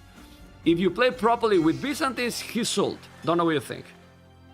It's going to be tricky because in the southern area, there's lots of open space for fire ships to split up against demo ships. But if you're up in sort of the Mangrovey River area, it's way harder to defend against those demo rafts. But the docks are here in the south, where it should be at least a little bit easier for Red, but you still have to make up all of that production difference from the faster feudal age of Kingstone. Yeah, they don't have numbers right now. They definitely don't have numbers. And now what we see is that purple and green are going literally up to the same time. But in this one, Barbatacos has a lot more population, double the army or navy, we could say, because mostly it's now navy. Then more villages as well. Scouts here from Miguel on red goal. Dragonstar cannot do anything or don't realize because he's focused on water. Now yellow, okay, he now realized. And I wonder what Doomsday is going to do because Doomsday has the stone for the castle, Dugout 2, but where you drop the castle now, Mr. Orlu? Yeah, I think you want to get it forward if possible. If nothing, just give yourself some more map control, deny maybe some borrow from your opponent. But you also need to make sure the castle gets up safely. That has been a problem for some players on this map. So it's going to be tricky no matter what. But already, we just have to love the start from Barbatacos. They clearly are well prepared for this map. Well, it's their home map, but this is not how it starts. It's how it's finished. I have seen many games starting this way, and then it's going completely different. We're gonna see very soon. As you can see, blue, it's definitely controlling the water. One galley, man. Byzantines in the damn hell, Orlu. Oh my god, that demo. Okay, he got it. But not doing it. Okay. There was like a second that if you just hit delete on it, I think it could have sunk both fire galleys. Yeah, I think so. For that also, I was telling like, okay. But now, outpost. Outpost and the horse, as you can see, green, Dogao coming with so many villages. And there is a damn pause in the worst moment, like always. It's always at the worst time. More ships just about to pop out here for Dragonstar at the north, just about to hit Castle Age. Dooms are 1 second faster than Dogao. Vills are coming forward from green, but I don't know if he'll be able to get that super forward castle positioning that he'd like to. So, I don't know why it came to my mind that because we have a pause and we can talk. You told me that you are 27, right? Yep. I'm 20 years older than you? The fuck, man? What is this, man? I mean, I'm depressive now. My goodness. Okay, man, thanks God. Save it by the bell. The game continues. It's better that the game continues. I agree. I completely agree. Okay. Anyway, 1, 2, 3 dogs. So when we meet in NAC 2, that was the first time we meet in real life, you were fucking 20 years old. No, I was 21 22. maybe. Huh? No, I started streaming when I was 21, but I was 22, I think, at NAC too. It can be. It doesn't fit the numbers. It was 2018, and we're in 2024, so count. I think it's just because it was after my birthday, I think. I don't know. Regardless, I was 21 or 22 at NAC too. You were a little baby. Anyway, Castle is better. Look at the Camel Arches. Now with the Mango Dice, Botkin Arrow, Yellow is on the way to Castle Age. And that's really important, Orlu, because Deal is yet not up. Hindustani, Gurjaras will dominate now here. Well, doesn't look like this. 48 villas, 62 for Miguel. Miguel has killed already 1 villa only. Codmanov has lost 4, but that only means that here the production for Miguel, it is amazing. And he has right now 20 farmers on his 2 double main TC. 20 farmers. While Yellow, well, he relies on the boars, right? So for now, looks much better for Black Sails because their boom is much stronger. But now what? Mango Dice Camel Arches? Because I believe that the Camel Arches here should be OP. Yeah, they deal almost double the damage of the Mangudai versus each other. It's going to be 11 damage versus 11 base damage versus 6 base damage. So yeah, that's pretty huge. But notably, Dogao already has Castle number 2 coming in. Both Mangudai and Camel Archers take a very long time to train, so it's good to have that second bit of production. Maybe a Vill or 2 are going to go down here, probably not the end of the world. But Ballistics is also going to be in for green, so that's going to be really nice at taking those fights. Oh, that's amazing, actually. And with the second Castle Abyss, well, now the Mongols is kinda have no, is not effective at all. And we didn't mention that they could have picked Spanish here, but they didn't. Spanish is amazing, so they still have Spanish for another map. And it's crazy how terrible is the KD for Dragonstar. 919. Kingston has demolished him with Byzantines, man. He's Byzantines, and you know, Dravidian's best civilization in the game. Well, it helps when you are over 2 minutes faster to Feudal Age, and you're just constantly producing ships because you have a very clean build. And now, with water being won decisively for Kingstone, he can start to add in tons of his own fishing ships, and that is going to be an excellent boost to his eco. And then we have Gurjara's Camel versus Hindustanis. Gurjara's Camels, we could say that maybe late game with all the average they might be similar or better even than the Hindustanis. That's probably a debate that we can have. But right now, Hindustanis should be better camels here. It depends. The Hindustani camels are better at fighting things that they don't get bonus damage against, but the Gurjara camels still win very comfortably in a straight-up fight. But now what upgrades they have now, the Gurjara's camels now? Yeah, I mean, it's close enough that the upgrades matter a whole lot, but looks like the upgrades are dead even, so... Yeah, +1, +1. Sounds good. For both, yeah. Yeah, military numbers is not that big difference, but they still definitely they have the advantage. The Barbitacos, but the biggest advantage here is the economy, right? It's the boom here, like. Yeah, and Red is out of the game basically. Like, he has okay population in terms of village, but zero army, so he will have to go land. But feel that the Maguna is here kinda useless. Well, they were able to snag several villager kills, so that's at least something. But as you're saying, the Barbitacos, with their very powerful Vill count right now, I mean, 79 Vills, 80 Vills now for Miguel. I mean, that's at least 15 ahead of everyone else on in the game. And although the Vill count isn't that great for Kingstone, he is able to add in a lot of fishing ships. He's on his way up to Castle Age. He'll be just fine. No, but Kingstone is with the fish boom, and now he take all the dogs. If he fish boom, he will go up to Imperial with 1 town center, honestly. Like, he has good farmers, 11 farmers for only 1 TC, and look at the food he's already collecting. Now he will get extra wood, and then fish and fish and fish in the south. Woo! Could be Imperial in no time.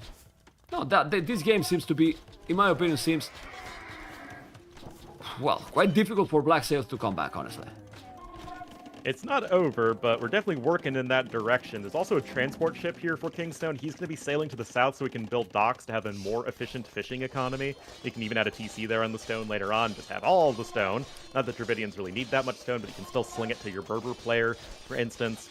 I don't know, actually, because this game is seemingly getting out of hand, what do you think of the sling rules for this tournament? Do you like the fact that there's slinging again in the AoE tournament? Well, Nations Cup will have also a sling, so. Yep. Like, I mean, what I like it is that there's some more limitations. What we did for Nations Cup is that you cannot sling from feudal to castle. Same age or below. Like, you can sling castle to castle, feudal to feudal, you know, and castle to feudal. But you cannot sling, you cannot make a feudal sling. So one player is just going Vikings, for example, wall, and then it's slinging feudal, even if it's more expensive, you know? Because in nomad maps, you might need some early sling. Imagine that you lose a TC or delete it by mistake, whatever, you know? Then you cannot sling, then this guy is out of the game completely. Doesn't make sense, right? So sling is kind of needed, but you have to adjust it, in my opinion. Yeah, what we did is you can sling players to any age, but there's a 50% sling tax without coinage, so it's really hard to sling, like, long-term if you don't have that important upgrade. Yeah, that's true, but like this, Mr. Yo, Leaks, able to win with the sling. My goodness, they make it work, you know? They make it work. To be fair, it's not like that was the easiest win in the world. I mean, they just played insanely well. Yeah. They did. They definitely did. Completely. They definitely did. Anyway, you can see why we're talking about that, because it looks like the army is just growing and growing more and more. And now, the same that Miguel did really poorly in the 1v1, look how Miguel is playing now in this game. He's a total domination mode activated with $107. He's about to click up as soon as he's doing the buildings. University and Monarchy he's doing right now. And these camel archers and camels combined, they are doing the job. So, basically, on the land, the Brazilians are dominating. On the water, the Mexican. And as I told you, he's on the way to Imperial faster than anyone. Yes, because he has the fish, he did the farmers, and now, wow, we're gonna watch game number 3 basically, because I don't think that there's a way that they can come back from this. Don't know what you think. Oh, Kingstone's trying to place a dock on the one tile of sand, I think. I think you can fit that. I think so. Well, yeah, you can fit that. You gotta love the dock on the one tile of sand. My goodness. Yeah, I mean, this game is getting pretty darn over pretty fast. Over double the army, still a better eco, the better quality army too, as those camel archers from Dogao absolutely crushing. It's great to see that even after the disappointing 1v1 results, Dogao and Miguel still showing their chops as team game players. You know when you make these kind of dogs in that one tile? When you know that you are completely with the game in your pocket. You know? And then you are having fun. Absolutely. Yeah, pretty much. Well, Doomster is on the way to Imperial too. He has a castle here. It's the only way that defend. But this is really unfortunate. Well, not unfortunate. You pick the Mongols, amazing. You get the boars, and then you have to face camel archers. Not what you want. Definitely not what you want. But look at the score difference. There is nothing they can do. And this is what happened in these kind of games. Like, this map, if you lose the water like they did, it's a snowball. It's really, really snowball. It's very, very hard, and I don't know if you agree, but I think it's very, very hard to really come back in this map. When you get the initiative, you have to throw to the other team to come back, in my opinion. Well, I mean, you need to be winning somewhere, right? Because if you lose water and you're getting harassed at home on the land, your armies aren't doing anything. I mean, it's like, what are you even doing in the game? Like, if you win water but lose on the land, then you can certainly make that work. If you win land pretty hard but you lose water, you can make that work. But Barbertaco's just won on every single front all at once. Completely. I mean, there was nothing to really analyze in those statistics because it was so clear, right, from the start, from all the points, and the Mongols couldn't have any impact there. We have the 1-1 series close, but the favorite here should still be the Barbertacos, right? I guess. Don't know what you think. I suppose so. Now that was, I believe, their number one home. Oh, no, sorry, it's the number 2 home map. So they still have Al Samim left. But yeah, we're probably going to be going to either Menindee or Tar Desert next. Oh, I love Tar Desert. It's probably my favorite map in the tournament. I think it's just amazing. I think it's a great map for sure. No, Menindee is really good. I like too because it creates also that is not a meta game as well. The Al Samim, I don't like it. I mean, it's gonna be fun to cast, but it's like, okay, let's see who is gonna spam more. Like, what strategy you do there? You know that there is no way to wall, and it's obviously the skills in that map. I mean, you can prepare something, but what? Like, you do a fast castle there, for example? It has to be spamming, right? Yeah, I mean, it's a matter of the different maps. At least when you're trying to create a map pool, I don't know what you think, but I want to have players tested in different ways. So you have a lot of maps that are just like very, very strategic, like Lensoy Maranhenses, but Al Samim is just, it's there for people who really want to just play the Colosseum style of aggression. No, it's even not Colosseum. That's even more, Colosseum, you could make some walls. Here it's impossible, man. Oh, I've seen players wall on this map. Okay, well, we're gonna see. It's true that in the last days, I think we only have seen this map in the 1v1s, right? So, correct me, but I think we only saw 1v1s the last weekend for sure. I don't remember a single team game in that one. Yeah, I think it's mostly been the one. We saw team games in the qualifiers, but not... Yeah, and in the main event, no.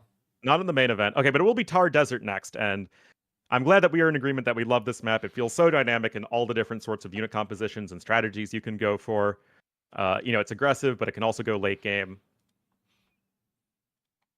Yeah, and I'm checking the SIPs to see exactly what I think they are going to do in that one. And let's see if we can beat something Menstradamus there. I think I'm checking the other maps. I think Persian should be played here. Don't know what you think. Because Persian's economy is pocket. And if you, for example, want to go on water as Persian's pocket and having extra resources, you can also make a dock and have extra boost for your own economy as a pocket, which I think is very cool. I like it when we see the Persians or Japanese pocket on the map, and then you can just add in a few fishing ships to get ahead of your counterpart, like the other pocket, but then you have your ally focus heavily on water and walling. So I think that's one way you can really sort of synergize as a team, and Persians, of course, one of the best civs for doing that with the extra starting resources. Persians, Vikings, and Portuguese or Britons, because Portuguese or Britons could be here. That's my bet. What do you think? Persians, Vikings for sure. I think it's just sort of pick whatever archer civ you want. Maybe they want to save Britons for Menindee. Maybe play Vietnamese here. Maybe play Portuguese here. There are options for sure. You know what? Yeah, Menindee. Sorry, I will keep Saracens for Al Samim. In a map like this, I think having the Saracens with the market can be great. Mm-hmm. Yeah, it's definitely a very valid option. When you have... It's sometimes less about the specific civ and more like civ roles that you just need to have specific... You need to have a certain type of civ for the map, and within that it's like, okay, maybe they're like a little bit better here or a little bit better there, but I'm sure that these guys are going to be totally fine. Yeah. Do you see a clear civilization for black sails that go for water? Because I'm checking, and maybe Malians because of the wood bonus, because I don't see any other that I like to go for water there. Could go Koreans. Korea maybe, okay. We say it at the same time. maybe Koreans, but no other. And then pocket there, Franks or Magyars, well, pocket. Scout Civ. Yeah. And then Ethiopians or Mayans. Maybe China can be good there too, because I don't see Chinese in Al Samim, right? Kind of tricky. Yeah, I wouldn't love that, and I don't think you need them for Menindee either. Yeah. Okay, let's see if they start. Come on. We need. I like this map a lot. I think it has brought also some of the best games in the tournament as well. Absolutely agree. I think that I love this map, I love Pog, and I love Nile Valley. Those are my 3 favorite maps so far in terms of quality of games. Okay. With the Barbetacos, 100% accuracy, Persians, Vikings, Britons, well, It could be, Chinese and France, we say it as well. And then the water one is going to be Lithuanians, which I don't know what you think about that. I believe that he's trying to go Lithuanians because the extra food you have that you can have a quick up time. But Lithuanians, they don't have transition to Arbalest in case that you want to go then for the land. And what you going to do with Lithuanians? Maybe they will try to go full castes and lattice, unique units. Well, if this tournament's proved anything, it's that the Lattice is a very fun and balanced unit. So if you get to them, they just kind of kill everything. Yeah, but I see this working in the Nile Valley map. You remember in that one that you can get a lot of boars, elephants, let's say. But here, I'm not convinced about Lithuanians. Like, they don't have 2 archer civs. And in this map, I think you need to have at least the option to have 2 archer civilizations. Don't know what you think. But we've seen teams go double scouts on this map and 1 archer. Like, you play the 1 archer civ in pocket, and then you have scouts on the flank. Sometimes you see like the more traditional 2 archers and a scout. Sometimes it's just full water. I mean, again, there's strategic diversity here, which I'm all for. Yes, but you think it's a good strategy to go double scout? Because I don't think it's having a success. I think you have to do damage really fast with it, and I think you fall behind. If not, you fall behind. Because you do get full walled eventually. Okay. Nice. But it's really hard to full wall early on, but you will eventually team wall on this map, so your window to get damage done is pretty short. But here we are, guys. Tar Desert will have, as you were talking about, Dragonstar in the blue as the Lithuanians on the water side flank, Doomster in the green as the Chinese in the pocket, and on the far flank it will be Dr. Cosmot in the cyan as the Franks. And yes, you can pick so you're guaranteed that blue and red are the water closest to the water. Yeah, but I like this map also because we say pocket, but here pocket is not pocket at all. Because if we check now the other team, pocket is Britons, which is not pocket, right? It's just gonna be the Archer Sith, right? And then Miguel has Persians on the right. I don't like that. They should have changed the colors. He should have been purple. Remember that with the color fixed, you can select your position.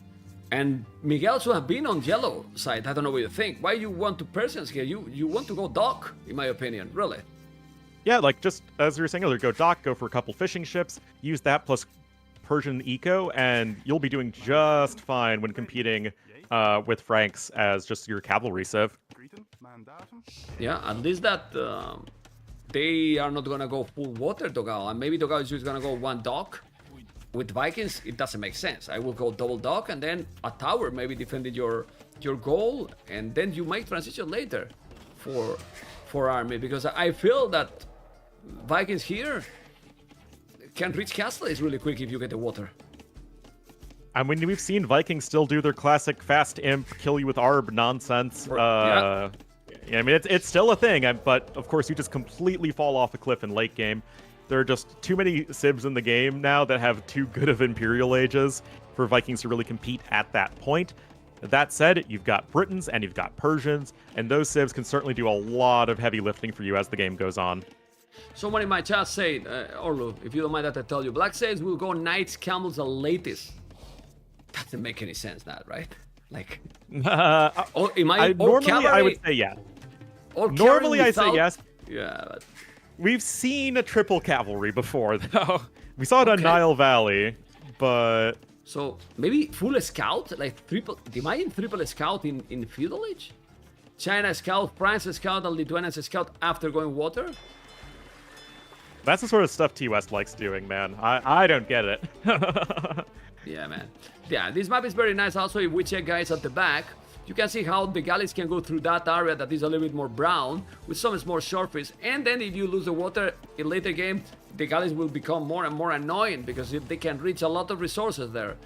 But usually they don't go too much on water, Orlu, because if you do that, then it's 3 versus 2 on the land, and that's very hard. Indeed, and notably with the dock positioning, it is really important on this map because the fish, there aren't that many fish. Like if there were a lot of fish here, then winning water I think would just be too important early on. The dock positioning for Dragonstar is really bad though. Sometimes you get a deep fish like really close sort of to the edge of the main water area near like I guess the mouth of the river. That's not what Dragonstar got, so he has a much further sailing distance to get back to his dock. but what he did is, I mean, it doesn't make sense because Dogao was safer. Like, let's say, if I go closer to the middle, the fish is gonna be better no matter what. We all know that in these generations, if you make the dock as close as possible to this area that he did, there's a chance that happened what happened here. Like, look how far is the fish for blue, and look how close is for red. So the efficiency for Dogao is already much better. So yeah, and like you could say he got unlucky, and I guess to some degree you got a little unlucky, but you have to take calculated risks, right? Is it worth building your dock, say, 20 tiles closer to your base if it means there's a chance that you are just going to be completely out of luck when it comes to fish? Especially like once this first tuna goes, there's not going to be any deep fish nearby. That said, if you go for a second dock and it's much closer to the middle, then it really doesn't matter as much. Yeah, for those that were wondering, is he gonna go full cavalry? Definitely not. And as you can see, Doomster is already as a second build to go up the mining camp. That means he's gonna go archers and double archery range. Britons will do double archery range as well. And you can see how they are building almost at the same distance. So they're preparing maybe to make the team walls right order with the buildings. Basically. Yep, we see a fair amount of that on this map, and I think it's good just to... You want the team walls eventually because you have a lot of resources at the back of your base, sort of beyond the dryish river. And if you don't have that secure, then you just have units running around constantly and harassing your eco, which is never very fun. So just get that wall up the front eventually. Okay, we see the stable up already for Miguel. It's starting to wall Dogao, so Dogao is definitely going to go for water. I believe he's gonna make... Oh! Barrack, so only one dock. Depending on what Blue is doing, I like it, but Blue is doing the barrack as well. So I like it. They are not gonna go too much on water. Might do 1 or 2 galleys. Dogao has to be careful because he's gonna lose already a village. This is a good team war, Mr. Olu, by the Black Sails. Already killing the first village because the 3 scouts are in the same spot. 2 villages down. This is just team coordination at its finest, just getting all the scouts there, not just, hey, let's meet up in this particular spot, but doing so, making sure you're arriving at the exact right time so your opponent has the least amount of time to react and try and get those villagers to safety. So 2 vills going down right away at the cost of only 1 scout. We have the team wall starting to come in. This is where actually the Mayan team bonus is really helpful, just because you are typically stonewalling on this map. But you know me, Mem, when I see stonewalls, I get very happy because I'm a masochist. Well, I mean... I usually don't like it, but I understand this. And to be honest, I don't mind too much stone walls in team games. I mind a lot more although in 1v1s, But in team games, I mean, I'm fine with this. And honestly, it's understandable. They're fine here. And we have double a stable as we expected. And that's why they're walling like this, because they're going to have 4 archery ranges soon against 2, and that's too hard to counter with the scouts, honestly. It is, but if you can keep the opponent's archers at home, and I already like that, okay, if you're going double stable scouts, you need to be really active with your units and prevent those archers from just walking across the map and making your life miserable. This is giving you time to get these stone walls down, absolutely critical. So yes, I agree that having 2 players go archers is the safer option, but if you're going to play this style, I think Black Sails is going about it in the right way. No, he's definitely doing. And now they are coming. I like that they are coming aggressive. He's coming with the scout through the left. So he's going to pick that village on the walls by Dogao. Village going to be down. And it's already the 3rd village that is going to be down. He's trying to make quick walls. But it's working. It's not working, man. You can see how the quick walls are not for everyone, Orlo. So now you feel better because he failed like you and me does. I was going to say, that is the Ornlu school of Alcatrazing your villager. No. You are the tournament host, so today I'm gonna be nice with you, okay? It's you and me, okay? Not only you, you and me. It was Warlords or something else, then the troll is real, But no, not here, okay? Not here. Anyway, he's killing a lot, man. It's another one. What the hell, man? Oh, wow. I am just loving the aggression and the coordination here from Black Sails. I mean, this is just so well done. You can tell that Barbatacos is just not prepared for the amount of units being thrown at them that quickly. Yes, you do have the fishing ships for Dogao, but you'd normally want to be using the fishing ships to get ahead of your opponent. That's what Leary did really well in the previous set. This is just like, okay, we're trying to stay afloat with the fishing ships, so to say. Yeah, but look at now, when you are in this kind of situation with double stable against one archer range and you are only 5-6 army behind, it's okay. It's definitely okay, but now it's gonna change a little bit. You have to maximize Orlu, that with those towers that you build, don't lose that he lost 3 scouts for almost nothing. It's too tricky. Yeah. But the question is... Go on, sorry. What I was going to say, Dogao, another villager that was about to go down, but there you go. That's a successful Alcatraz. No, but the walls are still open. Anyway, Miguel gotta have Persians. If he didn't lose any village, and he didn't, Persia's economy is insane. Olu. Really, really insane. It's true that Franks are very smooth too, but can't compete with Persian's eco in my opinion. Don't know what you think. Yeah, I mean, it's a matter of a good eco versus a great eco, so it's not like you have to get that much damage done to equalize things, but Persians, they are going to be playing with that advantage, especially as the game goes on. Wheelbarrow even being researched a little bit faster, the ages are being researched a little bit faster. I mean, it's just a nice, smooth eco, but Dogao able to snipe his opponent's fishing ship, so he's actually ahead in vills compared to Dragonstar. Which is crazy, right? Well, in villas, he's 3 villas ahead Dragonstar, but since there is no fish, because he has now 5 fishing ship to 0, obviously he's ahead. Also Wheelbarrow, but they are coming very aggressive. Look at green and blue again on red base. When have you remember one single time that they attack to black sails? They didn't yet. They're defending all the time. So like this is the way that you can be fine. In theory, yes. But then you check their resources and look at Kingston economy and Miguel economy. They are about to click up, but then Cosmonaut is already clicking. So who has the advantage here? Frank's now with double stable, because what will you do here now? Triple stable, 1 TC, I guess he need to do a lot of farming. That does check out, and you need a lot of army to apply pressure. Your opponents are still open.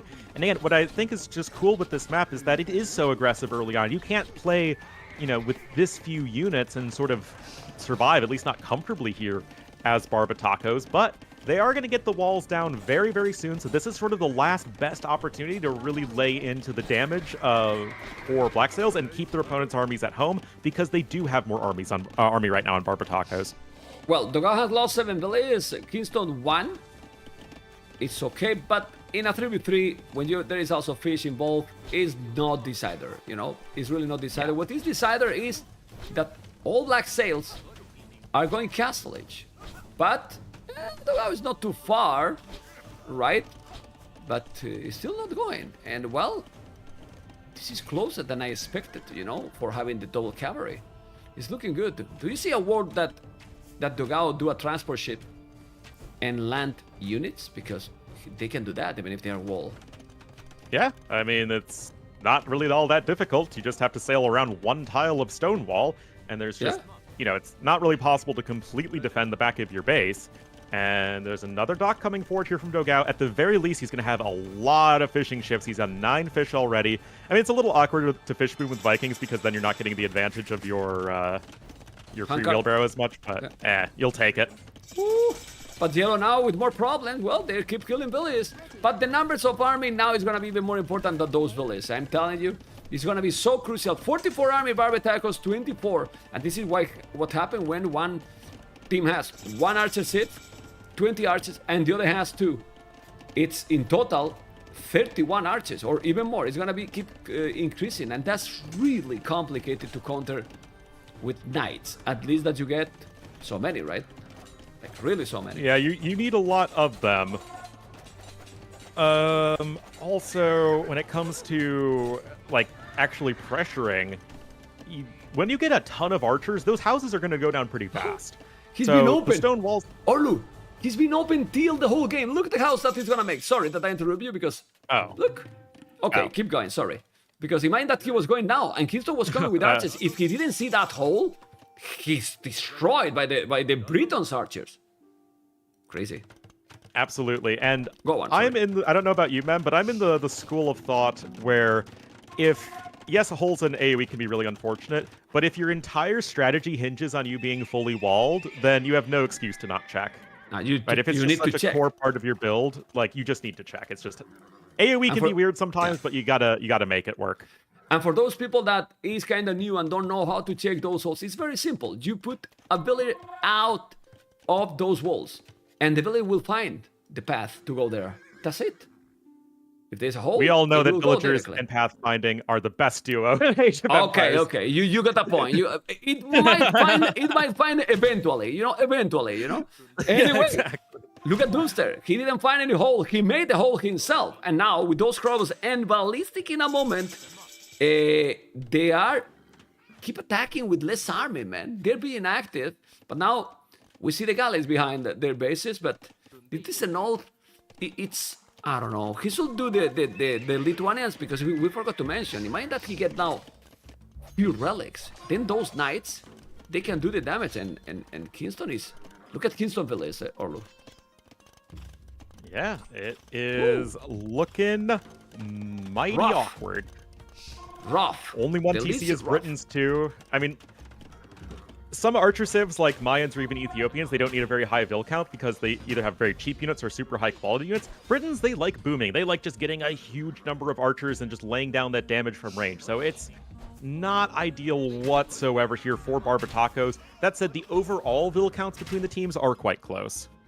Oh, but the Chinese, amazing. Look at the archers. But now those archers are going to be to the damn hell. Those knights are +2. So they should be able to hold. Hit to micro. There's a knight with 1 HP and he's not killing. Come on, kill it. Kill it, man. You see that knight, man? Oh, man. Now he kill it. Now he take another. To be honest, this is a good trade for Green. If you think about it, it's 2 versus 1. He kills so many knights. The best result he can get from there. Normally I would say yes, but and now the Oh, knight's no. coming in from Dr. Exactly. Cosmonaut as well. Exactly. Go, go, go. Oh yeah, the knights are just in here, and even from Dragonstar as well, they are fighting damage on those villagers, and this is, again, it's all about unit positioning and coordination. You bet Doomster's telling his allies, hey, I'm getting doubled over here, so that means, well, there is going to be some amount of army out of position, so if you're able to make it through the front of your opponent's base, those villagers are going to be going down and giving Black Sails a very nice eco lead. No, but now it's not only that. Now the numbers in military is almost the same, and that's really bad when your opponent has 2 knights civilizations, because that means they got a lot of knights, and that's the thing. 12 and 12, 24 knights, while only 2 knights by Miguel. Miguel lost everything, and if we check the Eco KD, he lost 13 villages, man. Check his economy with Persians, and Kingston 9 and Dogao 7. The raid was massive. Really massive, but look at Dragonstar. Losing village now with 1 scout. Oh my god. Come on. I was looking at that, I'm just like, it's so painful. Oh, man. With 1 scout, I mean- losing all the advantage. My goodness. That's never really what you want, but there's going to be another scuffle here in the middle of the map. But Vikings, the quality of their archers is just not as good as they used to be without Thumb Ring. They're not going to scale that well going forward. We have these knights here for Lithuanians. This map, by the way, has 5 relics, so just a regular mount compared to an AV2 map. It's not one of those maps that have a lot of relics, so you're still going to need to be going out on the map to try and secure those. Ooh, but they're cleaning. They are cleaning. Till is also coming here to this area. This is amazing, but really, it's time to take the rallies. If they take the rallies now, they can have a massive advantage. Imagine those knights now with +6 in Castle Age. You don't stop them. You don't Not stop really. Them. You don't stop them, really. I mean, maybe not gonna get all the rallies, but getting a couple of rallies, having the +4 already in Castle Age is huge. Even more when you have these numbers. But now, they need to keep being active. They cannot stop this aggression. I don't know if you agree. Well, I mean, even with all the damage that was dealt by Black Sails, the Vil counts are still basically dead even. The army values are still close enough, and you No, still need to. I don't try to agree, make Olu. something.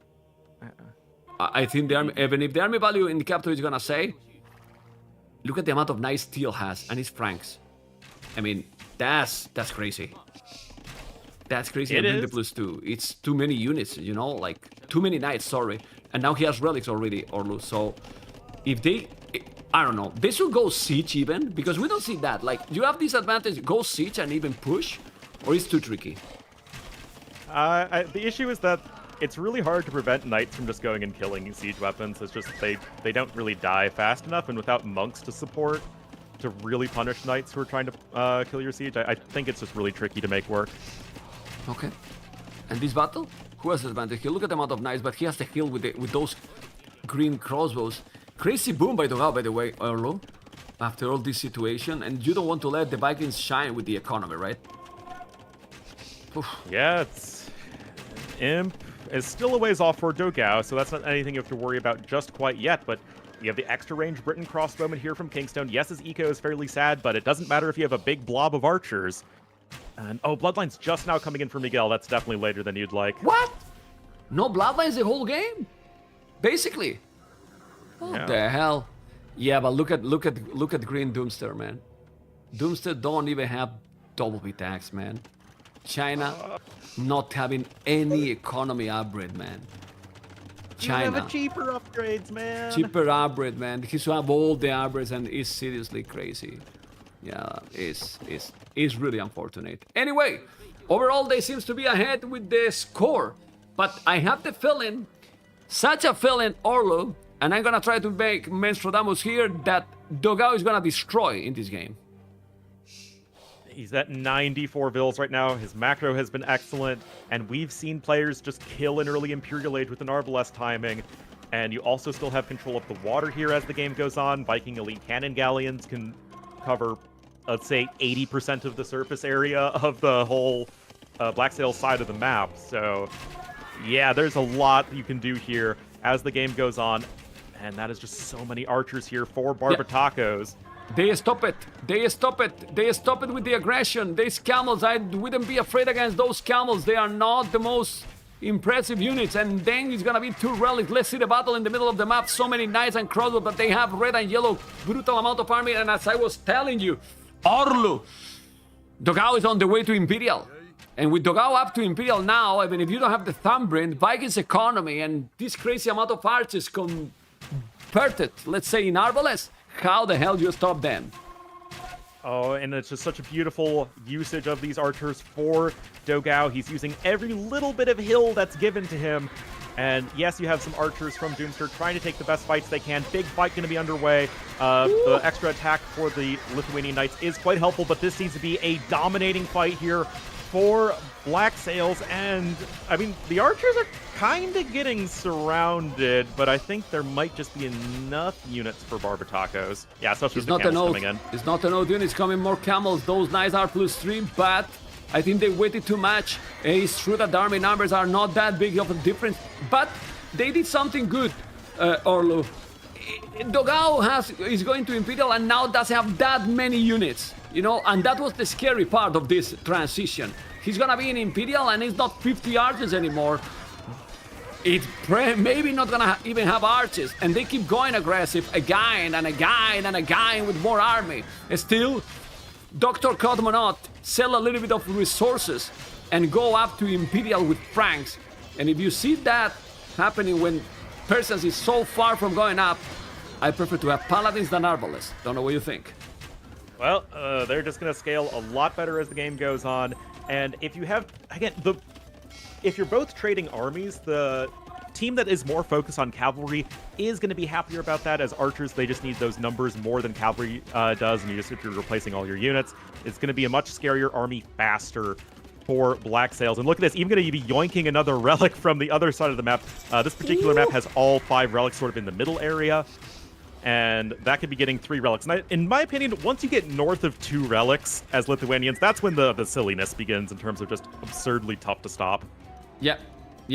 Well, it's gonna lose that monk, okay? There's a lot of army, but look at the army numbers, and Red is gonna have the +3. Oh man, this is gonna snowball badly now for Black Sails because they won't have no army. And you know, I can't stop checking the upgrades for Green, man. China, without eco upgrades in mind, he could have all the upgrade with Chinese, and he would be able to up to Imperial a long time ago. Because usually, Orlo, when you have the archer saves, you don't need 110 villages to go up. Even less with China. China, you get 60, 70 villages and you see them going fast in, right? Many times. Yeah, normally your eco is just so powerful that you can do that. I mean, it's what makes Chinese a good civ. They don't really have any direct bonuses to their military. It's all just about how many resources you can get so quickly. And we already are going to have Bugs Vigar in for Dogao. That basically makes their archers on par with Thumbring Arbalests. And this is going to be scary, and I do think that there's a decent chance you're right, Mem, in terms of Dogao steamrolling everybody. That said, there isn't a siege component yet. Yeah. So then they will have time. And Franks is gonna have Cavaliers. Cavaliers for Franks, but don't overchop the wood there. Man, don't overchop. You need to defend. The castle is gonna be there. And they are going to Imperial all three. All three. This is huge, Orlu. Because all three going up to Imperial, they need to hold a couple of minutes. Because if they do the upgrades, they will have 3 players in Imperial while Yellow is not up. Purple is now going up. Persian Seiko is crazy, man. He was 2 minutes ago without nothing, and now he has the resources to go up. What the hell? Yeah, this pretty feels good, man. 4 Persians. And Cavaliers on the way. Oh, man. Oh, and look at this. We at least have Dragonstar attempting to keep the armies of Barbatakos back at home. Trying to buy time because, okay. I mean, they had a nice spot economically. They did a lot of damage to Kingstone, but they need time for those advantages to really manifest themselves with the tech. And right now, well, they have a bunch of units shooting at them. Yeah, but Franks will kill. I mean, Franks, with the Cavaliers and +4, he should clean that army. I don't know what you think. I mean, those are very strong Cavaliers with more HP, 32. He could do more even. He has resources. Don't wait for Paladins. He need to clean. I don't know what you think. I mean, you can't wait for Paladins. It will be so long. Yeah, you definitely don't have time to wait for Paladins. You got +4 defense in right now. I like the camels here for Miguel. If you're just going to try and match your opponent pound for pound with the heavy cavalry units, it's probably not going to be too successful at this stage. But with only one player making archers on the other team, and that player not even having that many archers, camels are going to be doing a lot of work here against the Frank cavalry. Okay, but the lead the walls is not the lead. He's sending the Cavaliers there. Those camels are still not enough. As you can see, he the lead now, and he's going with the Cavaliers. If you kill those Arbalests, military numbers, Orlu is basically the same, and now the army is more powerful for them. Look at how Cosmonaut has casted forward, so he's gonna try to raid, and he's raiding also to his opponent Persian. Persian has 50 villages idle, not anymore, the Cavaliers, but he's gonna wait clean with those archers, and now you need to clean those red Arbalests. The Cavaliers are dancing like if they were in the disco, and I think now it's time for them to die. Oh, now there's gonna be a big old crunch here onto those Arbalests. And with Boggs Vigar, if you're just sort of shooting all at once, you're doing a lot of overkill damage, and you're just really missing out on that extra fire rate that Thumb Ring gives you. And suddenly, all those units are getting eaten. And Cosmonaut in his own base also cleaning yellow completely. Check yellow archers! Check yellow archers right now! 3 army! He'll kill everything Cosmonaut with the Cavaliers. They should clean just the Longbows, and if you clean the damn Longbows and go trade a little bit, now we have 2 players with potential Paladins, because Lithuanians is not going late, is not doing unique units, is going Cavaliers as well with already +5 attack. Yeah, not that bad. Could be getting really scary. All 4 relics are in for Dragonstar. Oh man, honestly, with the knight number being fairly low, I wouldn't hate a switch over into the Lechai, but most of the stone is in the middle on this map, so I can understand why it's just safer to go for your regular heavy cavalry. And I really have to give it to Dr. Cosmonaut. He has been doing so much work this game from his little corner position, and now just expanding out all over the map, defending at home as needed. I'm really impressed with him so far. Well, in this game, he's playing 2.6k. Yeah. No, seriously, it's playing really good. Like, really good. Being so active, he has so many units. The camels are there, but the camels, when there's 2 castles, the camels melt against the arrows. And now we see how Dragonstar Cavaliers are going to go inside and kill more and more villages from Kingston. Kingston is gonna be in the damn hell in a moment. And not a lot of army from Purple. Purple, Miguel, has few camels alive here, and if he gets now raided, he won't have resources to do anything, Orlu. And we are sort of getting past that 40-minute mark. This map doesn't have that much gold on it, so my general rule of thumb for players is that if you're in a team game, 40 minutes is when you really want to start thinking about trade on most maps. And we are definitely getting past that point. I do love that Barbatakos is starting to get that set up, and it looks like Team Black Sails is going to be doing something similar in just a moment as well. Well, but they need to do it. Army numbers, Black Sails with more, still 40 villages behind. They are losing units, and still Dogao is the only one now with really good army. This castle, the castle forward from the Cosmonaut can't die, but Miguel, if he loses that threat, Miguel got what? Few camels, 14 camels. Yeah, it's Dogao who is dominating this game, honestly. And with the Vikings, you know why now, Orlu? Because nobody's raiding him. Nobody. I mean, is after the attacking early him. game when he lost like 7 bills. Yeah, but that's it. But if you Yeah. check now, in comparison, Miguel lost 46, Kingston 45, Dogao 17, and his Vikings. So, and he's also with Lombos all over. They cannot even trade because of him. Well, now there's fast fires here by Blue, so they seem to be able to do the job. And now, the problem for Cosmonaut is that check how many villains on goal has Cosmonaut at the moment with Franks. Yeah, it's not enough.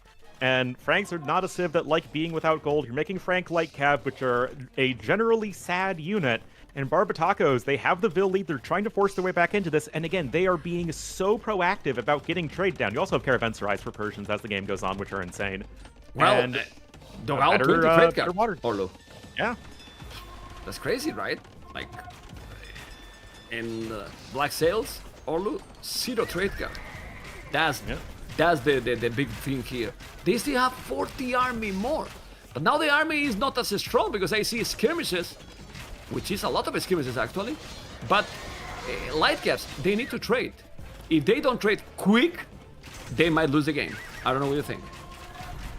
Yeah, now the Halbs are coming in for Kingstone. Like, yes, he's in a really lousy spot, and he can only make Halbs, but that doesn't really matter because Doomster, who, again, is missing a...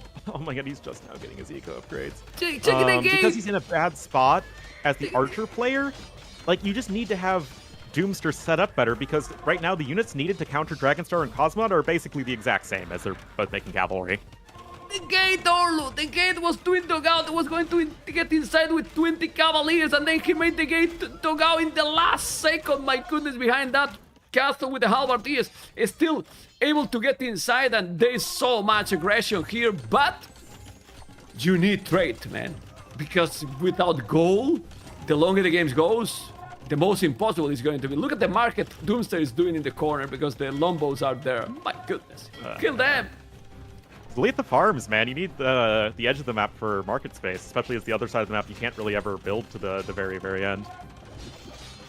Well, they have now doing some trade cards. Okay. Well, they are holding with trash units, Orlu. Yeah. Light caps and skirms. It's crazy. Sometimes just having enough mediocre units is, well, enough. You got Caravan coming in now for Black Sails. I know, I'm a very eloquent caster. Hussar's coming in from Miguel. Oh, but I love this from Dogao. He's now realizing that water control is so critical. You cannot realistically trade without any semblance of water control, and that's exactly why he's going for the longboats. Yes, but he got fast fire ship, so I don't know if he should spend a lot now on the water because, well, let's see. Army numbers, Black Sails is still with more. Crazy. There are Arbalest there from Dooster. I insist, the trade is the key. If they're able to make the trade, they might be able to do the job. I don't know who has better ships for the later game. I really believe that for the late Imperial game, I prefer Dragonstar Team civilizations. Don't know what you think. Yes, I agree. Especially as the Britain player was never really able to get a huge longbowman mass. He doesn't have the castles out on the map where he can push from. It's just going to be really tough to actually make that push happen.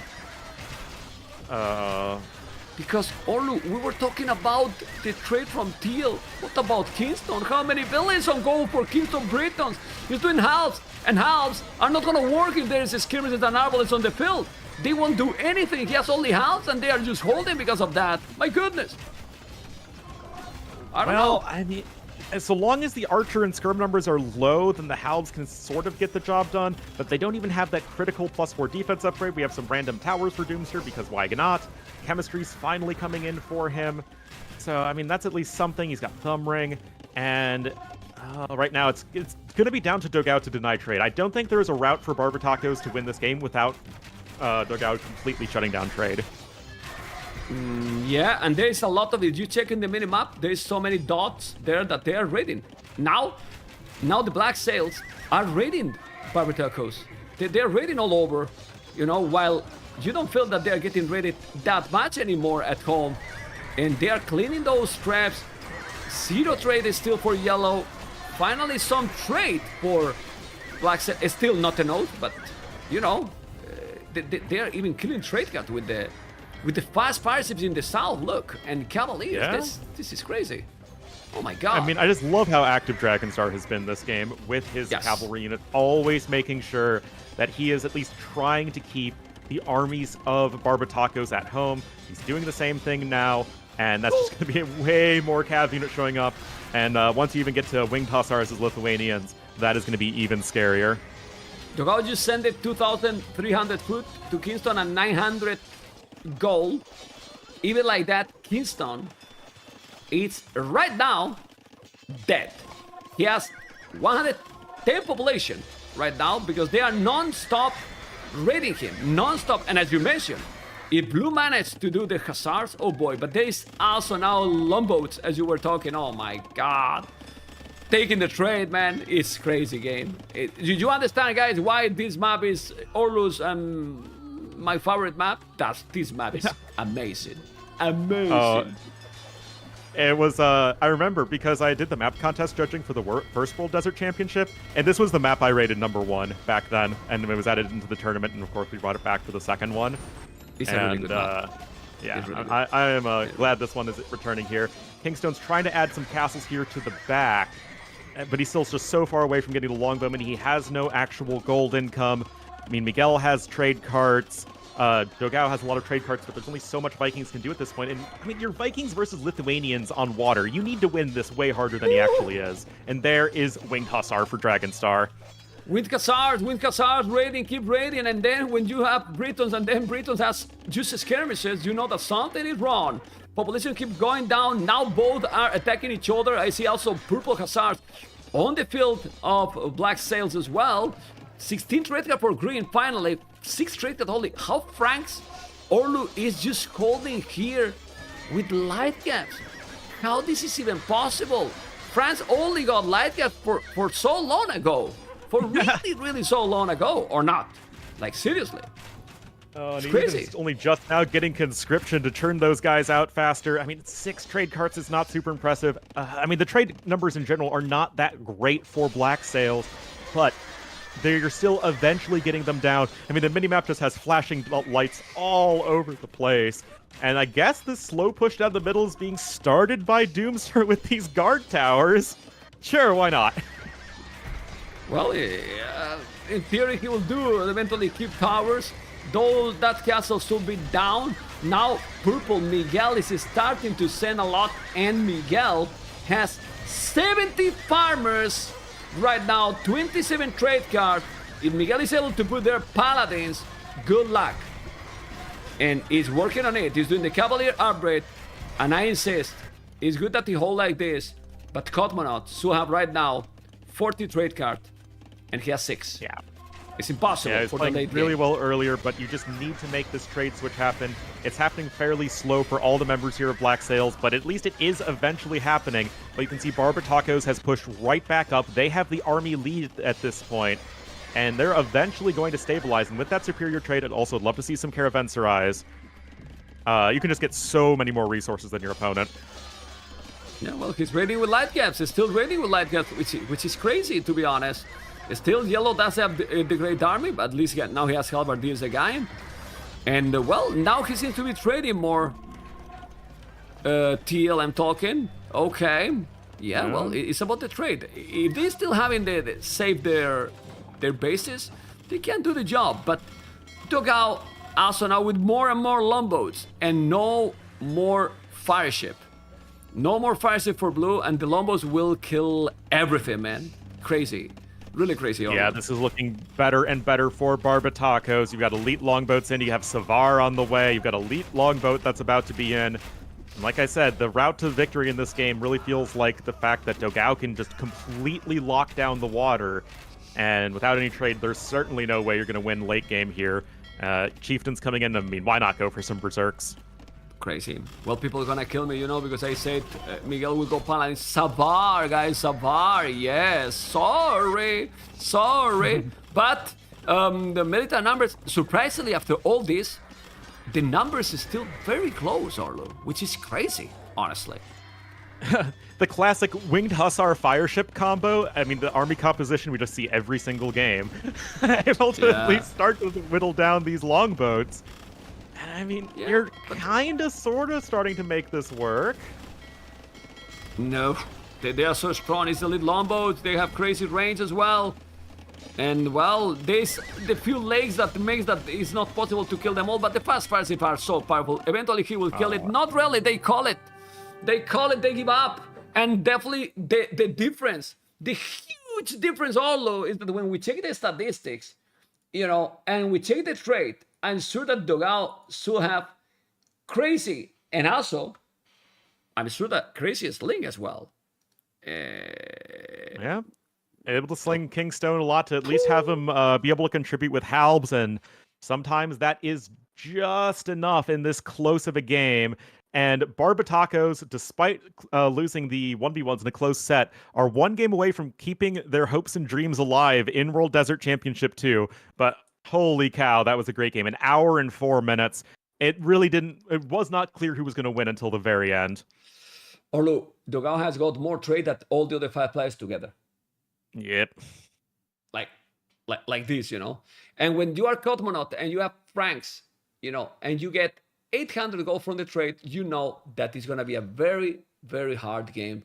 Because Franks in late game without gold, they are crap, Orlu, to be honest. They're bad. Yeah, you just don't have a good enough army.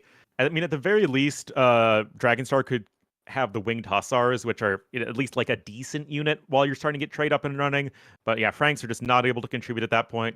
Doomster, I mean, not getting any wood upgrades the entire game just feels like you just cannot have that happen at a game of this caliber. He's so far behind in terms of resources compared to his allies. Well, nice series and nice games, but looks now very hard for Barbatacos for Black Sails, because they're gonna play now crazy in Altamin, because I believe that we're gonna see that map now, or not, because I see Menindi is the whole map they have. I just have in my overlays, I think reverse, because if I'm not mistaken, the maps they pick first, and then in Civilizations they pick on the right. I forgot to change on the overlays. Yeah, dude.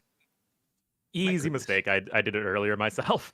Yeah, because someone was calling me on Discord, Orlo, and I didn't have time. You know what I mean? Happens. Those annoying Discord calls, man. Okay. Well, now we might see then Spanish or Portuguese or both. Why not? Why not both? Could be. Yeah, I think we'll be seeing both of them for sure. Or maybe instead of Portuguese, Spanish Teutons in that one make also sense, and then one archship Malay. That with the timing, and you can fish boom in that small lake. Yes, you can. Also worth noting is that this is the map that won the most points in the map contest this go around. So we had 8 judges or something like that, and Menindi got on average the highest amount of votes. Well, as I saw the thumbnail, and then I saw the first game, without start, I said this map is great. Yeah, because you can make several strategies. I don't think it's easy to find a real meta in that one, and that what makes, in my opinion, the maps beautiful. Really. Indeed. We usually see somebody go fast castle unique unit, but I think beyond that, it's not really clear what else you want to do. You start so close to each other, you can huddle together, you can defend each other quite easily, but I mean, really fast, you need to push out onto the map and find something to make work, as your resources will be very, very exposed. Yeah, I mean, if he's doing fast castle, doesn't matter. I mean, if he's Kongs or is any other unit, it's going to be wild also. And then, how to counter that also? You go aggressive, you go toggle rush yourself, you do also a castle, drop yourself with a fast castle. It's not a Scout Arches gameplay. So no, not on this one. No, and that's great. Oh, absolutely. I mean, we have the Scout Archer maps for the teams that really want to play that. I mean, we have Samim, which would be game number 5 if we go there. But this is a strategic map, and I am looking forward to it in a couple minutes. And I actually need to take a quick break, Mem, so be your entertaining self. No worries. You call me in Discord later. Okay, guys. So, are you enjoying or not? Guys, beautiful. Are you enjoying or not? It's nice. Did you miss it, the co-cast with people? It's different, right? Different kind of a stream. Sometimes with the excitement, I know that I interrupt Orlu, but I can't avoid it. Mainly when he was doing, there was that gate, you know? And I was like, man, the gate and the hive, you know? Vamos! Because if you get inside, you know? But, you know, it's very difficult to see the same things, you know? Someone was saying, you are the sync. Of course, man. There's 6 players we have, and we are not having an observer camera. So each one is watching whatever you think that is better than the other. You know? Con pues. Con pues? You are not a lover boy, man. How you are not a lover boy in September? Con pues? Con pues. This is for you. For you.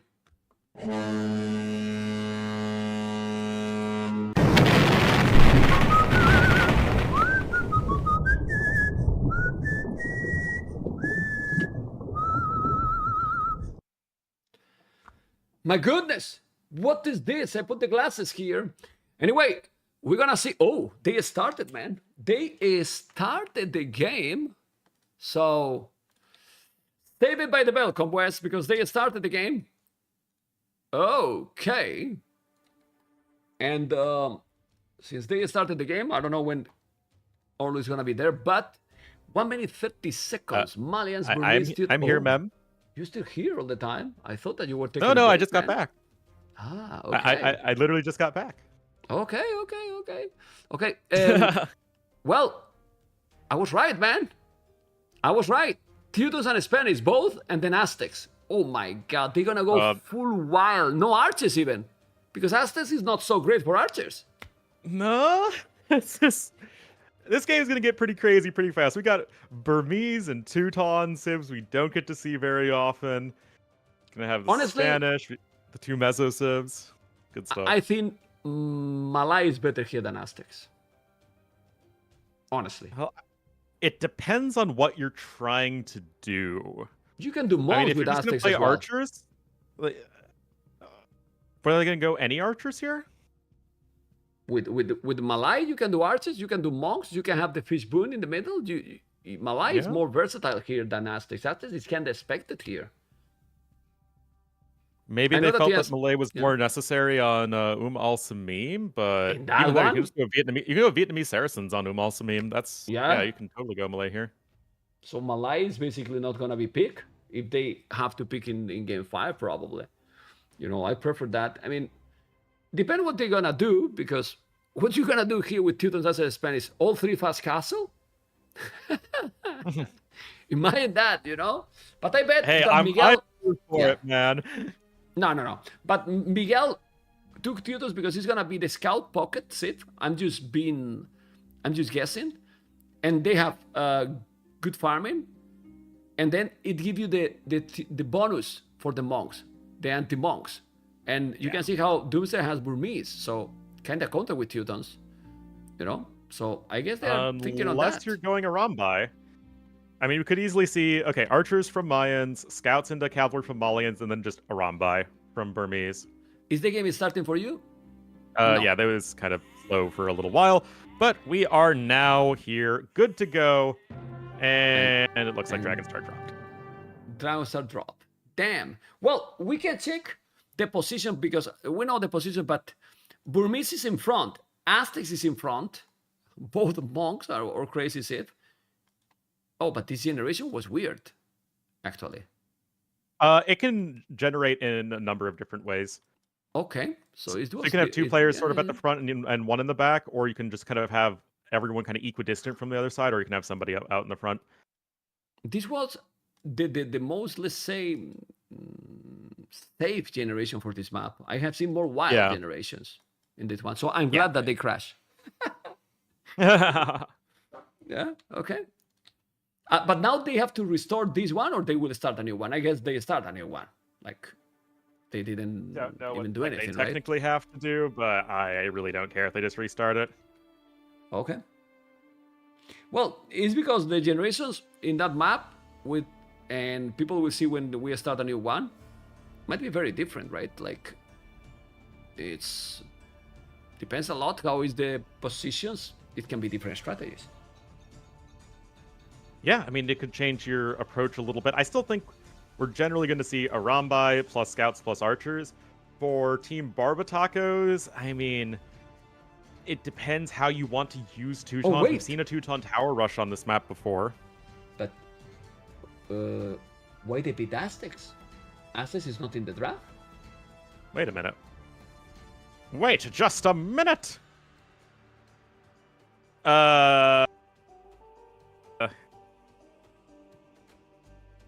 Aztecs is not in the draft. Drama!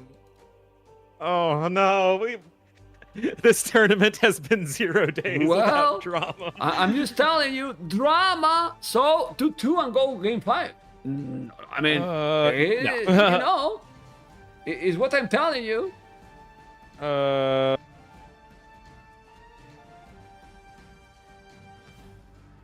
Aztecs is not there, right? Aztecs No, not there. I- Do you see Aztecs? I don't see Aztecs. Oh, Nope. I'm going to the Discord. I want to see the drama, Orlu. Let's go. Oh no! 0 days since drama.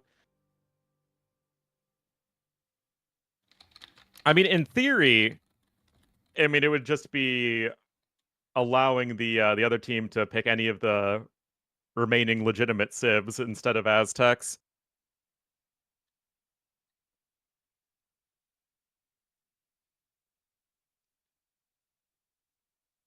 Yeah, but that's what I don't see there. At least that I have a wrong link. I believe you have the same as me, right? So Yeah, Aztecs aren't there. when they wanted picked to pick Aztecs? Malai, I told you. You understand now why I told you that is Malai better? I was right, man. Yeah. Yeah, man. Malai was better, man. And it's really easy to mess up, right? Because Aztecs and Malay are right next to each other alphabetically, so it's just so easy to pick the wrong civ. Yeah. Yeah. Give excuses to them. Come on, Arlo. Stop being nice, man. Ban them. I'm joking. Oh my goodness. I know, man. I know. Yeah. Aztecs and Malai use like A and B, right? Yeah. The B is silent in Malay. Okay. Okay, Kingstone's Malay this time. And now We're it's all Malai. back on course. Well, but Malai makes sense. Malai is amazing in that map. Honestly, for the time that you Yeah, they have, should you're be so very good. close. Archers, you can also feast later if you want.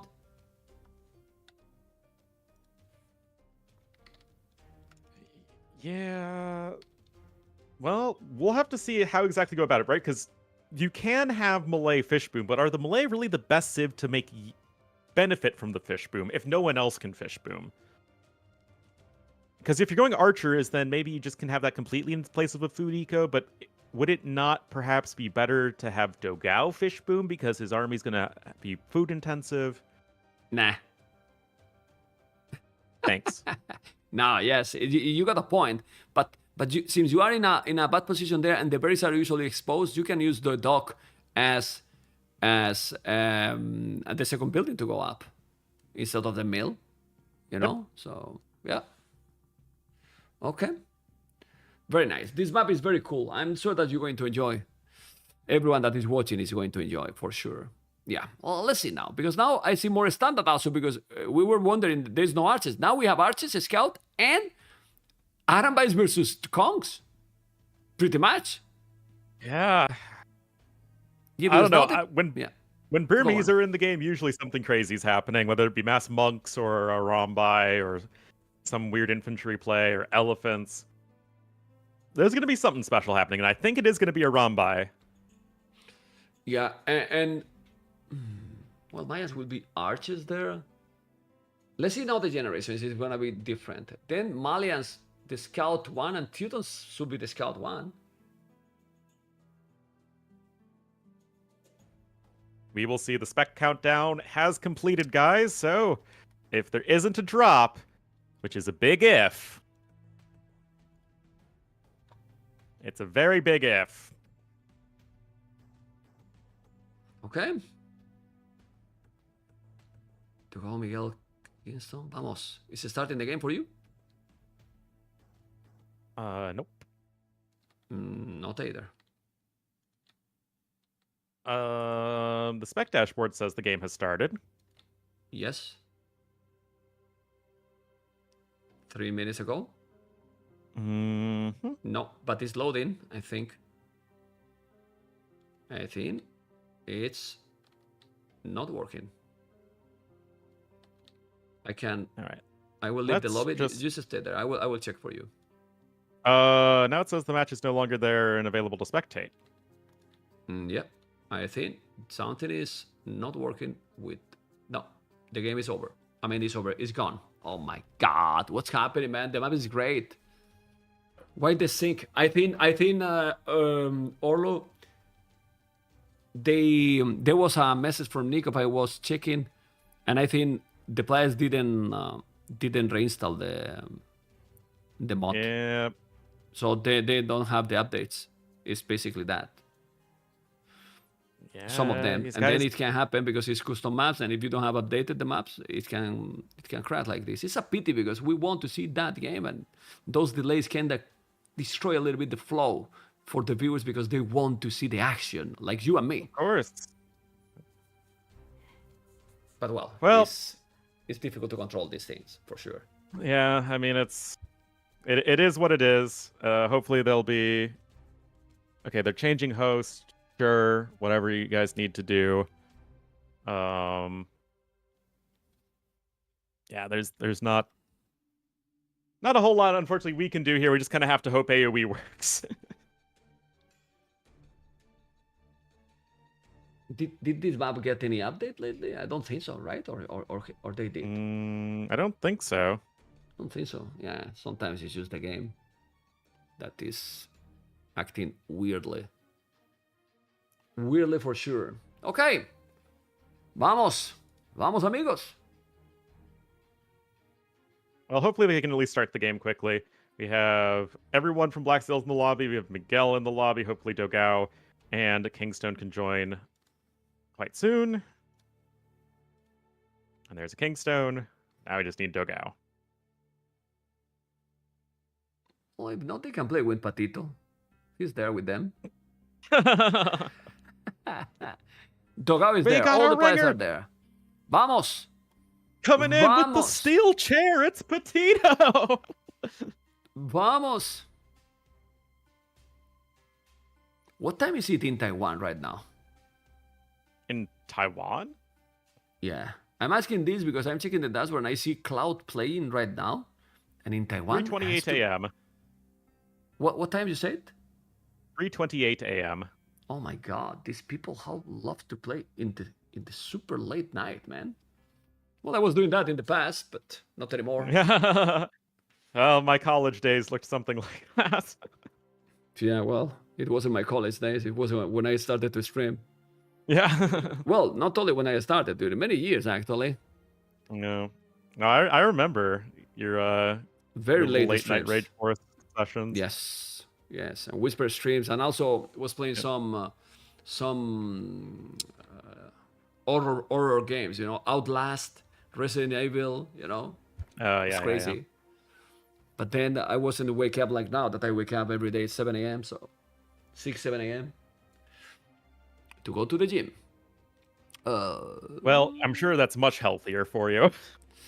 Well, I feel more tired now, you know. Yeah. Yeah. Okay, well, this is starting. We have 1 minute and 20 seconds to start. We said about the Civ, but what civilizations you prefer? I feel like Mayans, Malians, Burmese is actually really streamlined. Like, it's very clear what the players need to do, and I think that it can sort of come down to who can properly execute. And so far, Black Sails have had pretty good execution. I think that if you're going the Teutons Malay Spanish route, I mean, is Miguel going to be in a situation where he's tower rushing? Because Dogao's playing what is theoretically pocket with Spanish, so it's not going to be like the just castle right in front of your base. At least not as likely. We could see the TC drop play too. But depend how is the generation, no? It does depend a little bit on how the generation is. You have to be prepared. I think it's not his style. Miguel will go for sure scouts. I think Dogao fast castle Kongs. The question is where to drop the castle. If forward or just at home and then raid with the Kongs. Because to be honest, raiding with Kongs can be probably no damage. No? I mean, we've seen Kongs wreck on this map in the past, but you also need to have the eco behind it, because the chances of you like straight up killing your opponent seem to be fairly low. Not that I have the broadest database of games that I've seen on this map. I mean, I've only seen, I think, 2 or 3, but I mean, that's why it's exciting, right? It's just teams having to figure things out. And the game, I think, is starting finally. We're going to be able to see the beautiful game. Doomster is the last loading to me. I don't know. There you go. Oh. We are inside. Vamos. Vamos, Orlo. Game 4. Indeed, and it, just to make you sad, Mem, is the other very safe generation, as you say. Good old peace sign looking bases. So this is Menindee, guys. This was the winner of the map contest first prize. And we will have one game away from at least moving on to the decider set. Barbatacos, Kingstone in the blue as the Malay at the front, and then in the back is Miguel in the cyan as the Teutons, and Dogao in the green as the Spanish. Yeah, but I like a lot already. You see another different opening. Look at what Kingston did with Malay. Not fish boom, just a mill in this crazy deep fish in the middle of the map. That is 800 foot. And now Red is gonna come to Villiers fight. He has the loom. I think this is a mistake. Well, he want to Villiers fight with the Eagle as well. Send the Villiers? Well, maybe it's good, but... A very fast loom from Kingstone. Of course, as Mayans, you get loom right away. And already things are going to be looking a little chaotic, but just the way that the perch happened to spawn is that they are a little bit closer here for Kingstone if he was able to get the good mill spot, which he did. Just doing so a little bit faster. Miguel here to support his ally, though. And speaking of Black Sails, this is their tournament life on the line. Cosmonauts the Red Mayans on the flank, and then Dragonstar Yellow Malians, and Doomster Purple Burmese in the pockets. I don't like the late mill the Cosmonaut did here. I think who has the mill before has the advantage here, and now, yeah, this is not good for Red in my opinion. Don't know what you think. It's kind of hard to analyze, but go on. Everyone in this game has 0 or 1 seconds of idle time, except for Cosmonaut, who has 45 seconds idle time. So, you see what I mean? I'm going to go with not at all good, in fact. And more Vil fighting's happening. Oh, that guy's on the wrong part of the town. Oh. Well, I really think that Cosmonaut has suicide in this game, honestly. He has the Mayans. He's now almost a mini title TC, and when you see that he's doing that, you just have to play normally, you know, and try to go up as quick as possible. You are Mayans. I don't know. It's not a good idea. I think he just wasn't prepared for Kingstone coming forward with the mill right away, and it looks like he just kind of panicked and realized, oh wait, I can't just let my opponent go for all of these fish for free, so I need to fight for it. But he just wasn't really well prepared for it. No. You also had the scouts in a better position for Barbatacos, as Dogao's scout finally goes down. But this is already a fantastic start here for Barbatacos. Meanwhile, Dragonstar going to be getting the dock up in the back. Well, Red is out of the game, basically. If you think about it, he is already 3 villains behind, and it will be even more because when Malay go up, you get 2 villains more with every opponent. So, well, if you want to have Mayans to do arches here, how many arches is gonna make Mayans in this stage of the game? Gonna be very hard, man.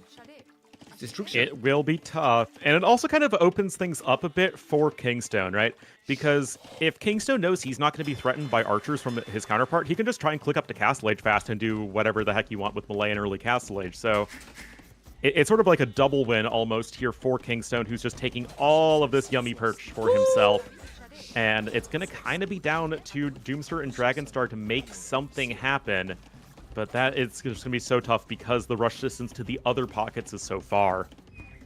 Yeah, I'm surprised that not Miguel. Well, Miguel not expected, but Dogao not going for the dog, doing now the Lambrick, and he was also early mill before the Lambrick because, well, you have the TC on the wood, so you don't need it. And it's incredible the difference of population that well, it has right now. And remember that this is the whole map from Black Sails, and Dr. Cosmonaut is completely dead. Or 2 minutes 40 seconds out of TC. Yeah, that is not acceptable in a game that is going to be so important. We do have the mining camp coming up here at the back. You do have 2 tiles of stone in your little shared team area early on. So, I mean, that's something. And we do have 2 fishing ships for Dragon Star. So, I mean, that's nice to have that little bit of a fish boom going. Dogao is on stone as well. Meanwhile, first player to Feudal Age is going to be Miguel. And this is still probably just going to be for a scout opening. He said, as I don't see a barracks. Oh, there it is. Yeah, and now Kingston is gonna go with the fish boom as well. So with this approach, what he's securing that he can do now, Kingston, whatever he wants actually. You know, can go army or can just go fast castle himself. Look at exactly, the that's what I was saying. The world is his oyster, basically. Yeah. And he is going to be. I mean, he's still behind relative to the other, the pocket player, so to say. But because he's so far ahead of his counterpart, you can just. I think it's better to be a bit greedier and play that Castle Age style. I mean, Malay, they're going to be very happy to be up in Castle Age. You can add TCs, you can add army, do whatever you need to. And he's going to be really fast. Like, yep. Oh, he's going to try to land. No, he can't. Like really, really fast. He's doing fish. Yellow is trying to kill that scout, but he can't. Oh my god. It's a pity because when it's kind of elimination match for them, oof, I don't know, like, yeah. Burmese and Malians are strong, but how strong they are they stronger than Teutos and Spanish? Don't think so, to be honest. Not in this kind of map and situation. Yeah, I mean, it's all about how you can use the civs. Like, if you're just looking at a pure cav civ perspective, I mean, Malians and Teutons until late game are pretty even. Don't think there's going to be that much of a difference there. Burmese versus Spanish, and with Conks, like, I really like how Arambai were redesigned because they used to just be like knockoff conquistadors. Now they are kind of different, but they need numbers more than Conks do. And just having that initiative with the conquistadors does feel stronger. Yeah. Dogao Eco Thought is not the most balanced economy right now. He has like a lot of wood. He might sell it. He's even sending ships. Look, his teammate Blue is sending some ship because Dogao is kind of the limit to make the fast cast. I mean, he will do it, doing the bullet and the loom. Market and blast it, okay. And that mining camp for both teams is also very smooth because you with one mining camp you are taking gold and a stone, as you can see. Very nice. Okay, but they're gonna be about the same time, right? Doomster and Dogao? Well, let's see if Dogao will have the food, guys. Doomster's actually grabbing Loom, so he's gonna be up a little bit later. Dogao, that's a bit awkward for both sides. I mean, whenever you have an atypical resources start, getting the very, very clean builds is something that's gonna take more time and practice. But the thing is, to actually advance far enough into the tournament for that to matter, you need to get these wins now. And first one up will be Dogao by around a couple seconds, so it's more or less even. Yeah, and well, Kingston, Fish Boom, Fast Castle. Well, it's crazy. Like, Kingston will be in Castle Age when maybe Cosmonaut will have the first archer outside. Yeah, he has 13 population more. Or 13, crazy. Yeah, that's just insane. And of course, but I feel like people get so lost with Malay and their fish traps giving you over 2,000 food. It's more the fact that the fish traps are cheaper. They're only 66 wood instead of the 100. And that just means this early fish boom is so powerful for the Civ. Yeah, one thing that is not good is that Kingston doesn't have a lumbercamp, so he cannot make double task when he need it. He's at the limit with the resources to go up, of course. But that's the question now. You go Castle, but what is he gonna do in Castle? Because right now his economy without the stone, maybe he's gonna go siege, maybe, or what? Because I don't know what Malay is going to do. You can go siege monk, and I mean the rush distance is around one screen away from your opponent, so that's not too bad. but there are already a lot of scouts out here for Dragonstar, and those are sort of what you want against the Monk Siege push. So, okay, there's the Lumber Camp coming in for double Bidax, if nothing else. You're going to have lots of fishing ships. I think it's actually Dragonstar we saw earlier have like 14 fishing ships on this map. That might be around the maximum. Yeah, but look at the fish traps he's doing. Kingston, great fish boom. Oh my god, that's not really efficient. Anyway, Purple Doomster is doing what he has to do the damage. Dogao is there, but no space for Dogao. Not gonna be able to do the castle, and now they might throw the game. Unbelievable, Lucian Villiers. Oh my god. Deal with the scout, but you can't make the castle. Burmese is doing the castle quicker, and now great house here by Doomster is doing the domination. No, it's not. He's fine. He's completely fine, and Green now have to adapt. But Doomster's getting it. Yeah, he will get it, of course. Understand my relative pronouns. Okay. Yeah, that's crazy. Look at the castle Dogao is doing now. La la la la la la la la la la. Well, look at Kingston. Another TC in the same spot. Okay. Well, if you make Fletcher or Botkin, you take that TC too. Yeah, it should be pretty close. But yeah, this is a sad castle for Dogao. I mean, this castle should have a big frowny face on it. I mean, it doesn't really protect your allies very well whatsoever. You have Miguel, who's going to be having a very bad time dealing with Rombai, especially as Kingstone doesn't have any archers as a part of his army. And this could be getting really messy for Barbatacos real fast. You know what I will do? If I'm Cosmonaut, Feudalist Link, full to the purple. Why you want to go up to Castle Age? I give all the resources. You don't need to go Castle Age, man. You just, even if it's expensive, don't you think? I mean, you go Imperial now as purple, and you destroy it here. I think you can take the fast imp route and make it work, and I also think you can go the double Castle Rombai route and play it party like it's 2020. Yeah. That way you can just win super decisively versus the Conquistadors. I think both routes have their merits, or you can go like fast imp with monks as Burmese, and it's really good. You have options, and that's the sort of position you want to be in. Well, it's also true that blue is in castle, but he's doing scorpions, couple of scorpions. I mean, not terrible, but it's nothing that is gonna dominate, you know. But let's see, because now we see Arambais, but there's a castle there. Conks by Green is trying to take damage. I think that he should have a slink. Because Red is getting now there to go castle, but what you gonna do there in castle? I mean, you're gonna be in time to have good amount of crossbows? I don't know what you think. I mean, especially because a lot of those feudal age archers have already died, it just doesn't feel like you can contribute that much. That said, we will have everybody else in Castle Age here for Team Black Sails, and 43 villagers right now for Yellow. That is totally fine. He even has a second dock in. We have to really make this fish boom work. That change. You check the congs on yellow goal. A few. Killing all the villiers, man. Down. Okay, not bad. That's not bad. He has killed 4 to Dragonstar right now, and he's not yet in Castle Age. He's killing another. He's already 5.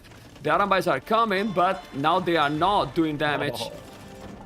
Oh, and Scorpion's hard counter scout cavalry confirmed. Oh, that's a lot of kills right there. And Barbatacos with some very good fights in an excellent spot in this possibly decider game. Arambai trying to come around the back, but the Conks will just be able to run away for the time being. Both units have the 1.3 movement speed, so it's just about who's better positioned. They are moving really well now. Dogao, Miguel, and Kingston, they are adapting really well to the good move by Purple. While this will adapt, in these kind of games, you need to adapt. I mean, Purple did great, but what do you do now in Castle Red? 8 archers, but what those archers going to do against the army that they have right now? They can't do anything, Orlo. I know that it's repetitive, I said it before, but they really can't do anything. Those archers, I believe. Mark it down, and then look what blue is going. Full army. Double siege workshop, triple monastery. Bam!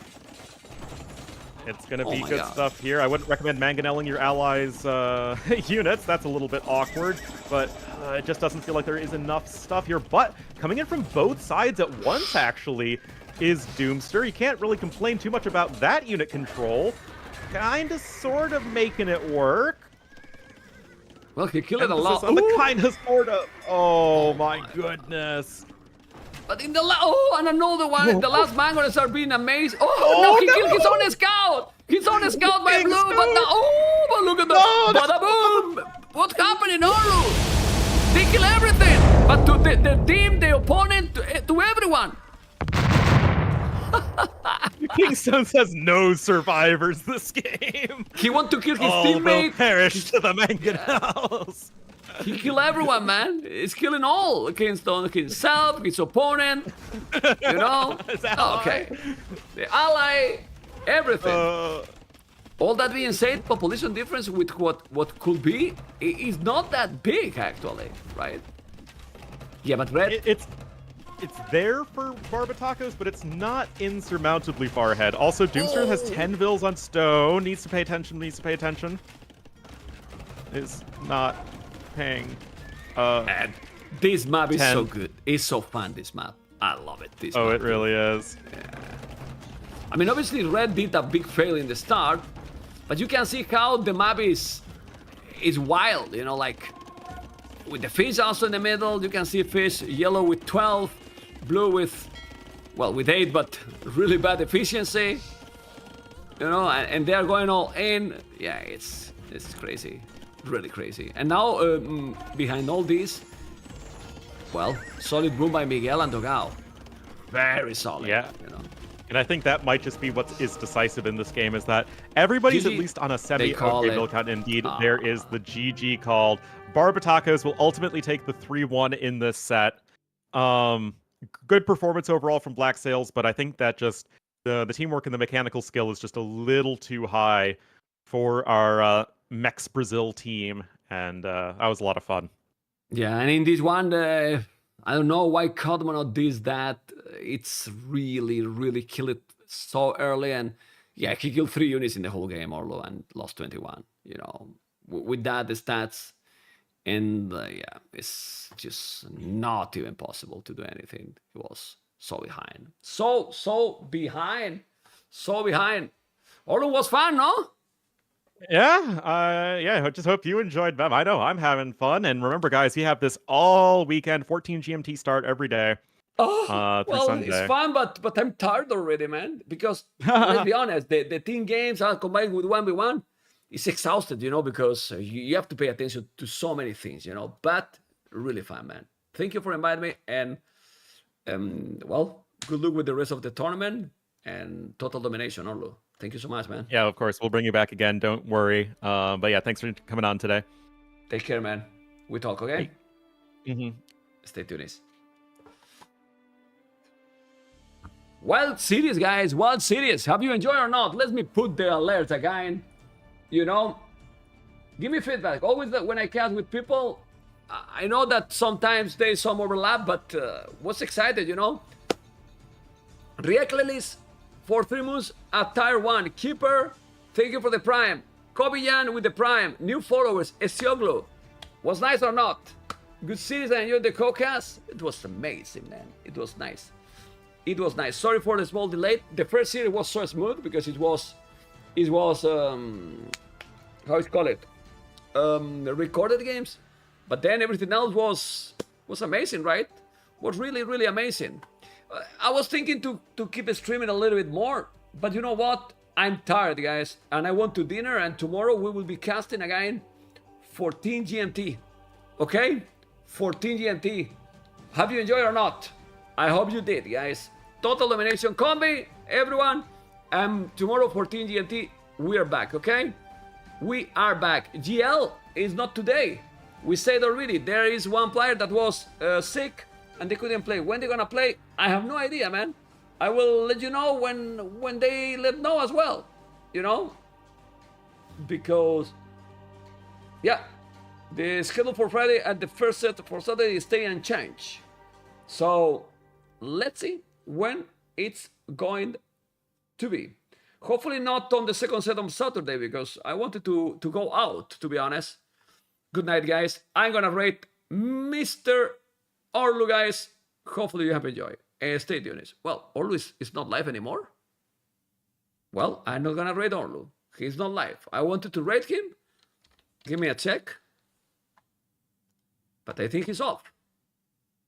These people, man, they are so old, man. They are so old, man. It's already offline, guys. These people are so old, guys. My goodness. My real goodness. So you know who I'm going to rate? Myself.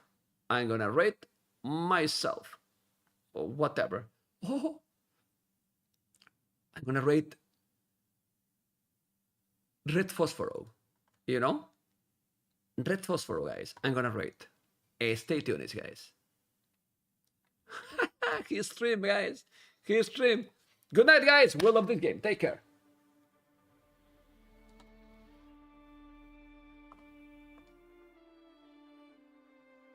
Thumb up on YouTube. Everyone, you don't thumb up, guys. You noobs. Good night, guys.